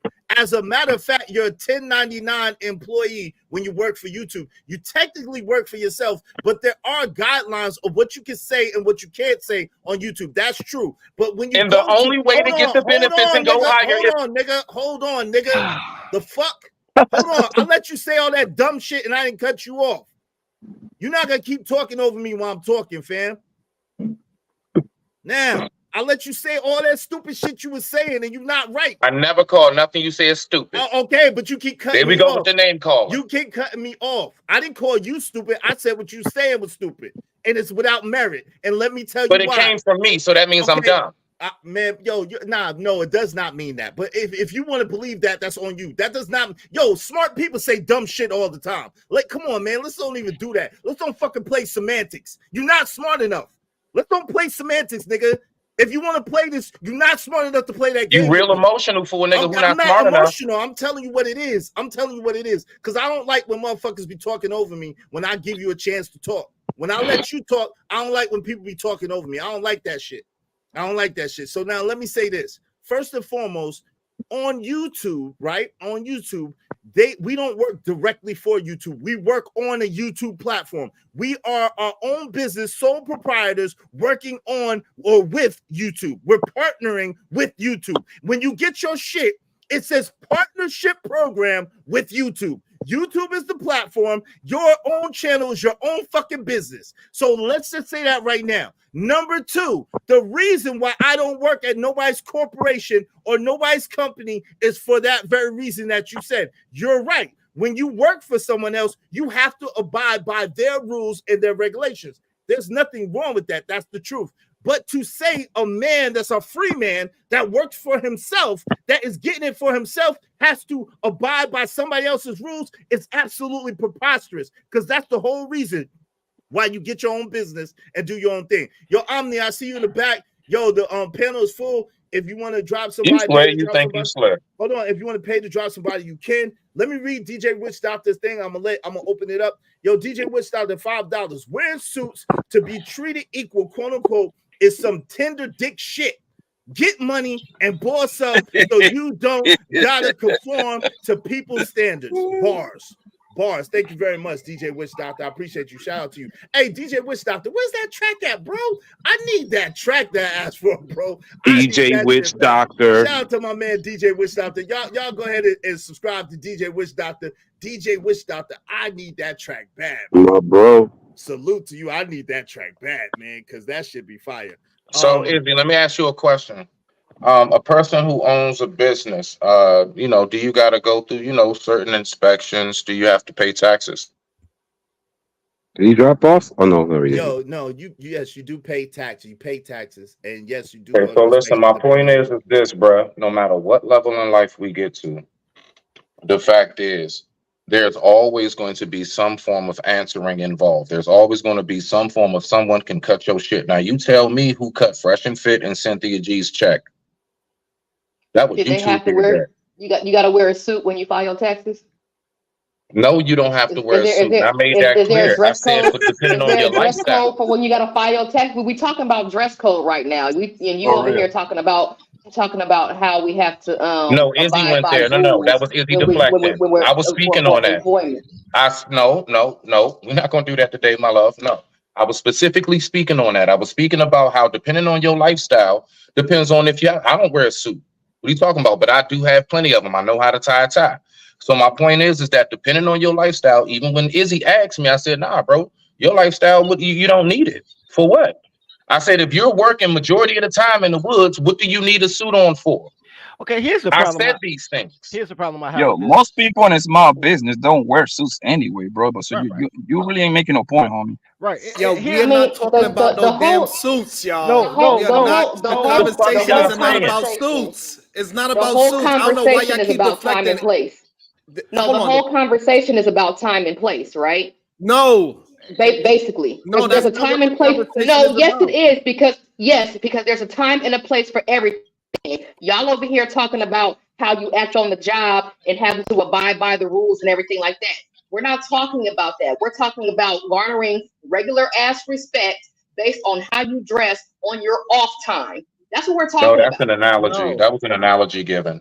Period. And the analogy went smooth with what it is that I'm saying. But that was an analogy. So what you talking about, Sharon? Then because we're talking about how we look on our off time and how we're perceived to the rest of the world, right?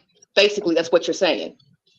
What our perception is to the outside world, because you were talking about urban wear and shit like that, Sharon.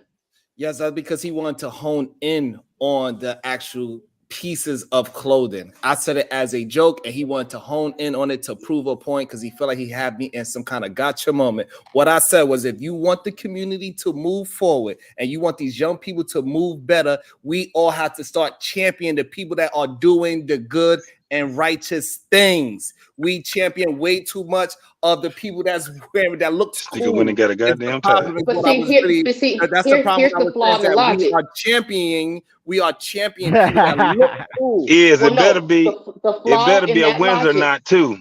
No, the flaw in that logic is you can sit up and you can look at people's posts and they do celebrate when such and such got their degree, when such and such graduated college, when so-and-so opened up a business. We see all of those posts. Your problem is the fact that it's not on a large scale because these people are not celebrities. That's what your problem is. That's not my. Yo, you see, I'm looking at y'all doing that shit like boo. So I've done this shit a bunch of times. Like I've done this shit a whole bunch of times. I know how to tie a tie. I know how to wear a suit. I know how to In wear less a tie. than 15 seconds. I told you my dad is Mr. Suit, nigga. So y'all ain't really talking about shit that I don't know nothing about. But I'm telling you, y'all ain't really talking about shit. I saw your live stream looking like a Jehovah Witness, nigga. It would have took me 45 seconds to get the right knot. Okay, so So yeah, you faster than Didn't me Kevin on that. Samuel taught y'all niggas how to wear the suit anyway? I don't. So Okay, the as problem far as is like, soon championing all the wrong things and stuff like that, yeah, is because that soon somebody is talking. What I'm saying, Kelly Bell, was that soon somebody start talking properly, they try to equate that to some bullshit. If you go to school and all that, they equate that to some bullshit. They would say, Poppy would be quick to say, "You a nothing but a square man. You don't know nothing about something." He would say in a derogatory. The way how y'all even talking about people wearing suits, y'all are downing people that's wearing suits, even if they trying their best. They working towards something. And they decide to put on the suit to make themselves better off, and they working in a fucking bathroom. You would downplay that just because. No, but it's not Why you downplaying saying it. no? It's to say that no, These it's are not words to downplaying use. them. It's Hold on, not Eddie. downplaying them. It's to say that they're not better because you're not a better person because you put on the suit. You're not no special, or you're not gonna be assimilated into society because you put on the suit. That's the point. He said if we want to be treated as equals, then we have to wear the uniform of the oppressor. That shit is fucking retarded. Can I say this? Are we Well, I don't talking go with the about? oppressor Are we talking about economy or society? Because you know them two different things. They talking about culture. They want identity Society. politics. Oh, culture. They Oh. want to be talk identity Europeans. They politics. want to be fucking Europeans. Okay. Well, let me say this. Let me You're say not no this. goddamn European, no matter Hold on, how let me much say you want to this. be. Let me say this one, because like I've always seen Nigerians. I've never seen them wear suits. They've they sandals. They got some of the garbs I done showed you, and they've never had to worry about. And they got dealerships and everything. I've never seen them worry about what the economy. See, we're not even representing ourselves from our native self, so that's why people assimilate. But it is what it is. Okay, let me address something real Hey, quick. get away sounds. He said it. He summed it up pretty well as well. Now, The I $5 want super chat. to say this, bro, real quick, man, because a lot of things have really been unnerving me. Right, number one, I hate the success. White people's success is about productivity argument. Because I see a lot of white people with rims on a pickup truck. It's a lot of white boys out here with drag race cars and all type of shit. Exactly. You know what I'm saying? Fucking Everybody, Confederate flags, hats, all type of shit. Go ahead. I ain't seen a white boy under 30 who didn't wear a pair of Jordans, but they talk about how Jordans is the reason black people broke. I hate that argument because that is an argument of you're less than. Second of all, everything y'all say was work apparel. So even if you're talking about a uniform, when kids go to school, some schools you have to wear a uniform. You know what you do when what do you do when you come home? Take that Take that shit off. So it don't even matter if you're a plumber or whatever. You're gonna take it off. Right. You know what I'm saying? None of this shit really matters. I want to hone in on that, Dirty Ferg. So but that's the thing is that but when you outside, people conduct you and represent you as something. Then when you come home, you could take off whatever and be whatever. While you in the house, you could wear pajamas. Who cares the fuck when you in the house? But when you conducting yourself outside, you are wearing a certain uniform. All I was trying to explain to them is that we need to start championing more of the good shit that's going on in our culture. We champion way too much of the bullshit, and y'all want to hone in on fucking suits from the 1920s. Even if wait. So that's what I'm Omni waving the back, so I know it's you, Omni. Even if I said okay, cool, I would like to remind you that 75% of America are functional Omni waving the illiterate. back, so I know it's you. Wait, what? Say that again. 74% of Americans are functional illiterates. There was a reason they separated the smart kids from the dumb kids in school. And then you got adults, and you got all these Down syndrome ass people around you. I don't give a fuck about what a dumb nigga say about a smart nigga. Exactly. Like y'all worried about you go outside. Look, fuck that shit. But make sure you don't wear your pants all the way to your knees. Not because I care, but because if you're supposed to be a thug, how you gonna get to your gun or hop a gate? That's not practical for the uniform you're wearing. Like, hey, tie your Timbs up, nigga. All right, Omni, yeah, I got you. Shout out to Omni. Hey, real quick. Shout out to Omni. Let me read these super chats real quick. And I'm gonna let my man Omni get into it. This is a dope discussion, man. Y'all know we get passionate. We get passionate around here, but this is a dope discussion nevertheless. Y'all gotta admit there's some good points going around, even though we don't necessarily agree with everyone, each and every one of our points. But we're gonna talk about it. So hold on real quick. We got time. Hey, Shout out to my man. thank you, Izzy. I apologize. I just want to say I'm up out of here because all the children is home, so it's going to be a little too crazy for me to have the conversation now. Peace. So We appreciate you welcome anytime, Sharon. Even though we don't agree with your Later, ass, we love you, man. Sharon. Peace. Later, Cali Beth. Sharon Bracy. We even having a difficult conversation of the different ideologies. Let's keep that going because it's needed. We are not monoliths, but however, to move those young people forward, we got to start championing goodness so they want to be great. That's all I move got. the young people forward. Get them I away do from think their we need fucking to mama. champion goodness, though. I agree with you there. Peace, man. No, It's just dirty the method how to do it. I agree with you there. Peace. Hold on real quick. Shout out to Cali Beth. What nigga 34, boy? Hold on real quick, y'all. Let me read this real quick. Shout out to Cali Beth. Let me read this real quick, y'all, and then we're gonna get to it. All right, and then we're gonna open it back up because this is definitely a dope discussion. I appreciate y'all, brothers. I appreciate y'all. Salute. Let me read these super chats and get to the people because the people are blessing the channel. I appreciate you. Yo, shout out to my man DJ Wish Doctor. He said I read that one already. Shout out to Narratives $5. Kevin Samuels is dead. God rest his soul. California doesn't care if you wear a suit while black. We don't tap dance out here. Quafinito, bars, man. Bars. We ain't tap dancing, fam. We not tap dancing. Getaway Sounds $5 said, why do African Americans like everything that is trashy and everything that has class and elegance? They think it's bad. LOL, black folks in America are the worst. Shout out to you, Getaway Sounds. Yo, $5. I appreciate you. Thank you, fam. Sweet, what am I missing? Sweet No? Is that Sweet No? Sweet and low. Sweet and low? Sweet and low. Sweet and low. Yeah. The way you dress is a representation of yourself. Well, if you dress like a European, does that mean you're representing Europe? I don't know. Yeah, that is not true. Yeah, I'm not sure. Bars right there, bars. Hold on, real quick. Let me just read Makes this. no I'm sense. gonna let my man Ray Midnight get up in here for. I understand. Yo, listen. There is a train of thought that says, yo, if you dress for the position that you want, you dress for success. I've heard it all. There you before. go. I come from a sales background. I heard it all before. I just showed you how fast I could tie a tie. That means that, I wear, and I have a tie. I have a lot of them. That means that I wear shirt and ties. I have suits. I can show you some. I have suits. I understand there's a place for everything. But what I'm saying is that, even as a brother that wears suits, that knows how to tie a tie, that has been in sales, that's been at the top of sales, that shouldn't be your identity. Your identity should not be tied up in you wearing a suit or not wearing a suit. That's what I'm saying. You should work more on the inside to be a good man, to be a good person, than you work on the outside. That's what I'm saying. That's my basically, real quick though. The person I wear the suit is what matters. Hey, look though.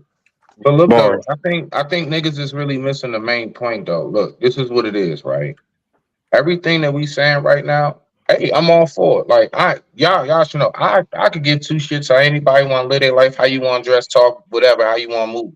My whole thing is this: I do hear a lot from when we see either being pulled over for whatever or just stop, whatever it is. My point is, if we have this headspace, if we got this attitude behind it, then we need to take what comes with that shit. And you know what that's going to be? Profiling. That's right. So when niggas are profiled, so all I'm saying is, if we hardcore set on, fuck that shit. We gonna wear what we want. Yeah, that's right. I'm going to church and camo and Timbs and hoodie and everything else. And I'm just gonna wherever it is.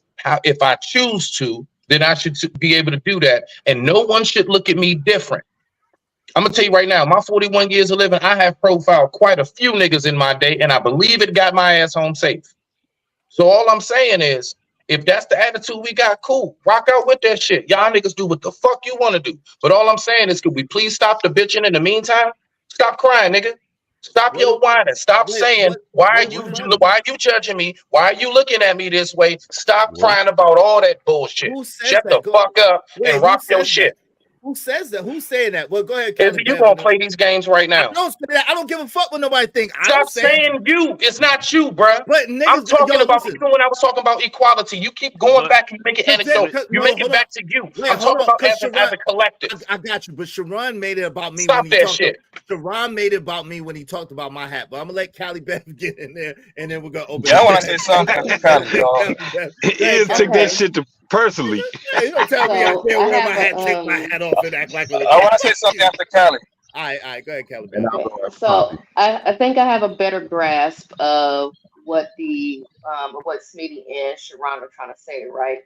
And this is I guess this is the example that I will use. So if I were to dress a certain way, right? Like real provocative and everything, y'all would think one thing about how I am, you know what I'm saying? Basically a hoe. Y'all would think I was a hoe based off of how I dress.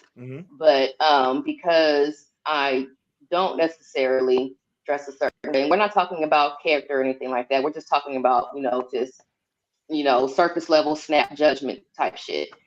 Because I don't dress a certain way and you don't see certain things on my Instagram, then you wouldn't necessarily put me in that category. That's the best example that I could give. Like I said, I think I have a better understanding of what it I is got it. that I they're understood it the same way. I understood it the same way. But we here's the all thing. known that though. We all that's what. Listen, I get what they're saying, but it doesn't consist of. Next, Chuck, I'm go sorry, ahead. my bad. Go ahead, and then we're gonna let Omni get in. Go ahead, All right. Trucker, and then No, Poppy it's supposed Blanco, to be me. then Poppy Blanco, you after Trucker. My bad. Go ahead, Trucker. My bad. No, I but ain't this in there. nigga Trucker skipped me, man. What the fuck? Yep, no, I'm just playing, man. Go ahead. I've been quiet the whole Go ahead, time. Trucker, real quick. Hurry up, Trucker. He playing. Oh, fuck you, nigga. Hurry up. He playing. You lucky it's Friday, nigga. Nigga, I'm trying to be, you know what? I'm trying to be peaceful, nigga. That's second strike, nigga. You already messed up with the E40, all right? Oh. Go ahead, Trucker. Go ahead, man. Go ahead. And then Poppy, and then my man Omni is next. Go ahead. Yeah, Trucker. Shit, what happened? God damn it, Trucker. Man. I told him to say something. That going. God damn it. Go ahead, Poppy Blanco, and then Omni. Yo, Trucker. I told He you. must be in West Virginia. Bro, You need to get the like truck I as soon as said, he pop up. Is he like just I get said, right to him? I told him to go ahead, but he kept wanting to talk about the other shit. Go ahead, Poppy. Blanco. like I said before, man. The uniform is depending on what kind of industry you on, bro. Like I know people is focusing on the goddamn suit thing, bro. Like most people don't even in a lot of this industry, you don't even need to wear a goddamn suit. They got certain standards for you to wear certain outfits. You know what I mean? A collar shirt with some fitted jeans and stuff like that. Like I got my own business going on, so I don't have to dress shit. But in my business I'm in the car business, right? It doesn't require me for me to do that. The people I deal with around it's a bunch of mechanics, body shop guy, car detailing guys. Obviously, they don't need a suit either. You see what I'm saying? And but the point that I want, the shit that I want to say is why people care what others think of them, bro. I never understood that shit, fam. If you getting their life, your right? number, Living their life for other people, right? You mean as far as living their life for other people, right? your number one obligation in life is take care of your goddamn kids, and then your mama and your parents, and then the people that is closest to you, man. You don't like. Why do you care what people abuse you? Like, why Smitty keep saying that? Oh, the equality, bro. Who gives a fuck, my nigga? As long as you get into that bad, who give a fuck how they view you outside, my nigga? I don't care about none of that shit, bro. And I'm the kind of nigga I wear hoodies all the time. But guess what? I only got 3 suits though. I only wear suits like 2-3 times per year, man. That's mass. Because it doesn't require me for me to do that to a special occasion, somebody getting married, some bullshit like that. That's it, man. No doubt. Hey, thanks, Poppy. Hey, Omni, go ahead, brother. Get in there. What'd you say, Omni? What's good, Well, man? Thank you for your patience, bro. Kelly nodded to what my point was, which is the clothes communicate things to other people. So when we get reactions for what we wear, you know what I'm saying, we should just understand the psychology behind it. You wear a suit, you know what I'm saying, that communicates one thing. You a boy in the hood with the hoodies, with the hoodie on, you know what I'm saying, like you Trayvon Martin, rest in peace. That communicates something else to people. The problem is that we have a habit of prejudging people based off of what they wear, and I think that's what needs the adjustment, right? The lens that we see people and having that being the metric at which we measure them, that needs to be the adjustment. Just because, you know what I'm saying, my man Ray Midnight, he up there, he got the hood up right now, doesn't mean that he, you know what I'm saying, lurking in the shadows waiting to get the drop on somebody. That's not what it means, but some people take it that way. You know what I'm saying? When you had the tie on earlier, that doesn't mean that you about to go to a business meeting. You probably about to take the fam out to eat or something midday. Who knows? But that's your business. So you should never judge a book by the cover, as they say. But we have a habit of doing that, and that's what needs to be shout out Jordan. That's what needs to be adjusted, is how we judge people and how we view them. And then I think everything else will fall into place. And I also agree with Blanco that, you know what I'm saying, at the end of the day, you know what your mission is every time you step outside the door of your house. Fuck everything else. Why should you even care about that? That's always been weird to me as well. Why should you care about? Because nobody knows exactly what you're doing. And like you pointed out earlier, is James St. Patrick, Ghost on Power. He always in a suit. Ghost. But that nigga is doing the worst shit. The worst shit for everybody. That's a fact. That was a and fact. it was sharp. It was sharp in the suit too. He wore a suit well, man. And Right. It would delete you in the millisecond. From the wire. Stringer Bill. Yep. Stringer. Yep. Stringer didn't wear as many suits. He didn't wear as James. suits, but he was formal though. He was kind of formal about it. He didn't Yeah. wear suits as much as James St. Patrick. Yeah, Stringer Bell from the wire. There's still an element.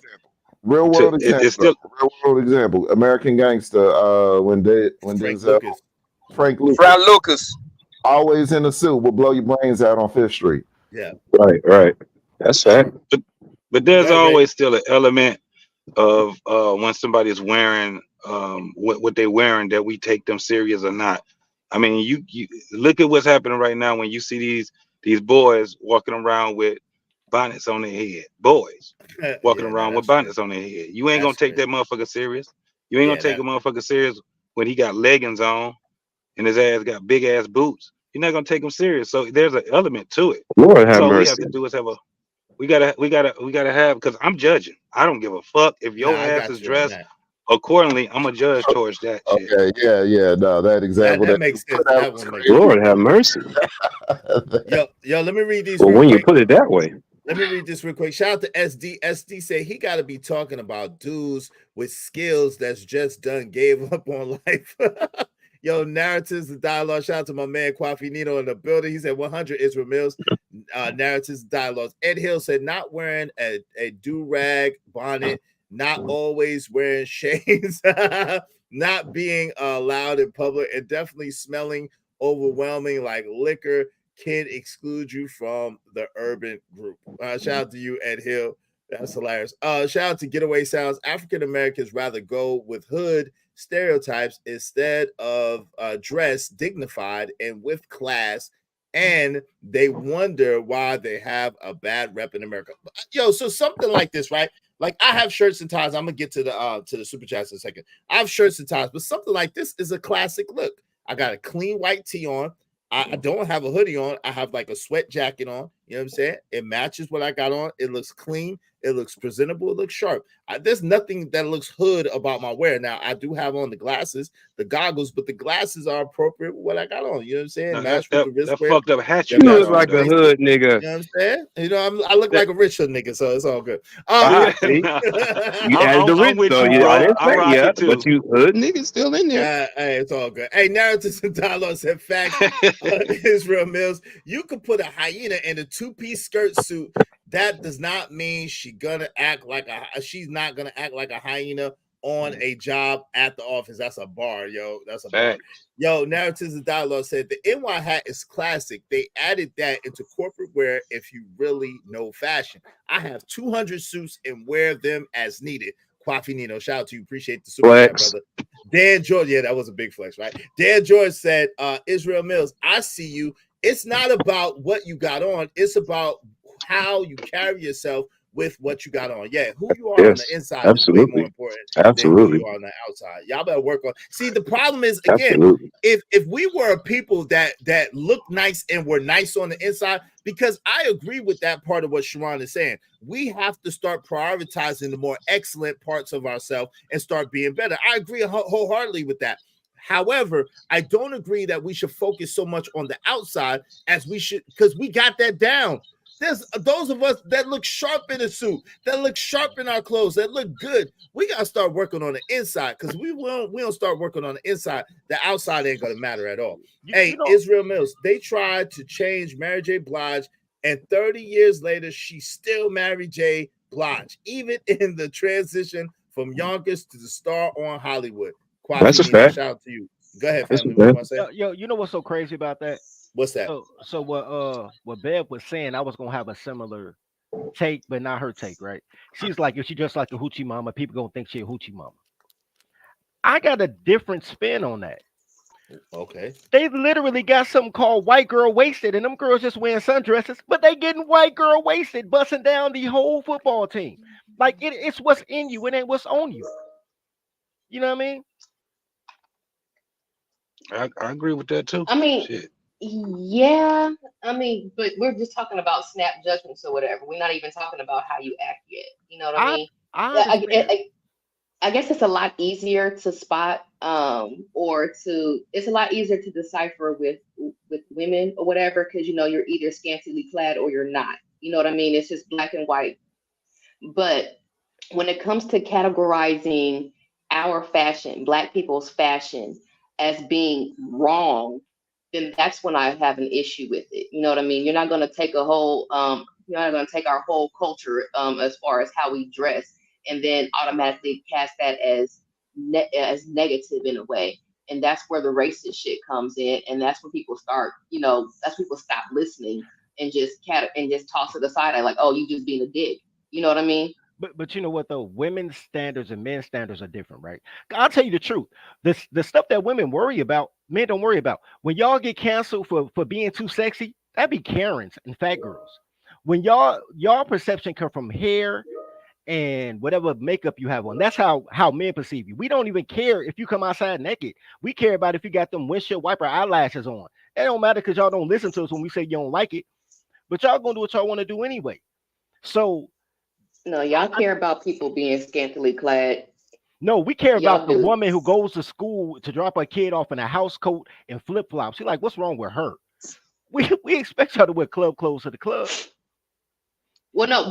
Well, the problem is it's not so much club clothes to the club. It's you wearing club clothes and you at the mall. You wearing club clothes and you just at the grocery store type shit. You know what I mean? It's a little bit different now. And even still, even the type of club clothes that you put on or whatever, you see a half naked bitch, you gonna think she a hoe. Period. Yeah, I think any girl with clothes on got too many clothes on, so don't pay me no Oh attention. my But gosh.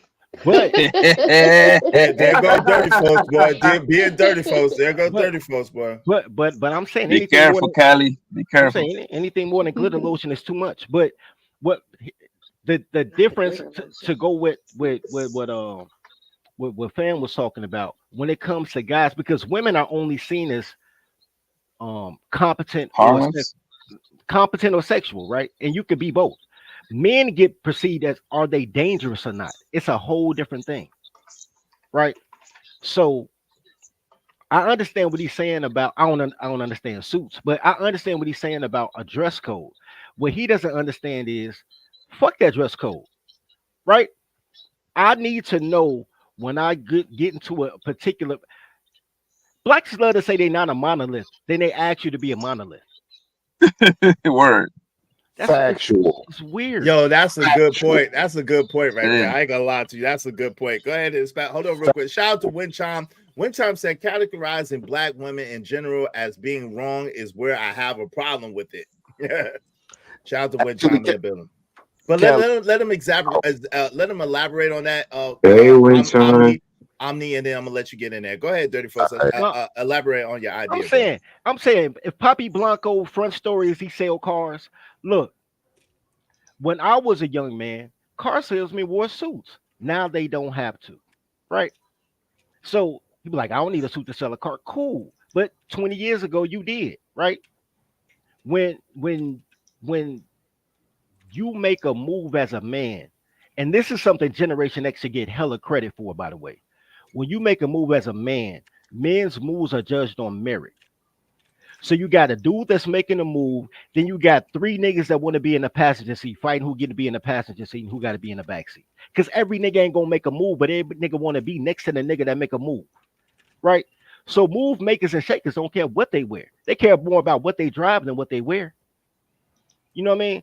Actual. It's the motherfuckers who need a logo, and every man needs a logo, but it's a motherfucker that needs the logo in order to be accepted that worry about that shit. Like, but isn't that feminine to need a logo? Period. Like, I mean, you know, everybody needs a logo in the sense of what you're saying. Being a part of something greater than themselves is basically what you mean, right? Well, girls, like an ideal or an ideology, right?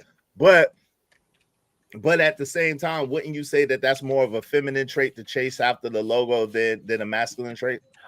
It's feminine to chase the logo. It's masculine to be the logo. To be the logo, exactly.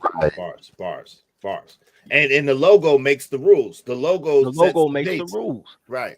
You know what I'm saying? It's a lot of things I don't say on Izzy channel because it's Izzy channel, but I'm part of the production. So thank you. You know what I'm saying? So I know, right? Because all right, I'm back now. Blanco, yeah, we got beat. Wait, hold on, fam. Trucker, 30 just be popping up with two pistols out of nowhere, yo. He stopped in the middle of what he's saying, and then he pop up, yo. I'm back now. Like, I know, I'm sorry, man. That's the third time I said I'm sorry, dog. Yo, I'm Trucker, sorry. hit my cash app. Damn, what the hell? Yo, Trucker, hit my cash app. Trucker just pop up with two texts all the time. Like, nigga, this us, nigga, lay down. Right. Look, go ahead. Dirty folk. And what's so crazy is I only come on the panel because of Trucker. I like Trucker. But anyway, don't be rude. All right, so check this out. All I'm saying is that if I'll use a gang format, right? There are normally 4 people in every gang, right?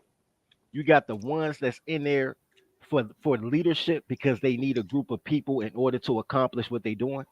You got people in there because they trying to get money in this pussy in these streets, and they have a pipeline of how to get that bread. They know who to talk to that's obligated to help them, right? Then you have people that's in there because you know they really just to claim it. Just to claim it. That's the 4th. But the 3rd is the people who really violent, like they really got that hard home life and they don't want to delete their parents, so they come outside looking for somebody to fight. Jesus Christ. I'm just being honest. Somebody got to be security, bro. Do not knock them niggas, bro. I hear you. Everybody don't pull the pistols, but you need the pistol pullers to protect the logo, right? So shout out to them. And then, but the logo tells them who to shoot, because without the logo, they'll shoot everybody. Right? An emotional man is a dangerous man. I don't know why black women keep saying they want an emotional man. That's the deadliest nigga on earth. But anyway, and then the 4th dude is the one that uses it as a social club because they just need it for protection. They just not even protection like they scary, but like my whole neighborhood this, so I'm this. It's like a social club. Like if I ain't this, then then I won't be socially accepted. So it's levels to the game, right? But all 4 of those dudes get pussy from the nation hoes because girls fuck the logo.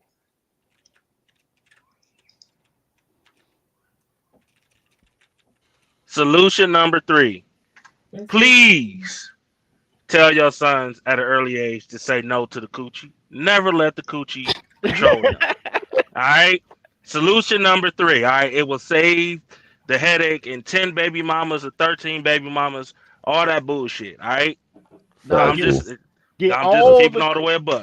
So they won't end up where dirty folks is talking about the No, I don't. No, I disagree. Go get all the coochie while you young. Don't knock them up. Wear rubbers, or you'll be one of these 40-year-old niggas with girls on the panel saying, "How can we get together and unite?" Fuck that shit. Fuck these hoes. Fuck these hoes. No, nigga, no.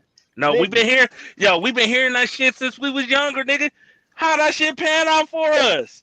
Niggas is out here proud to be motherfucking 3rd baby daddy. Like, no. Crazy. You know what I'm saying, nigga? Yo, that's my baby mama. I deserve to fuck her all the time. No, hey, hold on. Hey, look, bro. Let me tell I you something. Trucker, deserve you the asking fucker for an all the time. impossible, bro. Hey, Trucker. No, No, dog. no, no, no, Trucker. Here's the problem with what it is. We can both be wrong or both be right. You know what? Because the variant is the woman, right? This is why black people can never get along. Let's do simple math. I don't know Common Core math. Let's do simple math, right? If I use algebra and I say x times y equals 24, and I say solve for x and y, tell me what the variable, what the number x is, what the number y is. It's Well, what 32. is the value of X?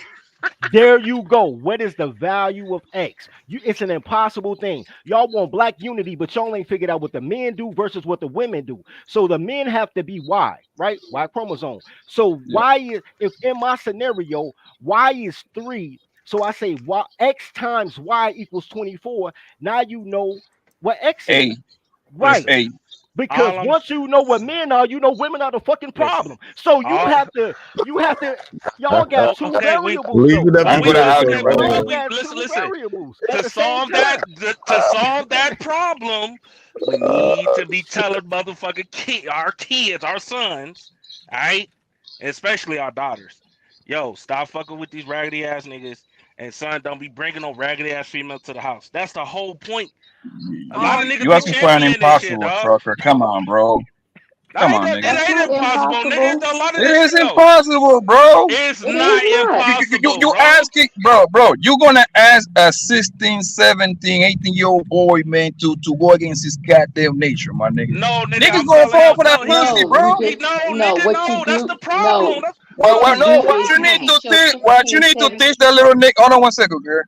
What you need to teach that little nigga how to do it safely and properly, my nigga. It's going to happen. that's He gonna be the okay, and that that's the nigga point. is full of testosterone, bro. What are you talking Okay, about? I get that You point, but teach nigga, him most of these dudes, discernment. hold up, most of these dudes out here that's here saying being safety, yo, they don't know how to say no to the pussy.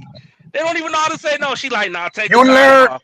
You Nigga, learn the no, art, say yo, no. bro. You learn the art to say no to the pussy when you master it, my nigga. That's like, come on, bro. That's Like, the like whole point. No, you No, teach That's the your whole point. you you teach teach your your son boy, my discernment. nigga. You teach your young You boy, teach like, him yo, this is you teach what to him look for, what discernment. not to look for, bro. Like what? But at some point, he gonna fall victim to that pussy. Hopefully, he doesn't get the bro pregnant. That's what you gotta teach your boy. Okay, so there's steps to it though, right? Step You one, teach him be able discernment. to say motherfucking no. No, two, just because she got a fat ass and she got a nice smile, she pretty, doesn't mean you gotta fuck her. You know what I'm saying? It doesn't mean you gotta Bars. fuck her. no, yes, it That's does. the It does. whole No, point. no, I don't care if she pretty. It does. No, Look, it doesn't. no, yes, it does. The problem is why are all these obese gargoyle looking bitches pregnant? That means you don't have to fuck her. Don't fuck But they do her. okay, but a lot of these okay, and a lot of niggas, that fat obese Rosie O'Donnell dick hole wearing underwear chick is throwing the coochie to the motherfucking kid, throwing the pussy to the dudes, and the dudes is taking the coochie because they don't know how to say no. No, nigga.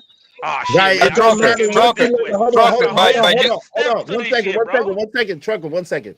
This is the thing. Y'all acting like disease and like pregnancy that got a face on it. that's Like, why I yo, say teach him. so hold on. So hold on. So just because she's pretty or she looks a certain type of way does not mean that she doesn't have a disease or that she's not, you know what I'm saying, a dirty, filthy, nasty chick.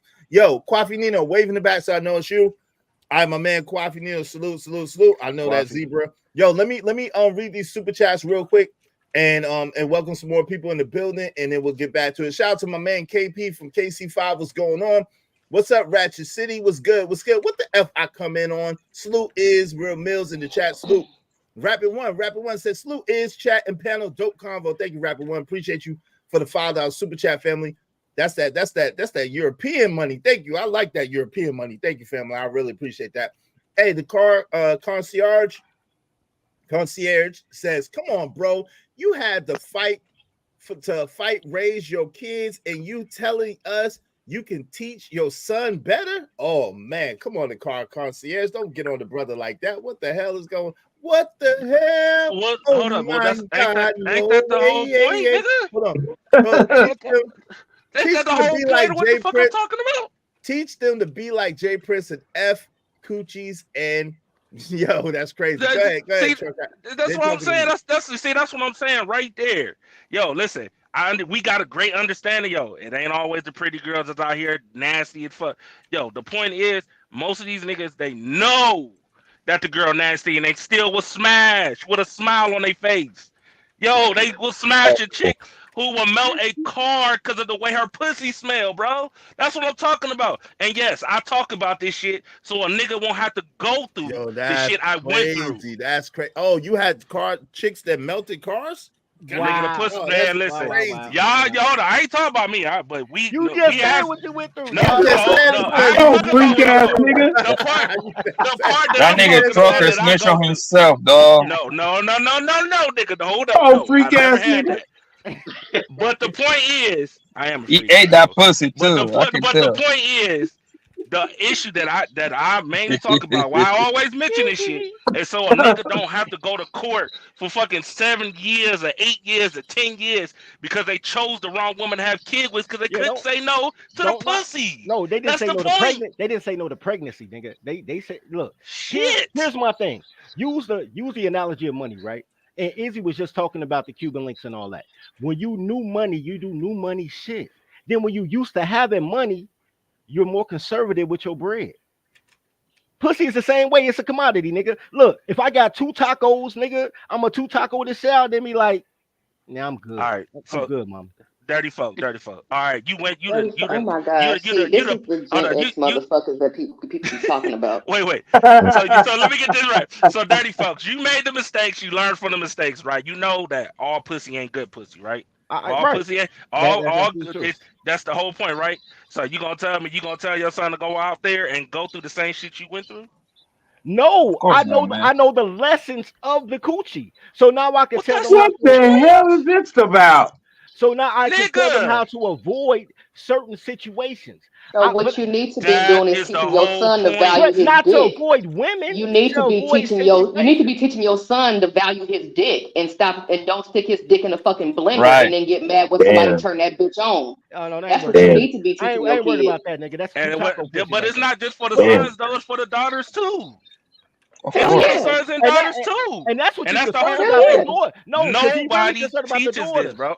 Listen, nobody ain't no. Listen, there is no nigga. Listen, yo, there are women on fucking panels right now talking about giving a 13-year-old daughter a vibrator, my guy. I know, right? Because Because that's the mother-daughter combo. Wait. You know, I didn't want to hear it. Let me repeat it. I didn't want to hear it. That's an issue. No, that's a big ass issue. I mean, it's an issue for them, not for the. It's an issue for niggas too, because that's they giving away coochie, but they charging you. But here's the thing, bro. And I need you to understand this. I had a cousin once upon a time. Well, I still have a cousin. He's still alive. But once upon I used to tell my cousin all the time, like, he'd be like, I want 5 girls, 6 girls. I said, look, bro, like, you don't even want a menage, bro. Like, you got 1 penis, 1 mouth, 2 hands. That's 6 holes, my nigga. You gonna feel like you playing double dutch, like you trying to get in the game, bro. Like, it's a lot of work. It's not even fun. So one year, he decides to get on the chat line. He a chat line nigga. And some girl from the projects invited him over, talking about she got drinks. He go over there, he wake up, and he got violated. Like, they raped him, right? Like, it was like one huge girl that was sitting in a chair on some cuckold position. And then I'm telling you what this is what he told me. Hey, this is what he told me. So he's talking about this nigga dirty folks, man. Hey, this ain't even my story. This is his story. So he was like, man, they had him drunk off. They had him drunk off 211 in Hennessy, and he woke up. 2 bros, right? Yeah, 211. Hey, look, man, it's his story. Look, my God. He said they had him drunk on 211 in Hennessy. He said he remembers sleeping with the first girl. He said he woke up and couldn't feel his right leg. He thought they amputated his leg. He said, but then when his eyes focused, his leg was stuck. They got the flaca. No, his leg was stuck in the booty crack of the obese chick who was sitting in the chair. No. Naked in the bed. Hell no. Talking about his back hurt and his leg. Listen. And you know what the problem? You know the easiest answer to that would have solved the problem, nigga, would have been him saying no. No, but here's the thing. So I told him, I said, man, I told You him, never happens until it happens, bro. right. And I told him that's his point. I told him, I said, man, you shouldn't even been in that Niggas ain't situation. David Copperfield around here, bro. I'm like, you should have been in that situation. And he told me, he said, cuz you've been in every situation. I ain't been in those situations. You like certain things you can't teach me. I got to learn on my own. And I said, yo, you need to touch the stove. Say less. Yo, that's Touch a the stove. crazy way to learn. Yo, let me welcome some people in the y'all look crazy. Yo, let me welcome some people in the building. That's a crazy way to learn, yo. For real. Damn, that shit's crazy. Yo, my light went out. I gotta fix one of my lights. Anyway, yo, my auntie Low Key is in the building. She said new age female truckers exposing their BBL and ain't-ish attitude as a uniform around 90% of men is dangerous for them, their co-workers, clients, and company brand. Shout out to you. Shout out to Sherelle, who's a trucker. Yo, Lauren Mack is in the building. What's up, Lauren Mack? How you doing? We seen you on the panel the other day representing. Lauren Mack was on the panel representing. What's up? Ooh, Lauren Mack. Ooh. She'll never come up here on our panel, so come up on our panel. Yeah, y'all should cam up, man. Y'all should cam up. Make for a better show. Makes for a better show. Man, let my man Kwafi Nino get up in here. He ain't hardly say anything. Give me a second though, Kwafi. Let me read this. Let me make sure I got all the what you call it. There you go. Callie Bev made our panel look so much better. Shout out to Callie Bev making our panel look better, one sister at a time. Yo, salute. Yo, let me see. I got everybody there. George, Rafi, boop, boop, boop. And millennials, gang. Hey, y'all messed everything up. We came to the conclusion that was actually the millennials that messed everything up. Y'all don't be mad at me. That's the I ain't know that was the conclusion, but I Damn. I don't even agree with that though. I think the boomers messed it. I know. I'm just messing. I'm just playing with I know. Lauren. I'm just playing with Lauren. Hey, go ahead. My man Kwafi Nino is in the building. What say you, Kwafi? What say you, bro? Hey man, dirty folks, you crazy as hell, man. Hey, that wasn't even my story though. Hey, I know your stories are accurate, but let me say this. I just want this is a piggyback from yesterday, right? Mm-hmm. This topic. Yes, sir. Yes, sir.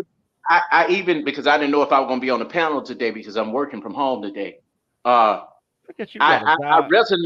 resonate with you, man, on when you talked about you putting all your money in an envelope that you had worked for and saved up. I don't know how you got it, whatever, but if either way it was yours.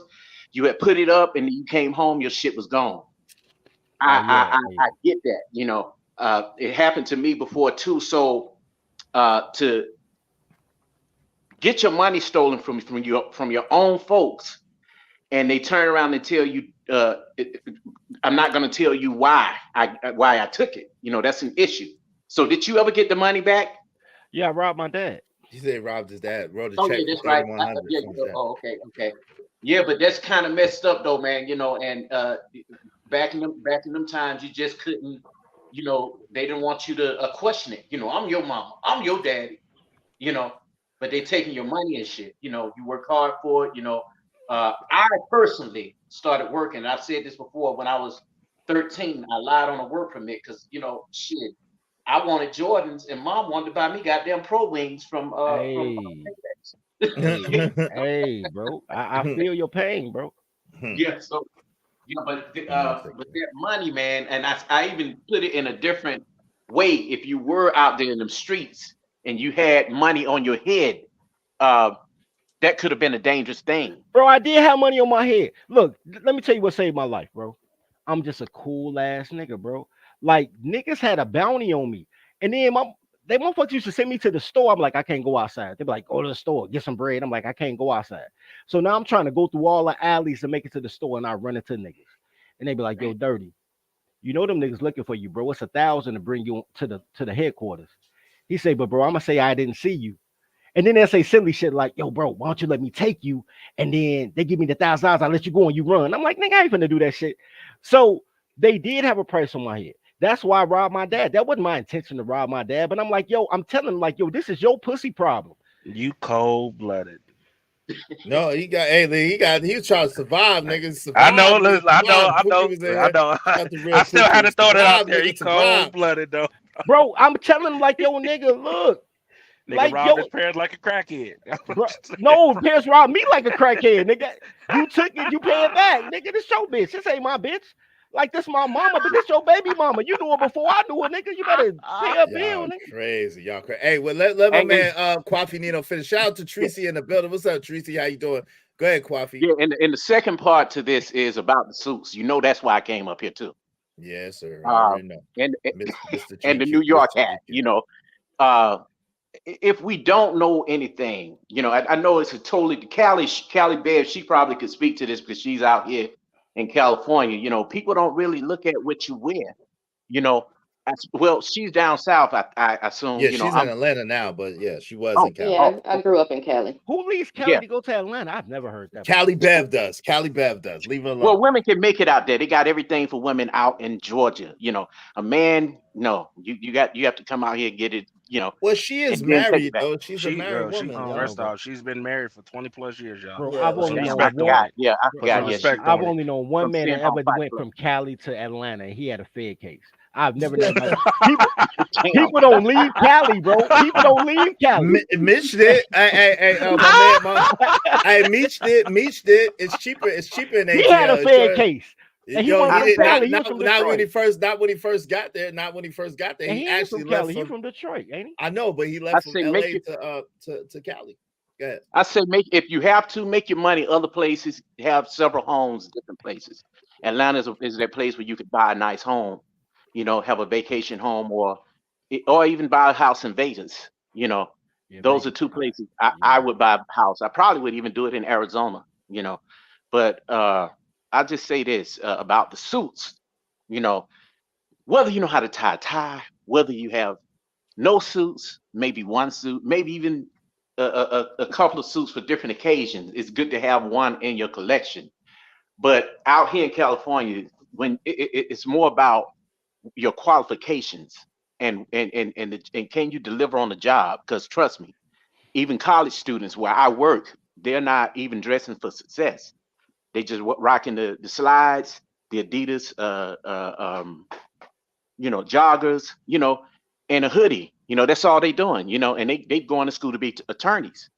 You know, of course, you know, when you go to the bar or something like that, you know, if you're going to work for a specific firm and you're in that type of setting, you do that. But as Israel said earlier, to work for a place like YouTube, and I'm talking about corporate. I've been in the corporate offices. I've been over at Google, and I saw their whole compound. If you pull it up, you'll see that these people do not dress, No, hell no. you know, with a suit, you know, every day. You know, I think that's some down south shit or some shit on the East Coast, you know, where people are trying to impress. Because trust me, I've been for many interviews and I'm educated. And they've said, "Oh, just be yourself. We didn't care about your suit, Mr. Quaquinino. We didn't care about the suit. It's your qualifications." Bars. All right, yo. Let's get so what we're gonna do, we're gonna go and actually review this video that we've been trying to review for 2 days now. We're gonna get into it because Callie Bev was a part of that conversation. She's here. So I had a couple of questions for Callie Bev, but I want to go back to rejuvenate myself and to remember what the hell I watched. So let's get to it without any further delay. We're gonna press play and see what the good folks at This Might Be Risky had to say. Fair use. Fair use, fair use. This is where it gets interesting. They blame everything on fucking Gen X. So let's see what happened. Let's get to it. They blame everything on Gen X. Let's go. The Gen X day, because I don't want to say it was just the women, but like the women, I don't know what happened or what started to happen, but like I feel like that's when the mental health check should have started. Mentally, what? She's right though. Hold on, let y'all let her finish. Better. Because just being there isn't enough. Damn. Go ahead, Ro. I agree. And I just said, you know, the boomers, like I said, left us out there as crash dummies. I use that as an analogy because crash dummies actually were started in the 80s for cars, like to test them out. And I believe that we were left out there to fend for ourselves, that we forgot that we needed to take care of ourselves because nobody taught us to do it. Okay, so I feel like that's when the hyper independency started, like the I don't need a man and I can do it myself and all that good stuff. I feel like that's where it started. So that's why I'll say that the generation started to decline. They set us up for failure. So, so you agree that Gen Z is responsible for the current state of the culture? I mean, Gen X? Yes. No, I'm saying, Ro, you agree with that? I agree with that. Okay. Okay. Of course, not individually, because some of us, got the work, did the work, got the counseling. So we're not doing it for the next generation of You kids. know, I don't play the sum game. Exactly. So as a whole, yes, I agree. The majority, right? Okay. Yeah. Okay. God damn. Really? What you think? Yeah, no, listen, I've been on my whole campaign with Generation X effed up, man. Damn. This is one of the ones where we got to hold that L. I'm going to tell you why. So Jim talked about earlier how, the next generation is supposed to benefit from your hard work and sacrifice, right? Now, here's the thing. We were so busy working to give our kids what we didn't have.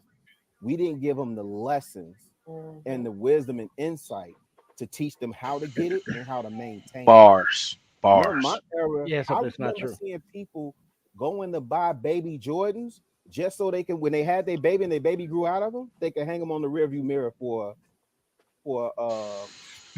little trinket or whatever, right? And this is how misplaced we were. You know what I'm saying? Financial, everything. Right, So to Wendy. Rose's point, yeah, there were a few of us that made it out, but also we were the ones who were taught, go to school, get a job, raise a family. So what we do, go to school, get a job, move to the suburbs, never come back to the hood.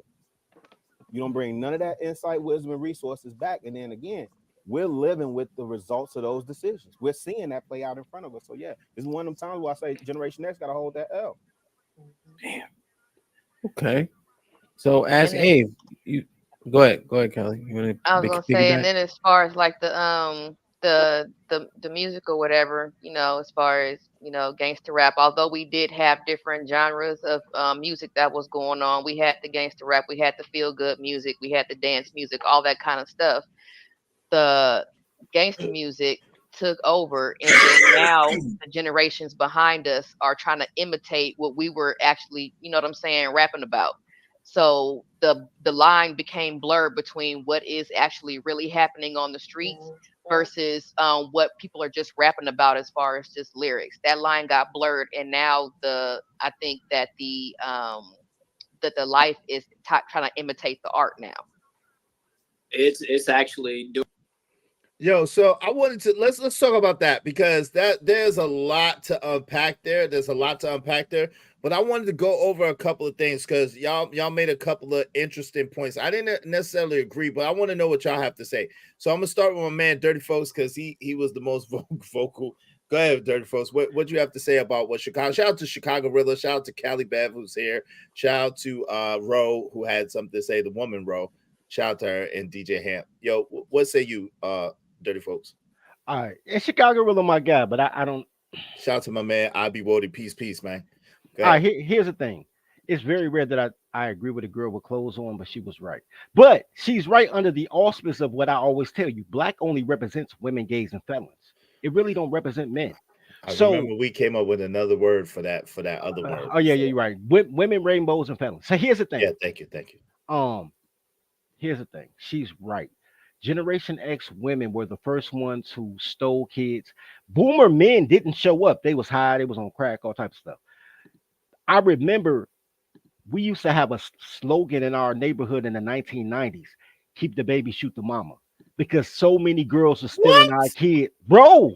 God damn. Nigga, I made a song about that shit, nigga. Keep the baby, shoot the mama. Because so many girls. Yo, the thoughts, feelings, and emotions of my man Dirty Folks are his alone. That is the disclaimer. This is only Hold on. Wait. Dirty Folks. Folks. Is that true what you were saying? That's a real slogan? Bro, he said he made a song about it. Bro, shout out to Glenn, Tori, and Booby, bro. They say that all the time. Like, yo, keep the baby, shoot the mama. I can't get my son. I'm paying child support for this motherfucker. I can't even get the motherfucker. Or then they get the kid, but she's still charging child support, saying he ain't doing nothing. They breaking niggas, they stealing kids. Man, my nigga cute. Like, Generation X girls, because we was all teenagers, was stealing kids at a rapid rate. And then, do you know how many friends bro? No, I can't tell you how many friends I've met on Facebook, because you know how Facebook suggests, high school friends, like you might know such and such. Nigga, in the 2010s, it was like a reuniting, nigga. You know how many friends I got who found their dads on Facebook? Like, yo, I've been looking for you for 23 years. Like mama told me you was dead. Like, yo, I've been looking, bro. These bitches steal kids at a rapid rate. And they call you. What up? Wait, hold on. What's man, hold on, real quick, Dirty Folks. Hold on. I got Cali man. Hold on. Stop. Dirty Folks, you poured on really Dirty Folks, you poured on really thick, so I gotta give the people a minute to catch up to what you're saying. Give me a second. Yo, shout out to Sway producer. Yo, Roddy said, man. Yo, Romello, excuse my dad said Wild Hunters here. That's the Wild Hunters. Yo, Andrew Teller said the internet sees all like Skynet. Okay, go ahead. Somebody said 63rd activity. Hey, both of them right. 63rd Street activity, Inglewood, Roseland, Wild Hunters, nigga, everywhere. The whole south side of the city was like, keep the baby, shoot the mama, bro. Because that's how bogus they were, bro. Like, she's right. That all that independent woman stuff because they mama got food stamps. Like I was like, we don't need no man, bro. She's right. She was right. Now on the flip side, and it goes to culture. You know how I always say like these young dudes are doing what we did 30 years ago. Like they never made a new music and they rap is still the stories that we had about having baby boomer parents and having have a kid around our neck and figure out life. They making those same raps, but they don't have a kid around and they're trying to figure out life. That they just want the victim story. So she's right. They're right about that as far as how the culture maintains. But the culture maintains on that because those thieves who stole the kids is pushing that story to their kids. I got friends that's 47 years old with 3 kids by the same man talking about some, yo, Willie Lynch maybe had these kids out of wedlock. Bitch, you ain't even lived through Jim Crow. Look, the slave narratives and all this bullshit, bro, they right. Gen X women did that shit. Gen X men was doing awesome shit. Gen X men have the least amount of kids. That's why the population is shrinking. Like we were responsible as fuck with our dick. Yeah. As far as pregnancy. Well, yeah, as far as pregnancy goes. We was everything. We was going to we free Capitol Beach party. That's a goddamn lie. You know that's a lie. That is a lie. That is a lie from the pit of Hades. That is a lie from the pit of Hades. Hold on, it's not cap. What do you mean by that is we was smashing, but we was wearing condoms because you got to remember in '91 Magic had caught the HIV, and so, in '92 Eazy-E died. Eazy-E died. So you got to understand. Hold on, real quick. It's not cap, Sway. It's not cap. So when we was in high school, 2 major things happened. Magic Johnson got the HIV, claimed the HIV, and Eazy-E died of the monster. So you got to remember, a lot of us was scared. So we was wrapping it up. We was having a lot of sex, but we was wrapping that thing up. We was wrapping it up. Wrap it up. We was. That was the thing. Wrap it up was a real big thing. Wrap it up and don't be a crackhead was like the 2 okay, so you know that like the 2 major slogans of the. So you know that Gen Xers were like 25. I mean, they were like 20 years old in 1985, right? Oh, they old enough to be. Well, yeah, you talking about the older, right? But see, Cali Bev, I think we're talking about Gen X as a whole. I know, Cali Bev, but listen, going honestly, on forward. I understand, but I think honestly there needs to be a separation between 60s Gen Xers and 70s Gen Xers because you understand. I think you would relate to this too. Hold on, I think you would relate to this too, Cali Bev. There's a different mindset between the Gen Xers that's from the 60s and the Gen Xers from the 70s. We almost think kind of the opposite. We don't really rock like them or think like them. So I guess that's where the differentiation comes. And we said this yesterday. We really want to separate 70s Gen Xers from 60s Gen Xers. We do because you're right. They were 20. But guess how old were you? Wait. How old were you in 85 though, Cali Bev? 9 years old, right? 8 years old, right? I was 5. You was 5. See, I was 8. You're 9. Here's the thing with Izzy. Here's the thing. It doesn't change the fact that you're still old, man. So you're included on that package. You're still included on that package, nigga. This ain't old. This is seasoning, bro. You gotta look. You got to take the whole Gen X. You got to take the whole package. I'm sorry. I feel you. I feel you. I feel you. Hold on. And you could This nigga easy want to separate himself. No. Listen. Even if we didn't do that, then that means that the older millennials is the ones that have to take the biggest L. To be honest, the boomers and the older millennials have to take the biggest L. If we do it like that, the boomers and the older millennials have to take the biggest L because we get blamed for shit that we didn't even do. Boomers did it and older millennials did it. Okay, so the only generation that I think that you can legitimately split like that would be the boomers, because they got a whole span of like almost 20 years. You know what I'm saying? They go from like what, 46 to 64 or something like that. Yeah, 46. So they got to. So you know what I'm saying? There's one half of the boomers that was like more like the silent generation, and then you have the other half of the boomers that was on that hippie shit. You know what I'm saying? Shit, ours is 65 to 80. That's three decades right there. 65 to 80. So come on now. No, it's only I know, but years. you got the 60s. I'm saying you got the 60s and 70s and 80s. So that's only 5 years though. Boomers got almost 15 20 years. It's 15 years. It's 15 years. Right, but what I'm saying as far as the 60s Xers, that's only 5 years worth. I'm saying there's a more legitimate case to split the boomers than it is for anybody else. That's all I'm saying. Because they all know the fact that you think that 60s Gen X act like boomers means you can't split the boomers because they all acted like cuckolds. To Izzy's point, we really didn't, since we were latchkey kids, we looked up to the Gen X from the 60s. That was our big homies, right? Mm-hmm. Those were the ones that were 18 years old when crack hit, and they was making $10,000 a year. I mean, $10,000 a day. A day. Right. We was trying to be like that. We made $1,000 a day when we hit the 90s, but they was making 10,000. There was a weight man. So all the mistakes they had with girls, they told us. All the ways to get money, they told us, right? So we had they were the vanguard for us. They were as far as lessons go, not provision, but lessons. They were the parents that the 70s Xers needed, because the real parents was boomers and all they was like happy wife, happy life. You know what I'm saying? We're gonna go to rehab. Like, so you needed that bridge. They were the ones that went through the fire for us to be able to excel. And salute to those 60s. I mean, they went through their mistakes because they believed that, you know, every Gen Xer I know born in the 60s is on their third marriage. Okay, are we still going around in the circle to Yeah, we are. Hold on real quick. We are. Give me one quick second. One quick second. I got you. We are going around the circle. Shout out to Tony, Black God, Chronos King, Monolith. Well, we all know our disinformation program is complete when everything the American public believes is false. William James Casey, the director of that place. Hey, shout out to Gil DeQuan. What's up, Gil DeQuan? Is Captain Mo. The 90s was the height of teen pregnancy, Mo. No, man. Well, listen, now this is the thing, too. Hold on. Hold on.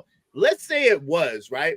This is the thing. I mean, it was a lot of those girls were getting pregnant by boomers, were getting pregnant by older men. It wasn't. Oh my God. Hold on. You ain't lying.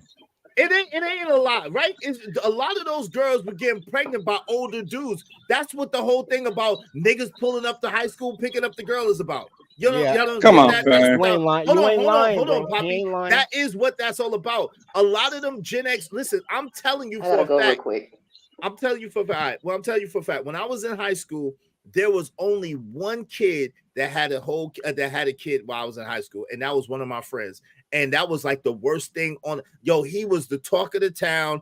Everybody was on his ass. Everybody's talking shit. Yo, him and that girl had the hardest time ever from being pregnant that early. There wasn't a whole bunch of kids that was pregnant when I was going to school. When I'm saying and the ones that were, most of them were pregnant by older men. They weren't kids. They weren't dudes in the school. There were dudes that was already in college or dudes that was already like grown, like 20-something, something like that. That's what when that song Brenda Got a Baby came out. Brenda got 90 what? Like 90 what year? But Brenda got pregnant by her older cousin. 90s, he got pregnant by her cousin, right? And he was an older man. Dude. He was an older man, bro. He was an older man. The Tupac song when it came out. Brenda Got a Baby. I think 91, 92. Something like that. 91, 92. Is that on the All Eyes on Me or no, yes, All Eyes on Me? Tupacalypse Now. It's on Tupacalypse. Yeah. Tupacalypse, yeah. Okay, Tupac. But bro, go listen to it. The red and Like black. Brenda Okay. had a cousin. That was her mama's It was first a cousin. right. That He was was an old. Brenda's third cousin. That was an old ass man. Look, these girls did not want. My dad told me something when I was 17 that I never forgot. He be doing a lot of cuckold shit, but sometimes he got to shine a moment. He said, "Girls don't care what kind of car you got. Girls just don't want to walk. Like, get a car and you can get a girl." Yeah, I learned that in the 10th grade. You know what I'm saying? He told me once, that. once I got my kind of 10th grade, nigga, like, yo, we even now.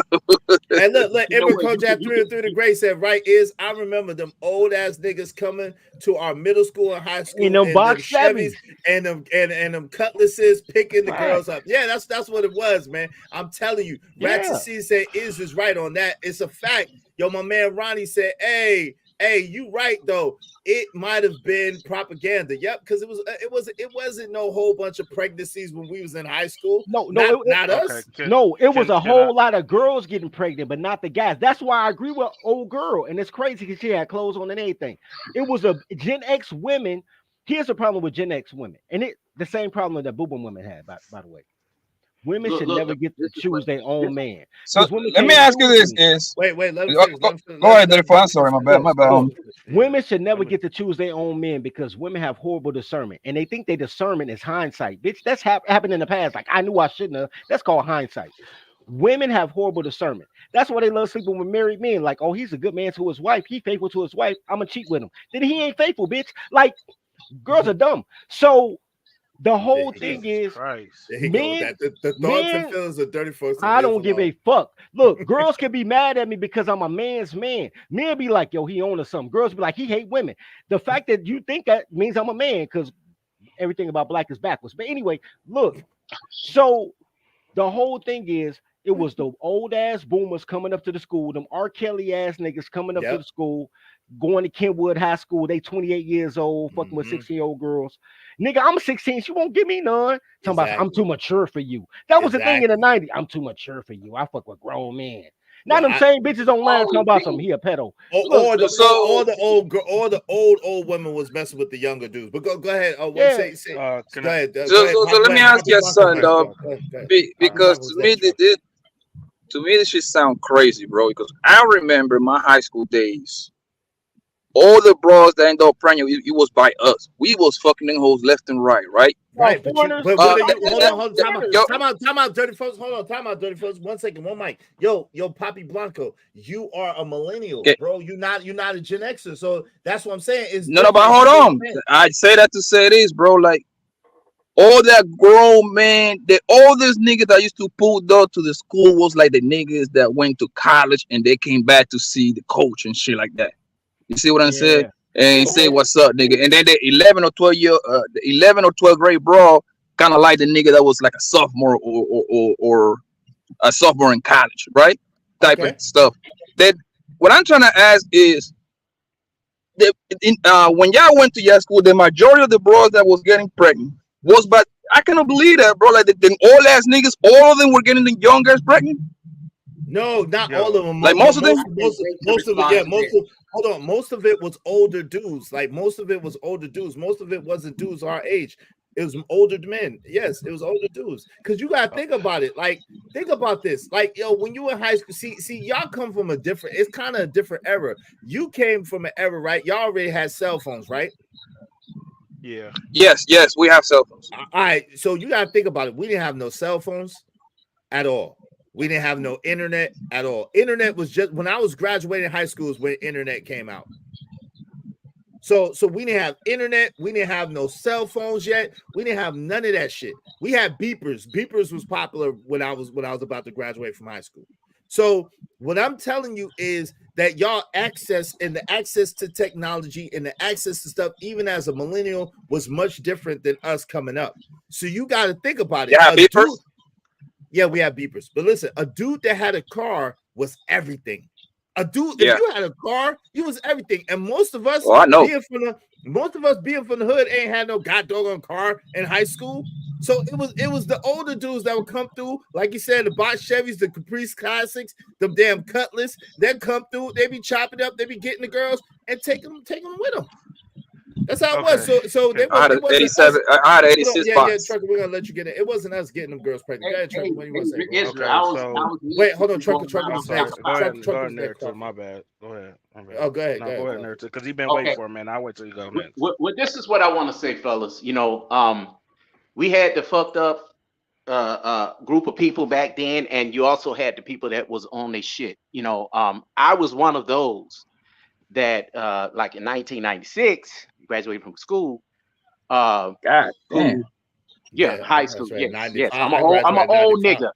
I I'm an graduated old in nigga. 95. Yeah, Okay. go ahead. So the thing is, and I still don't look old, but yeah, the thing is, I Yeah, I need Viagra, fam. No, we don't. Go no ahead. sir, Come no on. sir, no Let the man sir. finish. No, we don't, man. That's how I'd be rumors get crazy. started. You don't need no fucking Yeah, but Viagra. Go ahead. Go ahead, well, let's Carl. just say this. I came up in the era where uh shit inspired us, like a different world, to go to college. Janet Jackson, Callie,